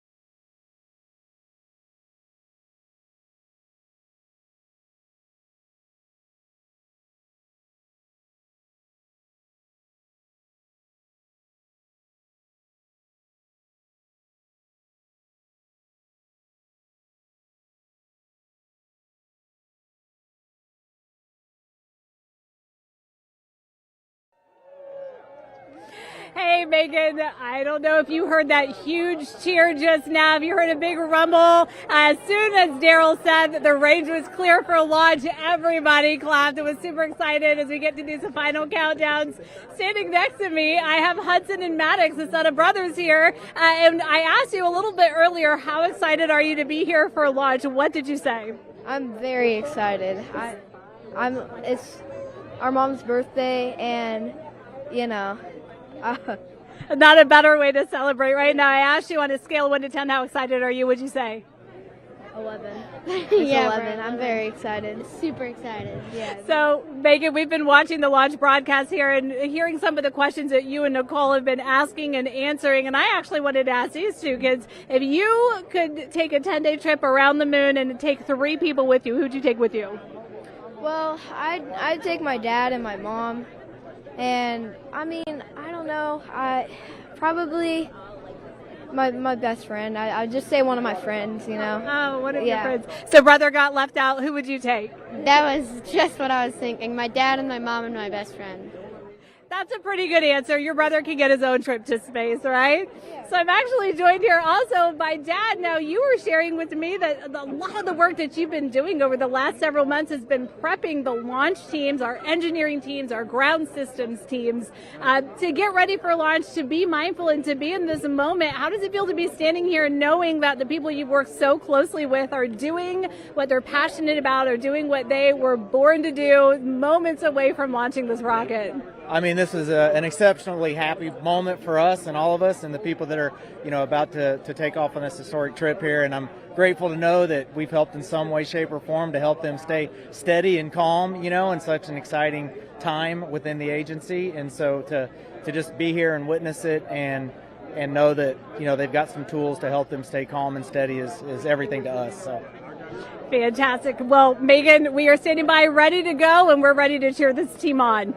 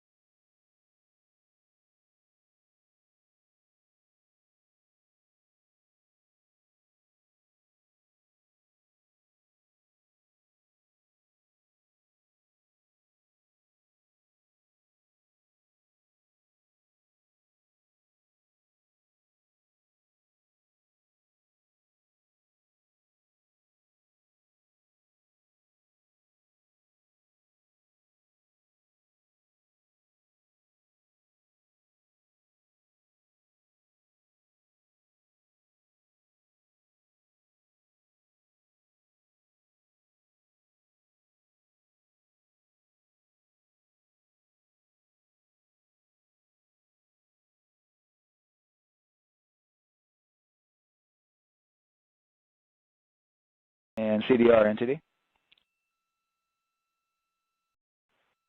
Go ahead, NCD. Those couple of suppressed overvolt messages, we're going to go ahead and clear those off your screen. We see them and we copy. All right. We're still working here, trying to get through everything. So we're getting close, and then trying to talk that other issue that we just picked up a little bit ago. But I think work-wise, we're doing really well. Sounds good, NTD. We're doing great on board. Glad to hear it.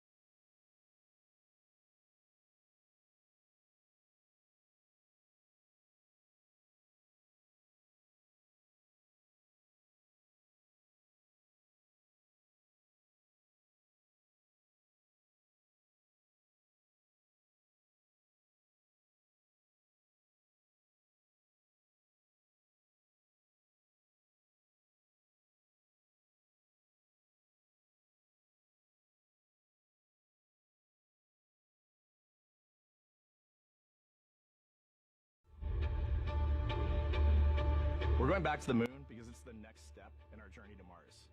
We need to go explore the moon. There's vast regions of unexplored areas with the coldest, darkest places in our solar system.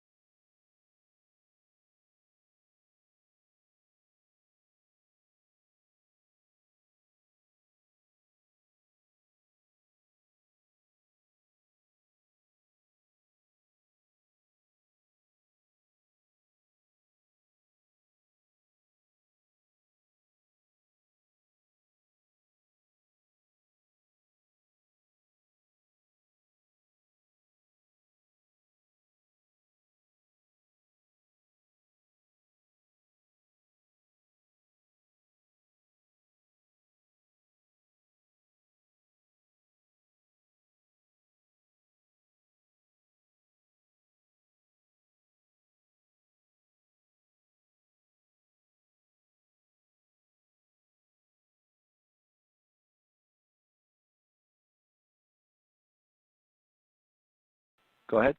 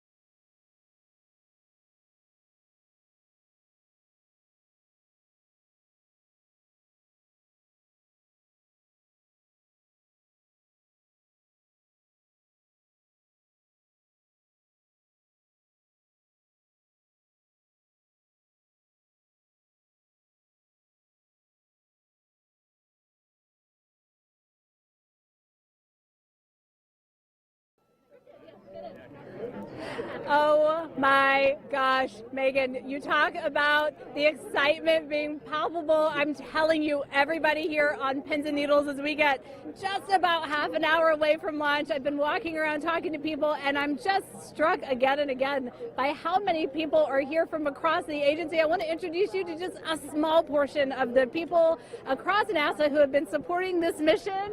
Patty Ortiz, NASA Armstrong Flight Research Center, Orion Program. Orion. Kathy Graves, Glenn Research Center, Office of STEM Engagement. David Alexander, NASA Glenn Research Center, Office of STEM Engagement.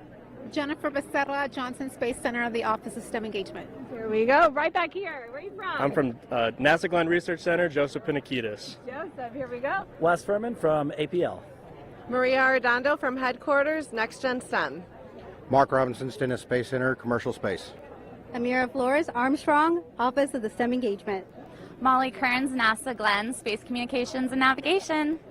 Matthew Pierce, Goddard Institute for Space Studies in New York City. Here we go, and right over here. Lauren Ring, Ames Research Center, Data Integration.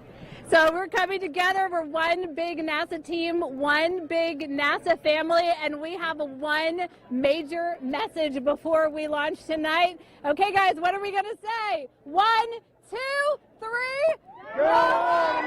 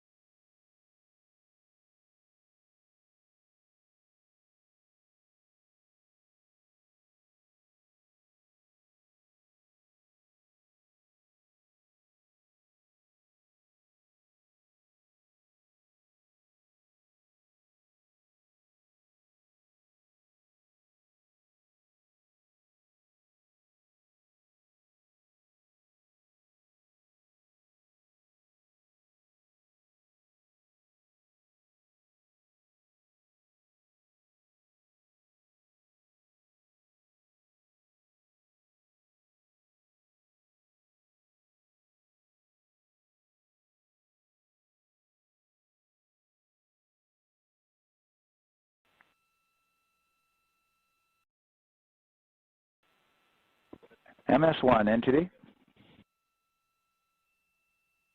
Go ahead. All right. I am hopeful this is the last time we have to ask for this pressure reading, but looking for the next one that we can get here, please. Yes, sir. CDA steady 2,600 PSI. That is very good news. All right, and we are working towards getting a solution on our issue. I think we're there and working through that. So the rest of the work's about done here at the pad, and our closeout crew has departed. So the rest of it's just getting ready to go. So good luck. Godspeed to all of you. Copies all, Jeff. Yep. Thank you, sir.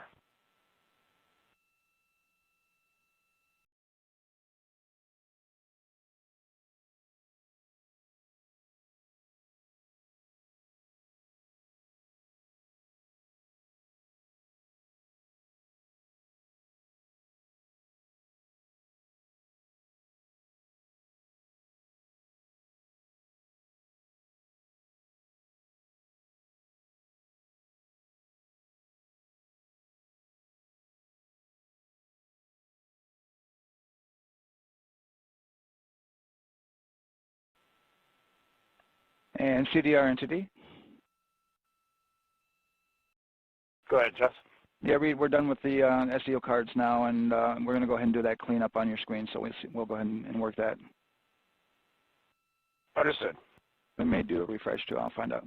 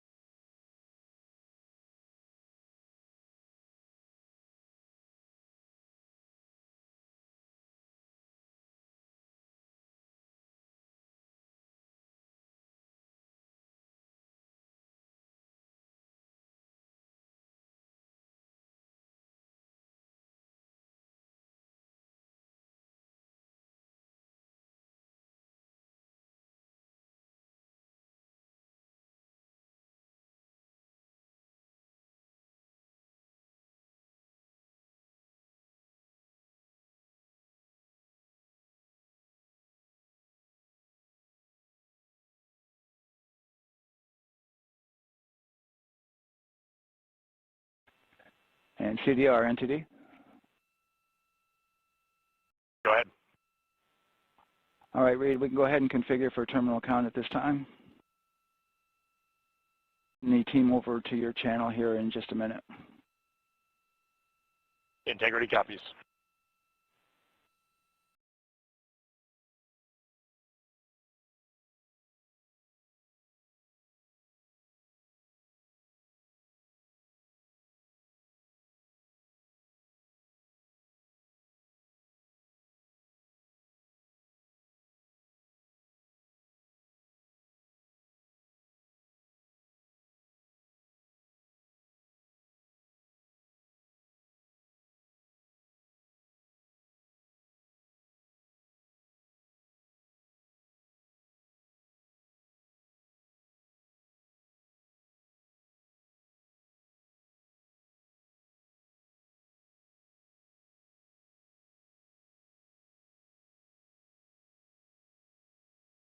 Yes, ma'am, go ahead.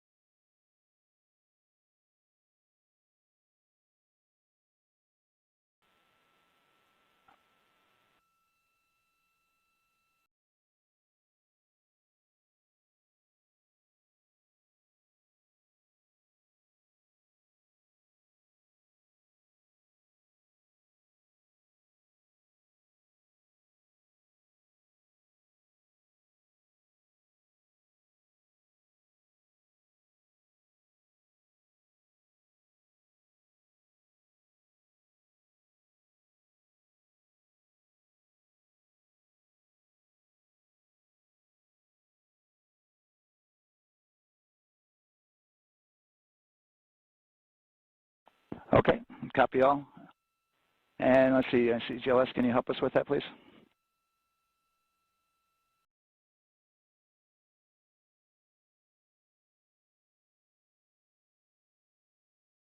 The last gen 001.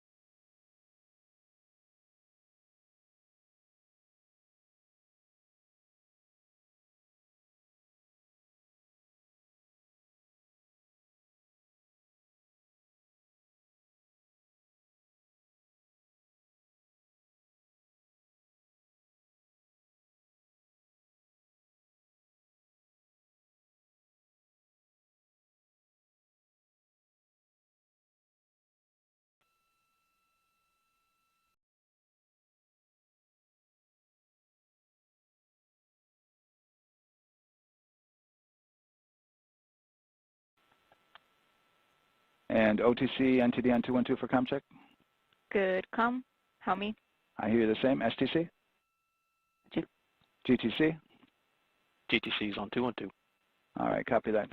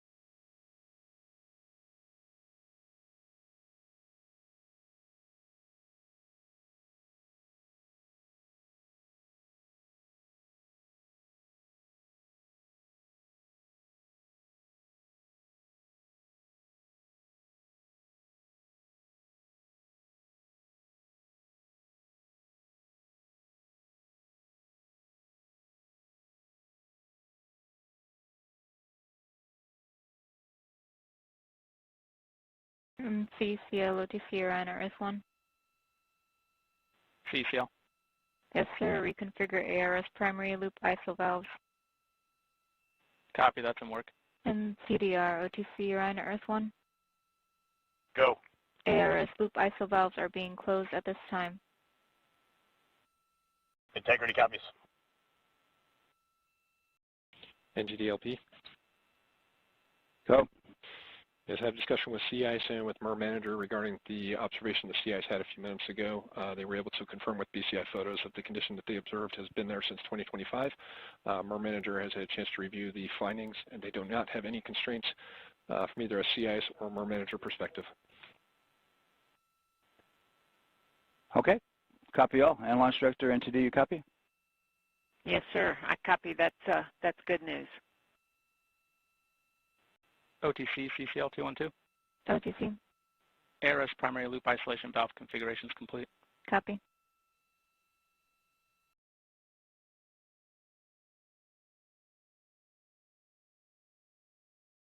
And CGLS, NTD, cancel pending, please. CLS copies, and that's complete. All right, and for all personnel, we got a little bit more work to do before we pick up the clock, and we're about a little over a minute from getting to T-minus 10 minutes, but we've canceled the resume time there, and then we'll pick it up after we get through all of our work and anything else that we need to do to get through the remainder of count. So we'll continue working that to get to our T0 today. So when we get to about 50 seconds from now, we'll extend that hold. CVSE, OTC. CVSE. 400, 290, looking to verify that we are configured for ascent. Yep, give me about 2 more minutes. I'm going to start CMA2 streaming. Copy. NTD, COSE, hold requested. Copy that. I have an LCC violation of O-CT-004, S-band transponder anomaly. This was a transient LCC violation, so transponder 1 had a demodulated SNR estimate that went down to 2 dBm when it should have been between 10 and 13. It is now back up to 12, but we did lose that for just a moment. It does not appear that we lost our bit sync or carrier lock, which would be indicative that we lost our lock with the vehicle. So at this point, recommendation would still be go. However, we do have a pre-planned contingency procedure if we want to look at that. But again, this is transient, so we're back in a nominal range. All right, let's see, LPE, NTD. Yeah, we're not seeing that hit. So I guess the question for COSE, was that less than 3 samples? Is that below our persistence? Stand by, let me look. It did look like it did persist for several seconds on mine, but let me take a look at the number of samples. Could I get a repeat on the affected LCC, please? Yes, ma'am, that's going to be O-CT-004. Thank you.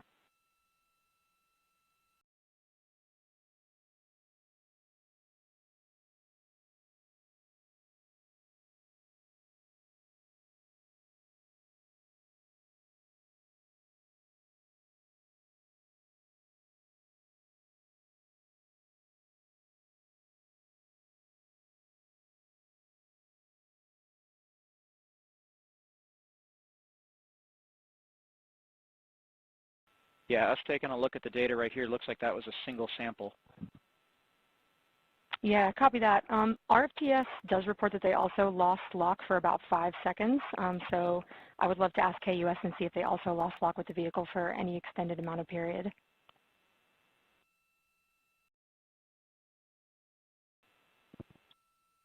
And COSE, while we're doing that, these are 1/10 hertz measurements, correct? So we would have had to lose it for over 10 seconds to get a second sample?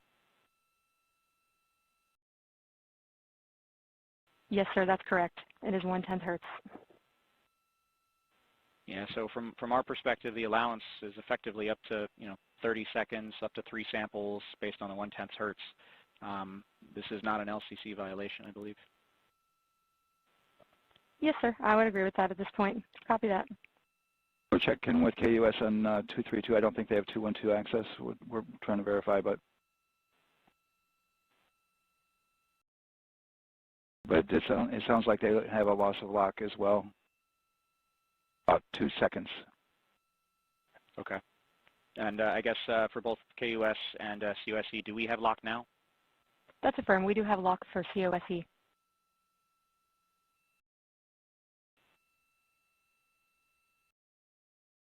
Yeah, so from the integration console perspective, we did have a temporary loss there within the allowable, and per the requirement, let's go. And this is Houston Flight. We have lock and we have good telemetry here in GSE.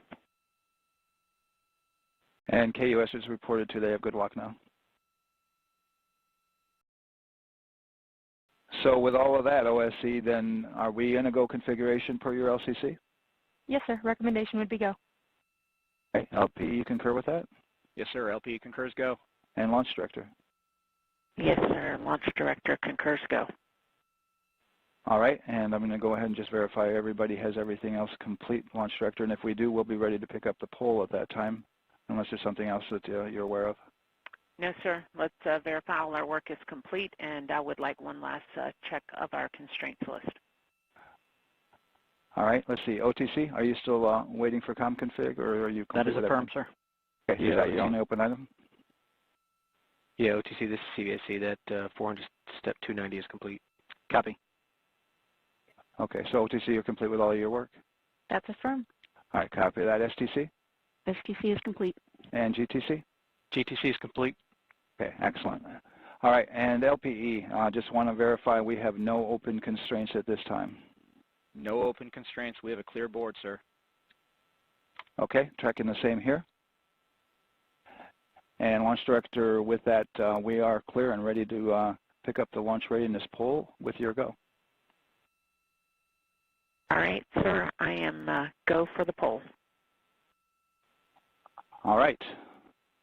And for all personnel, this is the NTD conducting the Artemis 2 launch readiness check. Verify ready to resume count and go for launch. OTC. OTC is go. STC. STC is go. GTC. C's go. MCO. TO is go. Safety Console. The Safety Console is go. LPE. LPE's go. RTD. RTD's go. Houston Flight. Houston Flight is go. ROC. ROC is go. And CDR. Crew is go. Copy that. Thank you, Reed. And Launch Director, NTD, our launch team is ready to proceed at this time. All right, NTD, I copy all. At this time, I'll perform my poll. Attention on the net. This is the Launch Director performing the final poll for launch. Verify no constraints and go for launch. EGS, Program Chief Engineer. Artemis Chief Engineers are go. Copy, thank you. EGS, Chief Safety Officer. The Artemis CSOs are go. Copy, thank you. Range Weather.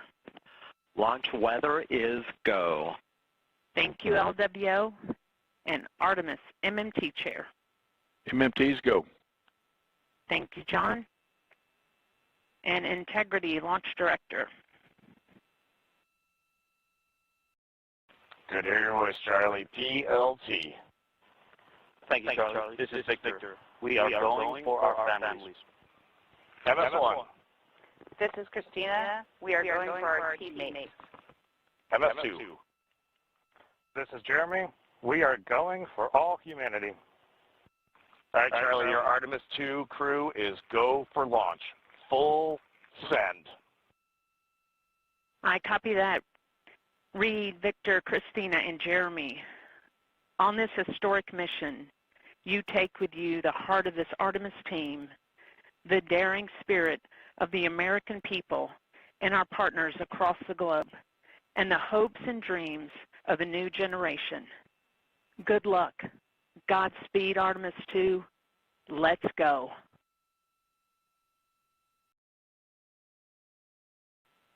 And NTD Launch Director. Go ahead, Launch Director. Yes, sir. You have a go to proceed with countdown. Copy that. I'll put it in work. CDR, NTD. Go. Trigger your visors and initiate short purge per your EPROC 10.1.1, steps 8 and 9. 10.1.1, 8 and 9 going to work. Copy. CVSE, NTD. Start and verify recordings of our Orion cameras. Copy and work. Thank you. RSR, NTD. RSR. All right, perform the booster ignition SNA arm rotation. Enable at this time, please. RSR in work.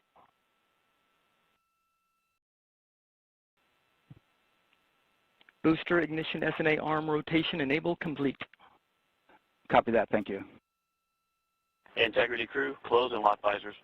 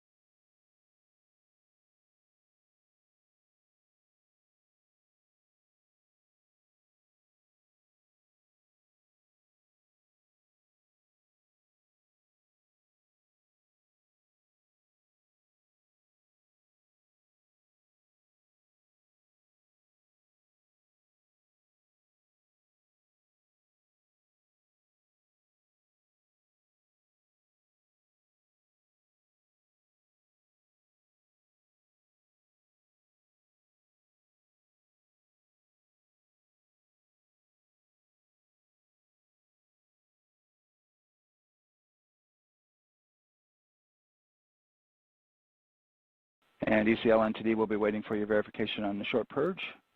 ECL copies. And for all personnel, once we get that short purge verification, we'll verify that we are clear to go, and then we'll proceed with the terminal count.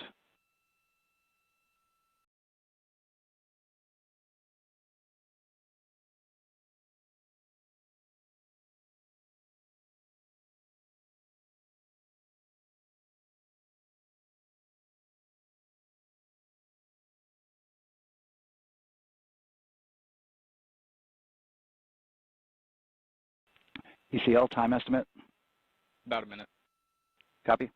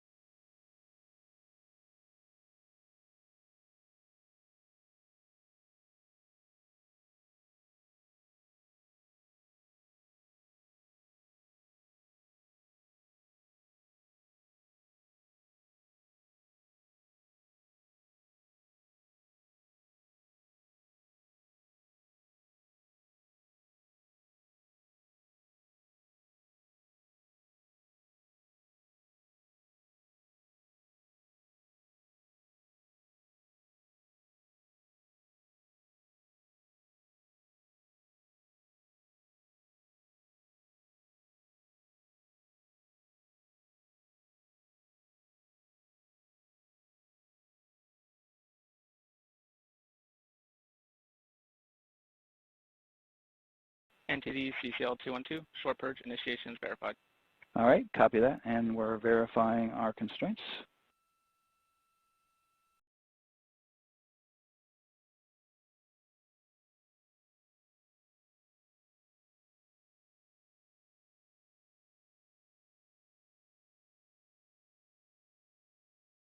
All right, and we're clear from cutouts.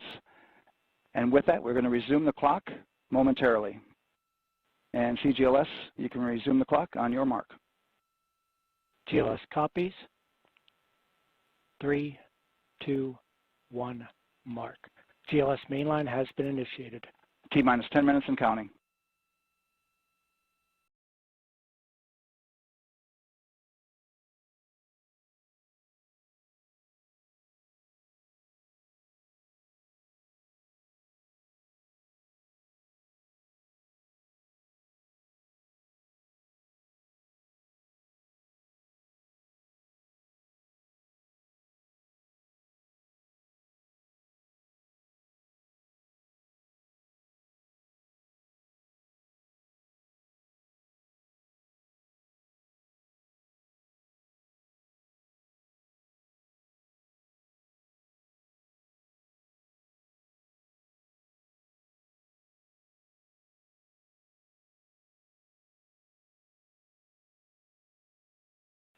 And Houston flight and rock, our new T0 is 22:35:12. Houston flight copies. Rock copies. 22:35:12. Affirm.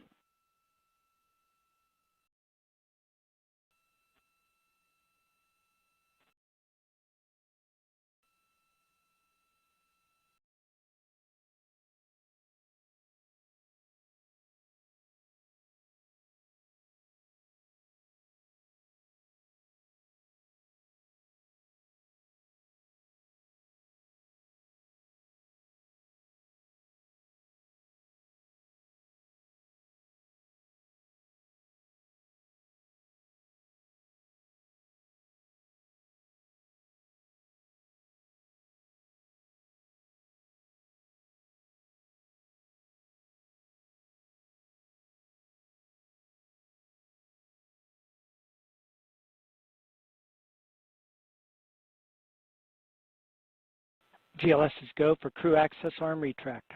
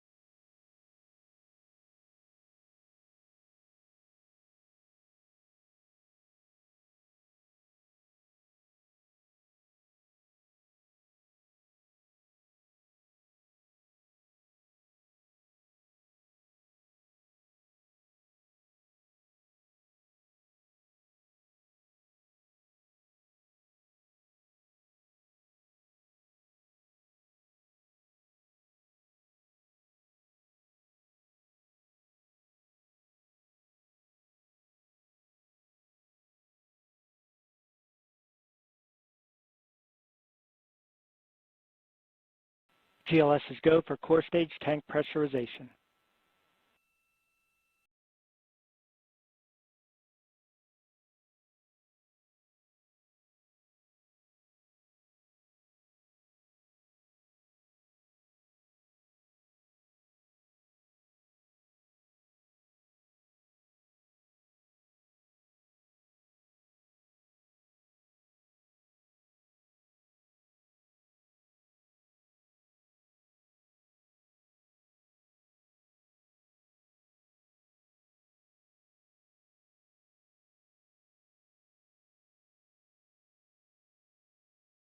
GLS verifies last capability available.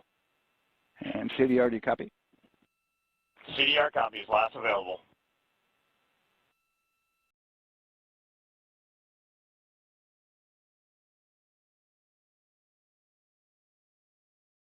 GLS is go for FTS arm.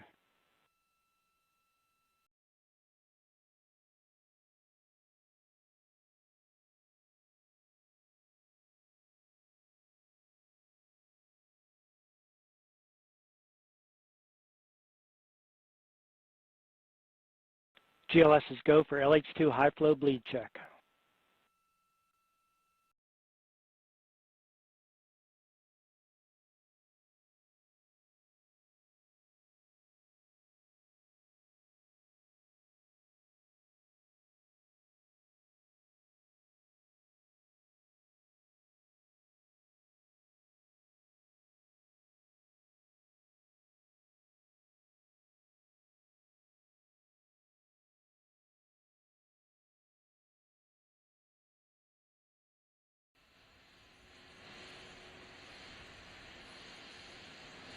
GLS is go for core stage APU start.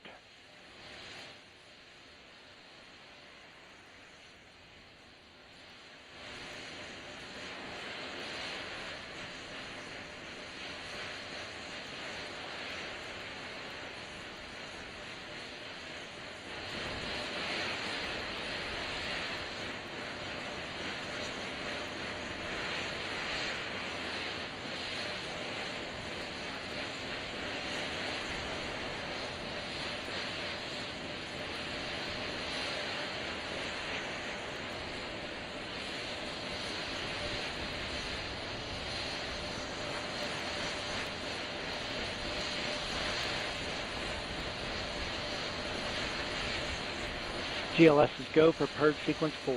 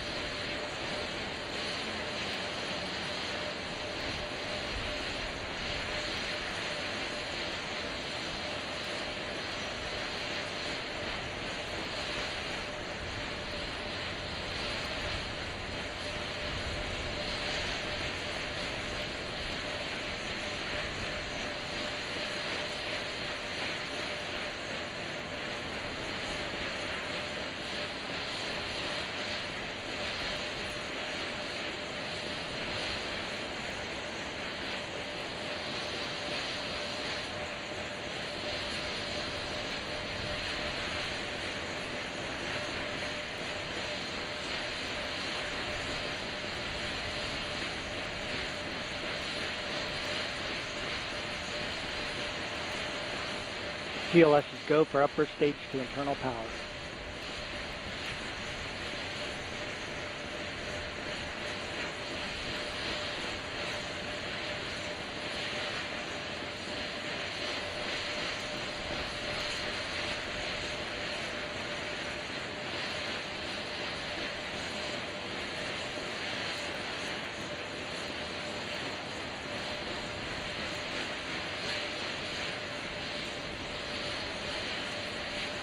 GLS is go for core stage to internal power.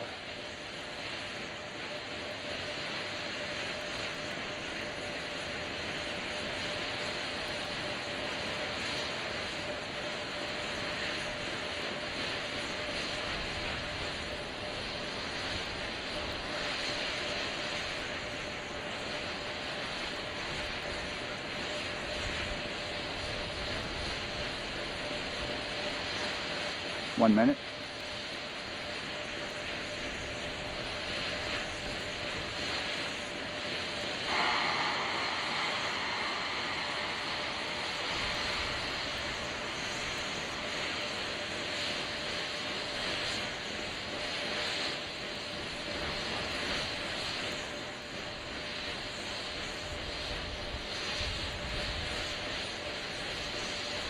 GLS is go for ALS.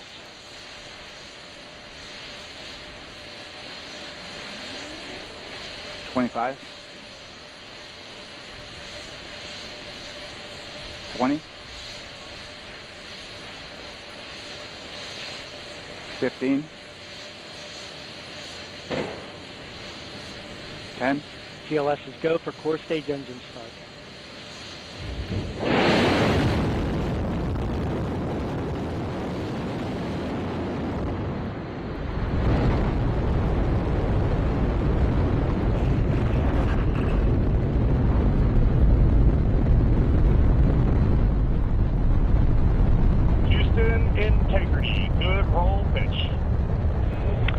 Roger, roll pitch.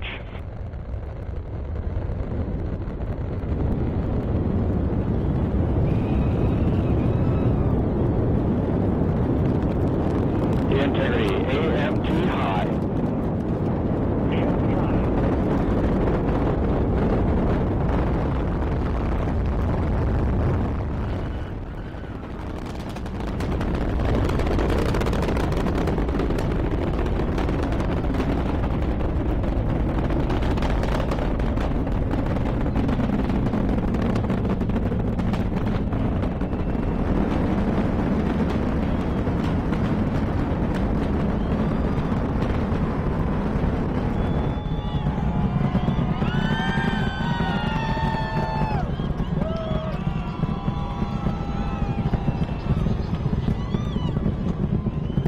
Integrity through max Q on Ponce de Leon.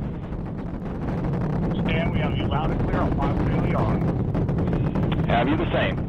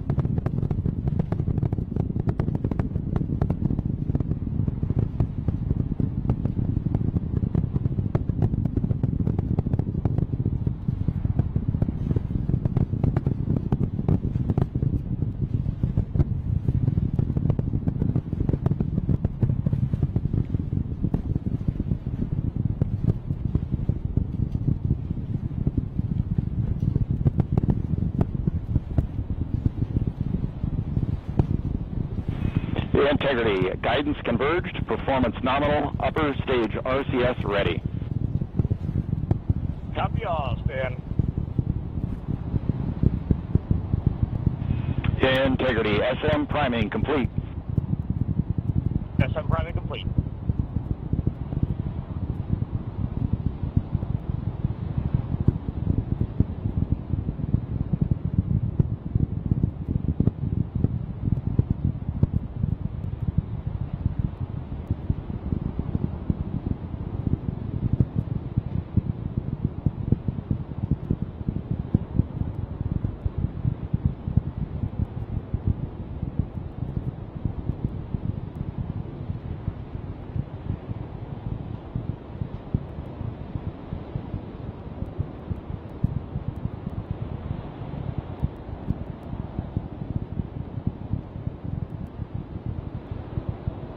Houston Integrity, good last jettison, great view. Copy jettison, Team Eco 8+02. We see the same on board, Stan. And Houston has you loud and clear on Tidris at the Carmen line. Outstanding, Stan, we have you the same.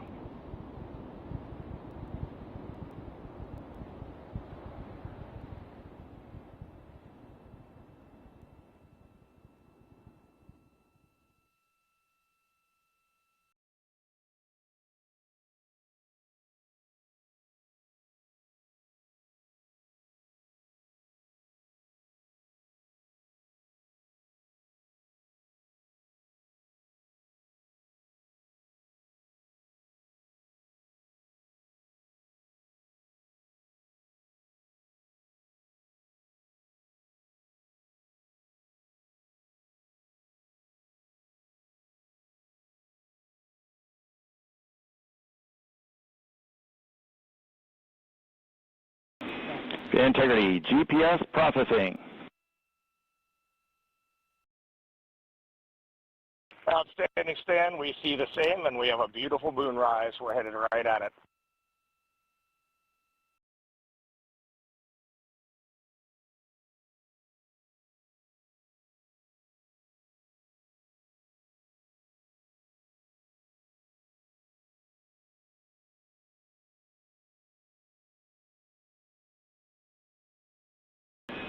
Integrity, 3 engine press.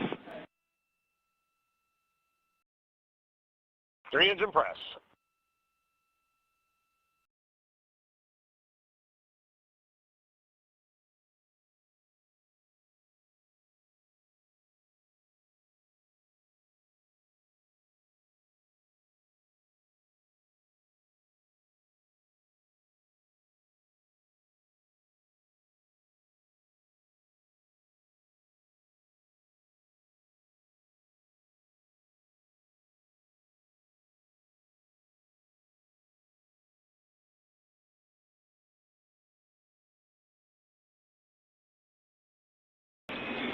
Integrity, looking good at 6 minutes. Same on board, Stan.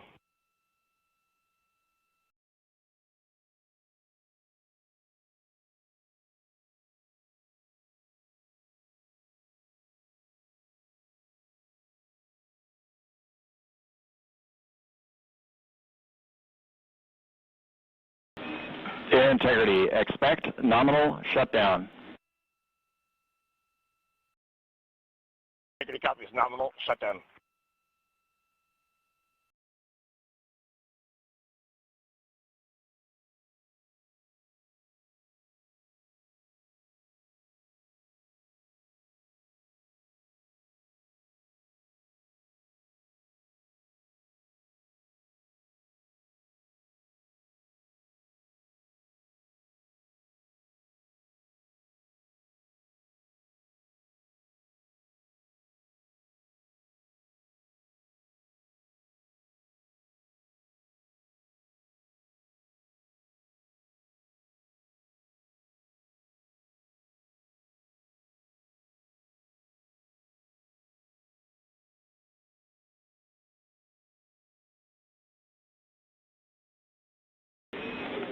Integrity, AOA open.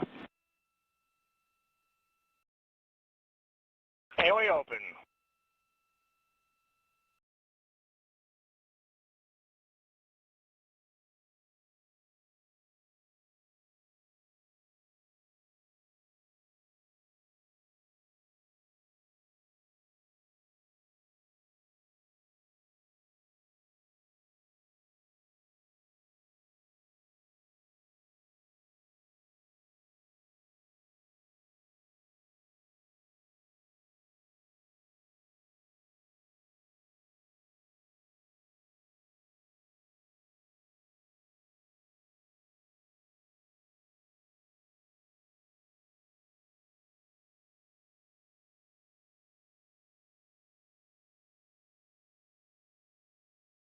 Integrity, nominal MECO, core stage separated.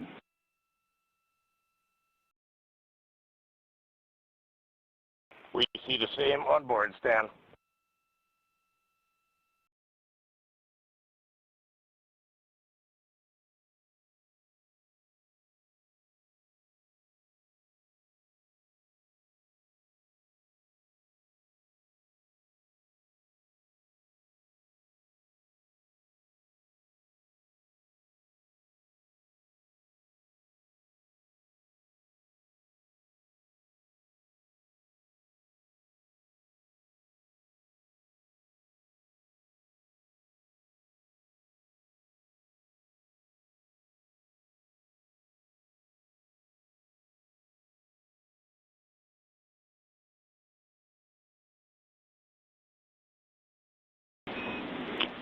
Integrity Houston, looking ahead to PRM numbers so far per the pad.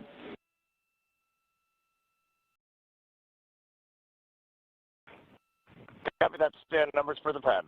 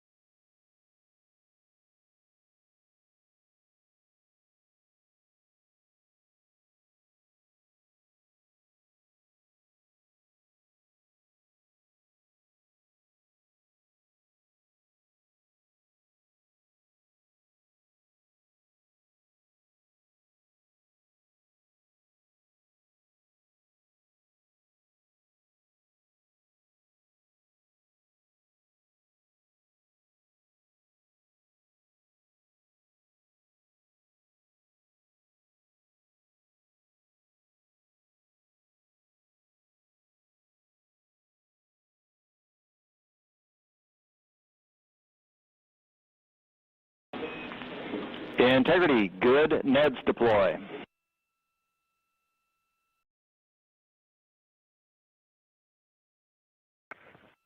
Copy that, Stan. Good, Neds.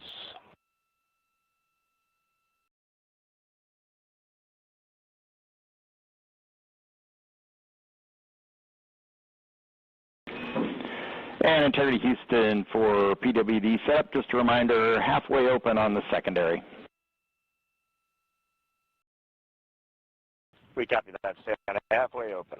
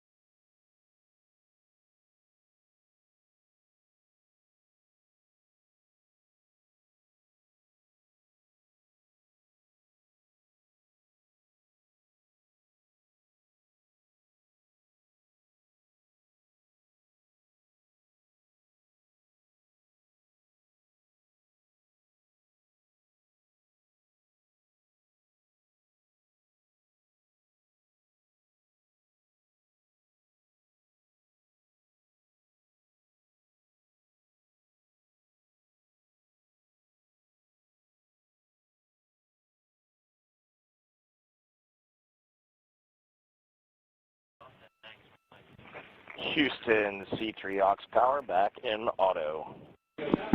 Copy C3 aux, and we're 2 minutes to maneuver.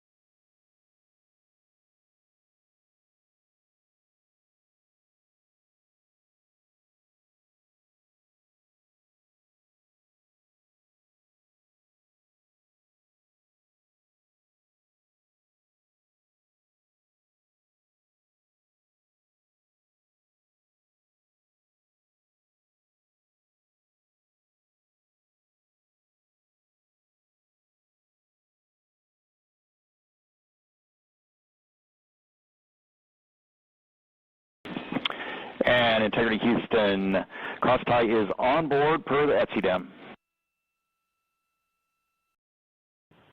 We copy Houston, thank you.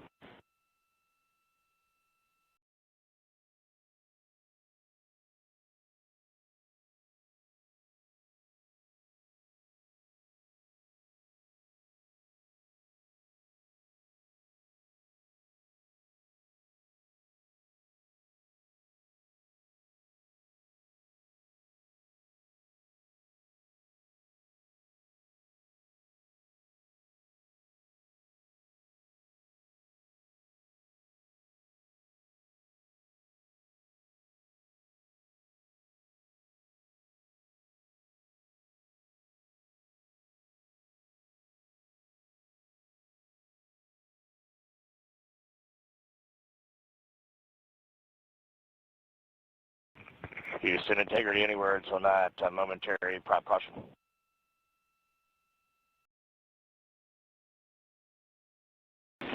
And read no action, we're looking at it.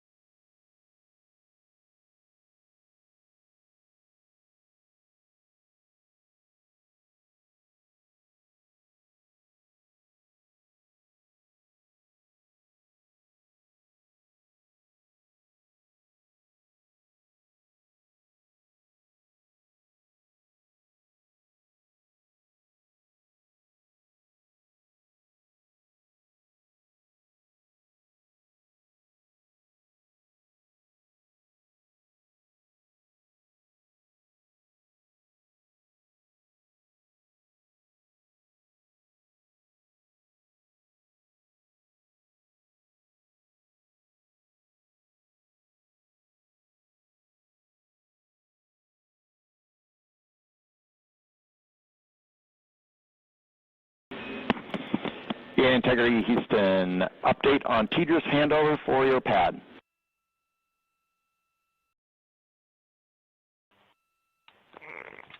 Give us just 1 minute. And Stan, you can read it like this, ready to copy. Roger. TDRS handover east to west, expected 1 second earlier at 5:1 minutes, 26 seconds.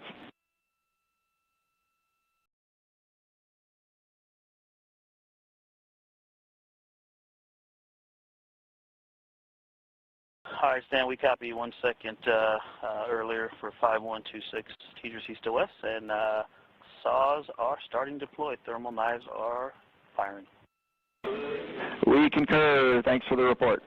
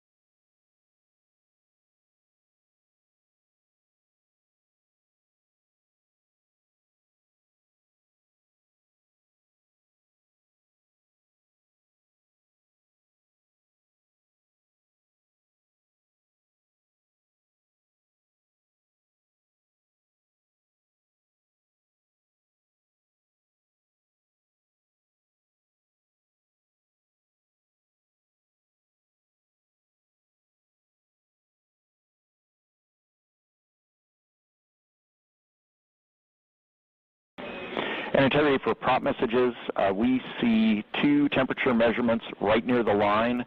It's that momentary message you saw earlier. We're going to suppress those. It's CM helium heater 2 T1 and heater 1 T1. They're going suppressed.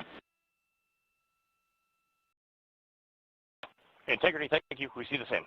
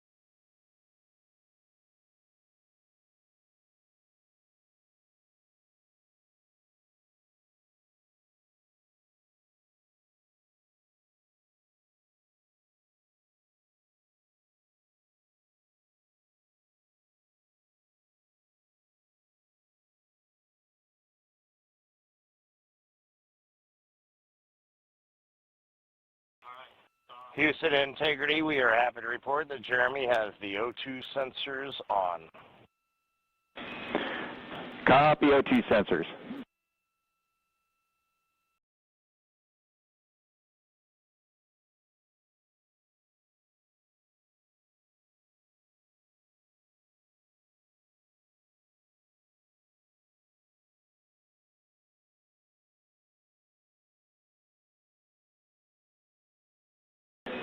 Integrity Houston, we see 4 saws deployed and latched, ready for ATO preferred. Yeah, we're almost there in the procedure stand, and we see the same thing. And Integrity Houston, we are seeing a 7-second miscompare between the MET on Orion and ICPS. We'd like you to read us the MET from your center status bar and for the ICPS on StackSum.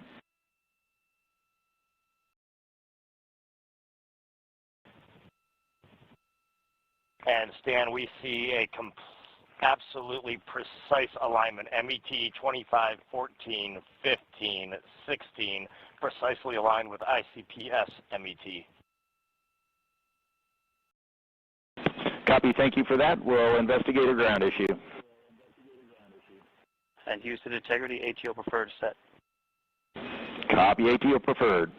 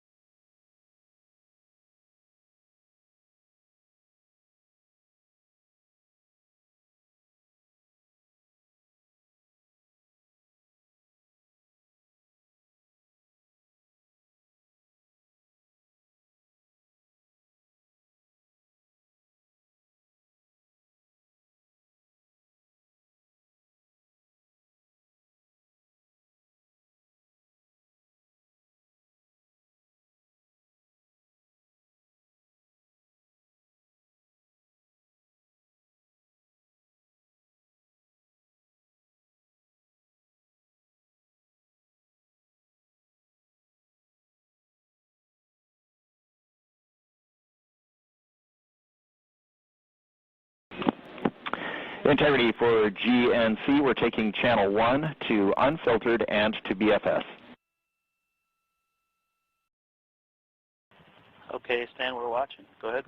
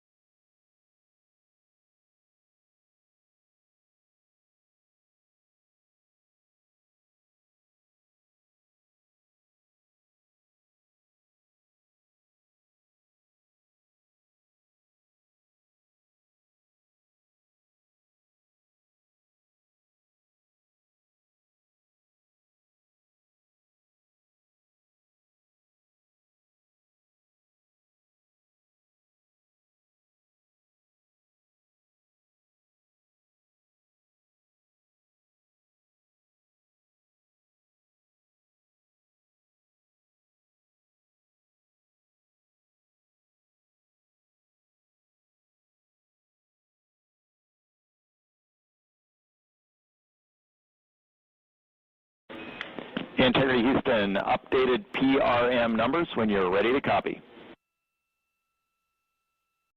All right, Houston, we are ready to copy. TIG is 2 seconds earlier at 4 minutes, 4.8 seconds. TIGO unchanged at 2.6 seconds. 49.48, TIGO 26.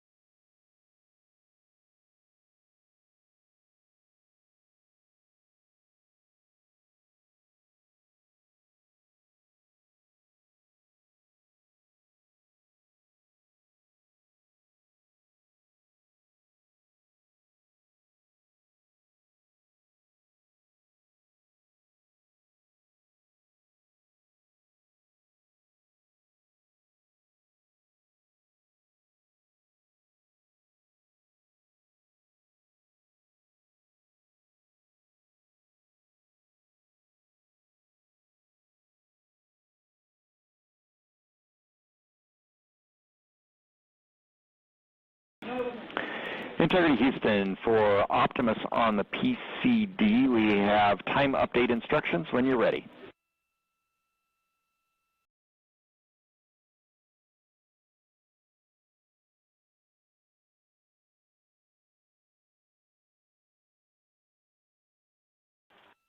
And Houston, Integrity, we copy. Hands are pretty busy at this time. I think we will call you back when we're ready for that. All right, that one is not urgent. 2 minutes to maneuver to PRM attitude. We are watching and concurred. 90 seconds-ish, maybe.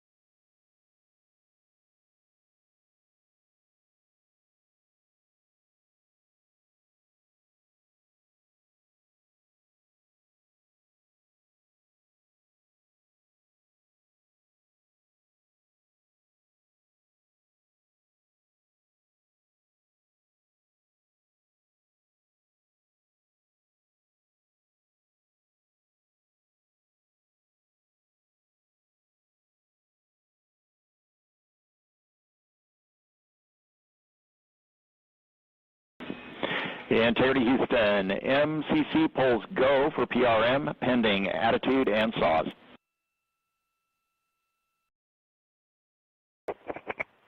Okay, we copy. MCC is go. Maneuver starting.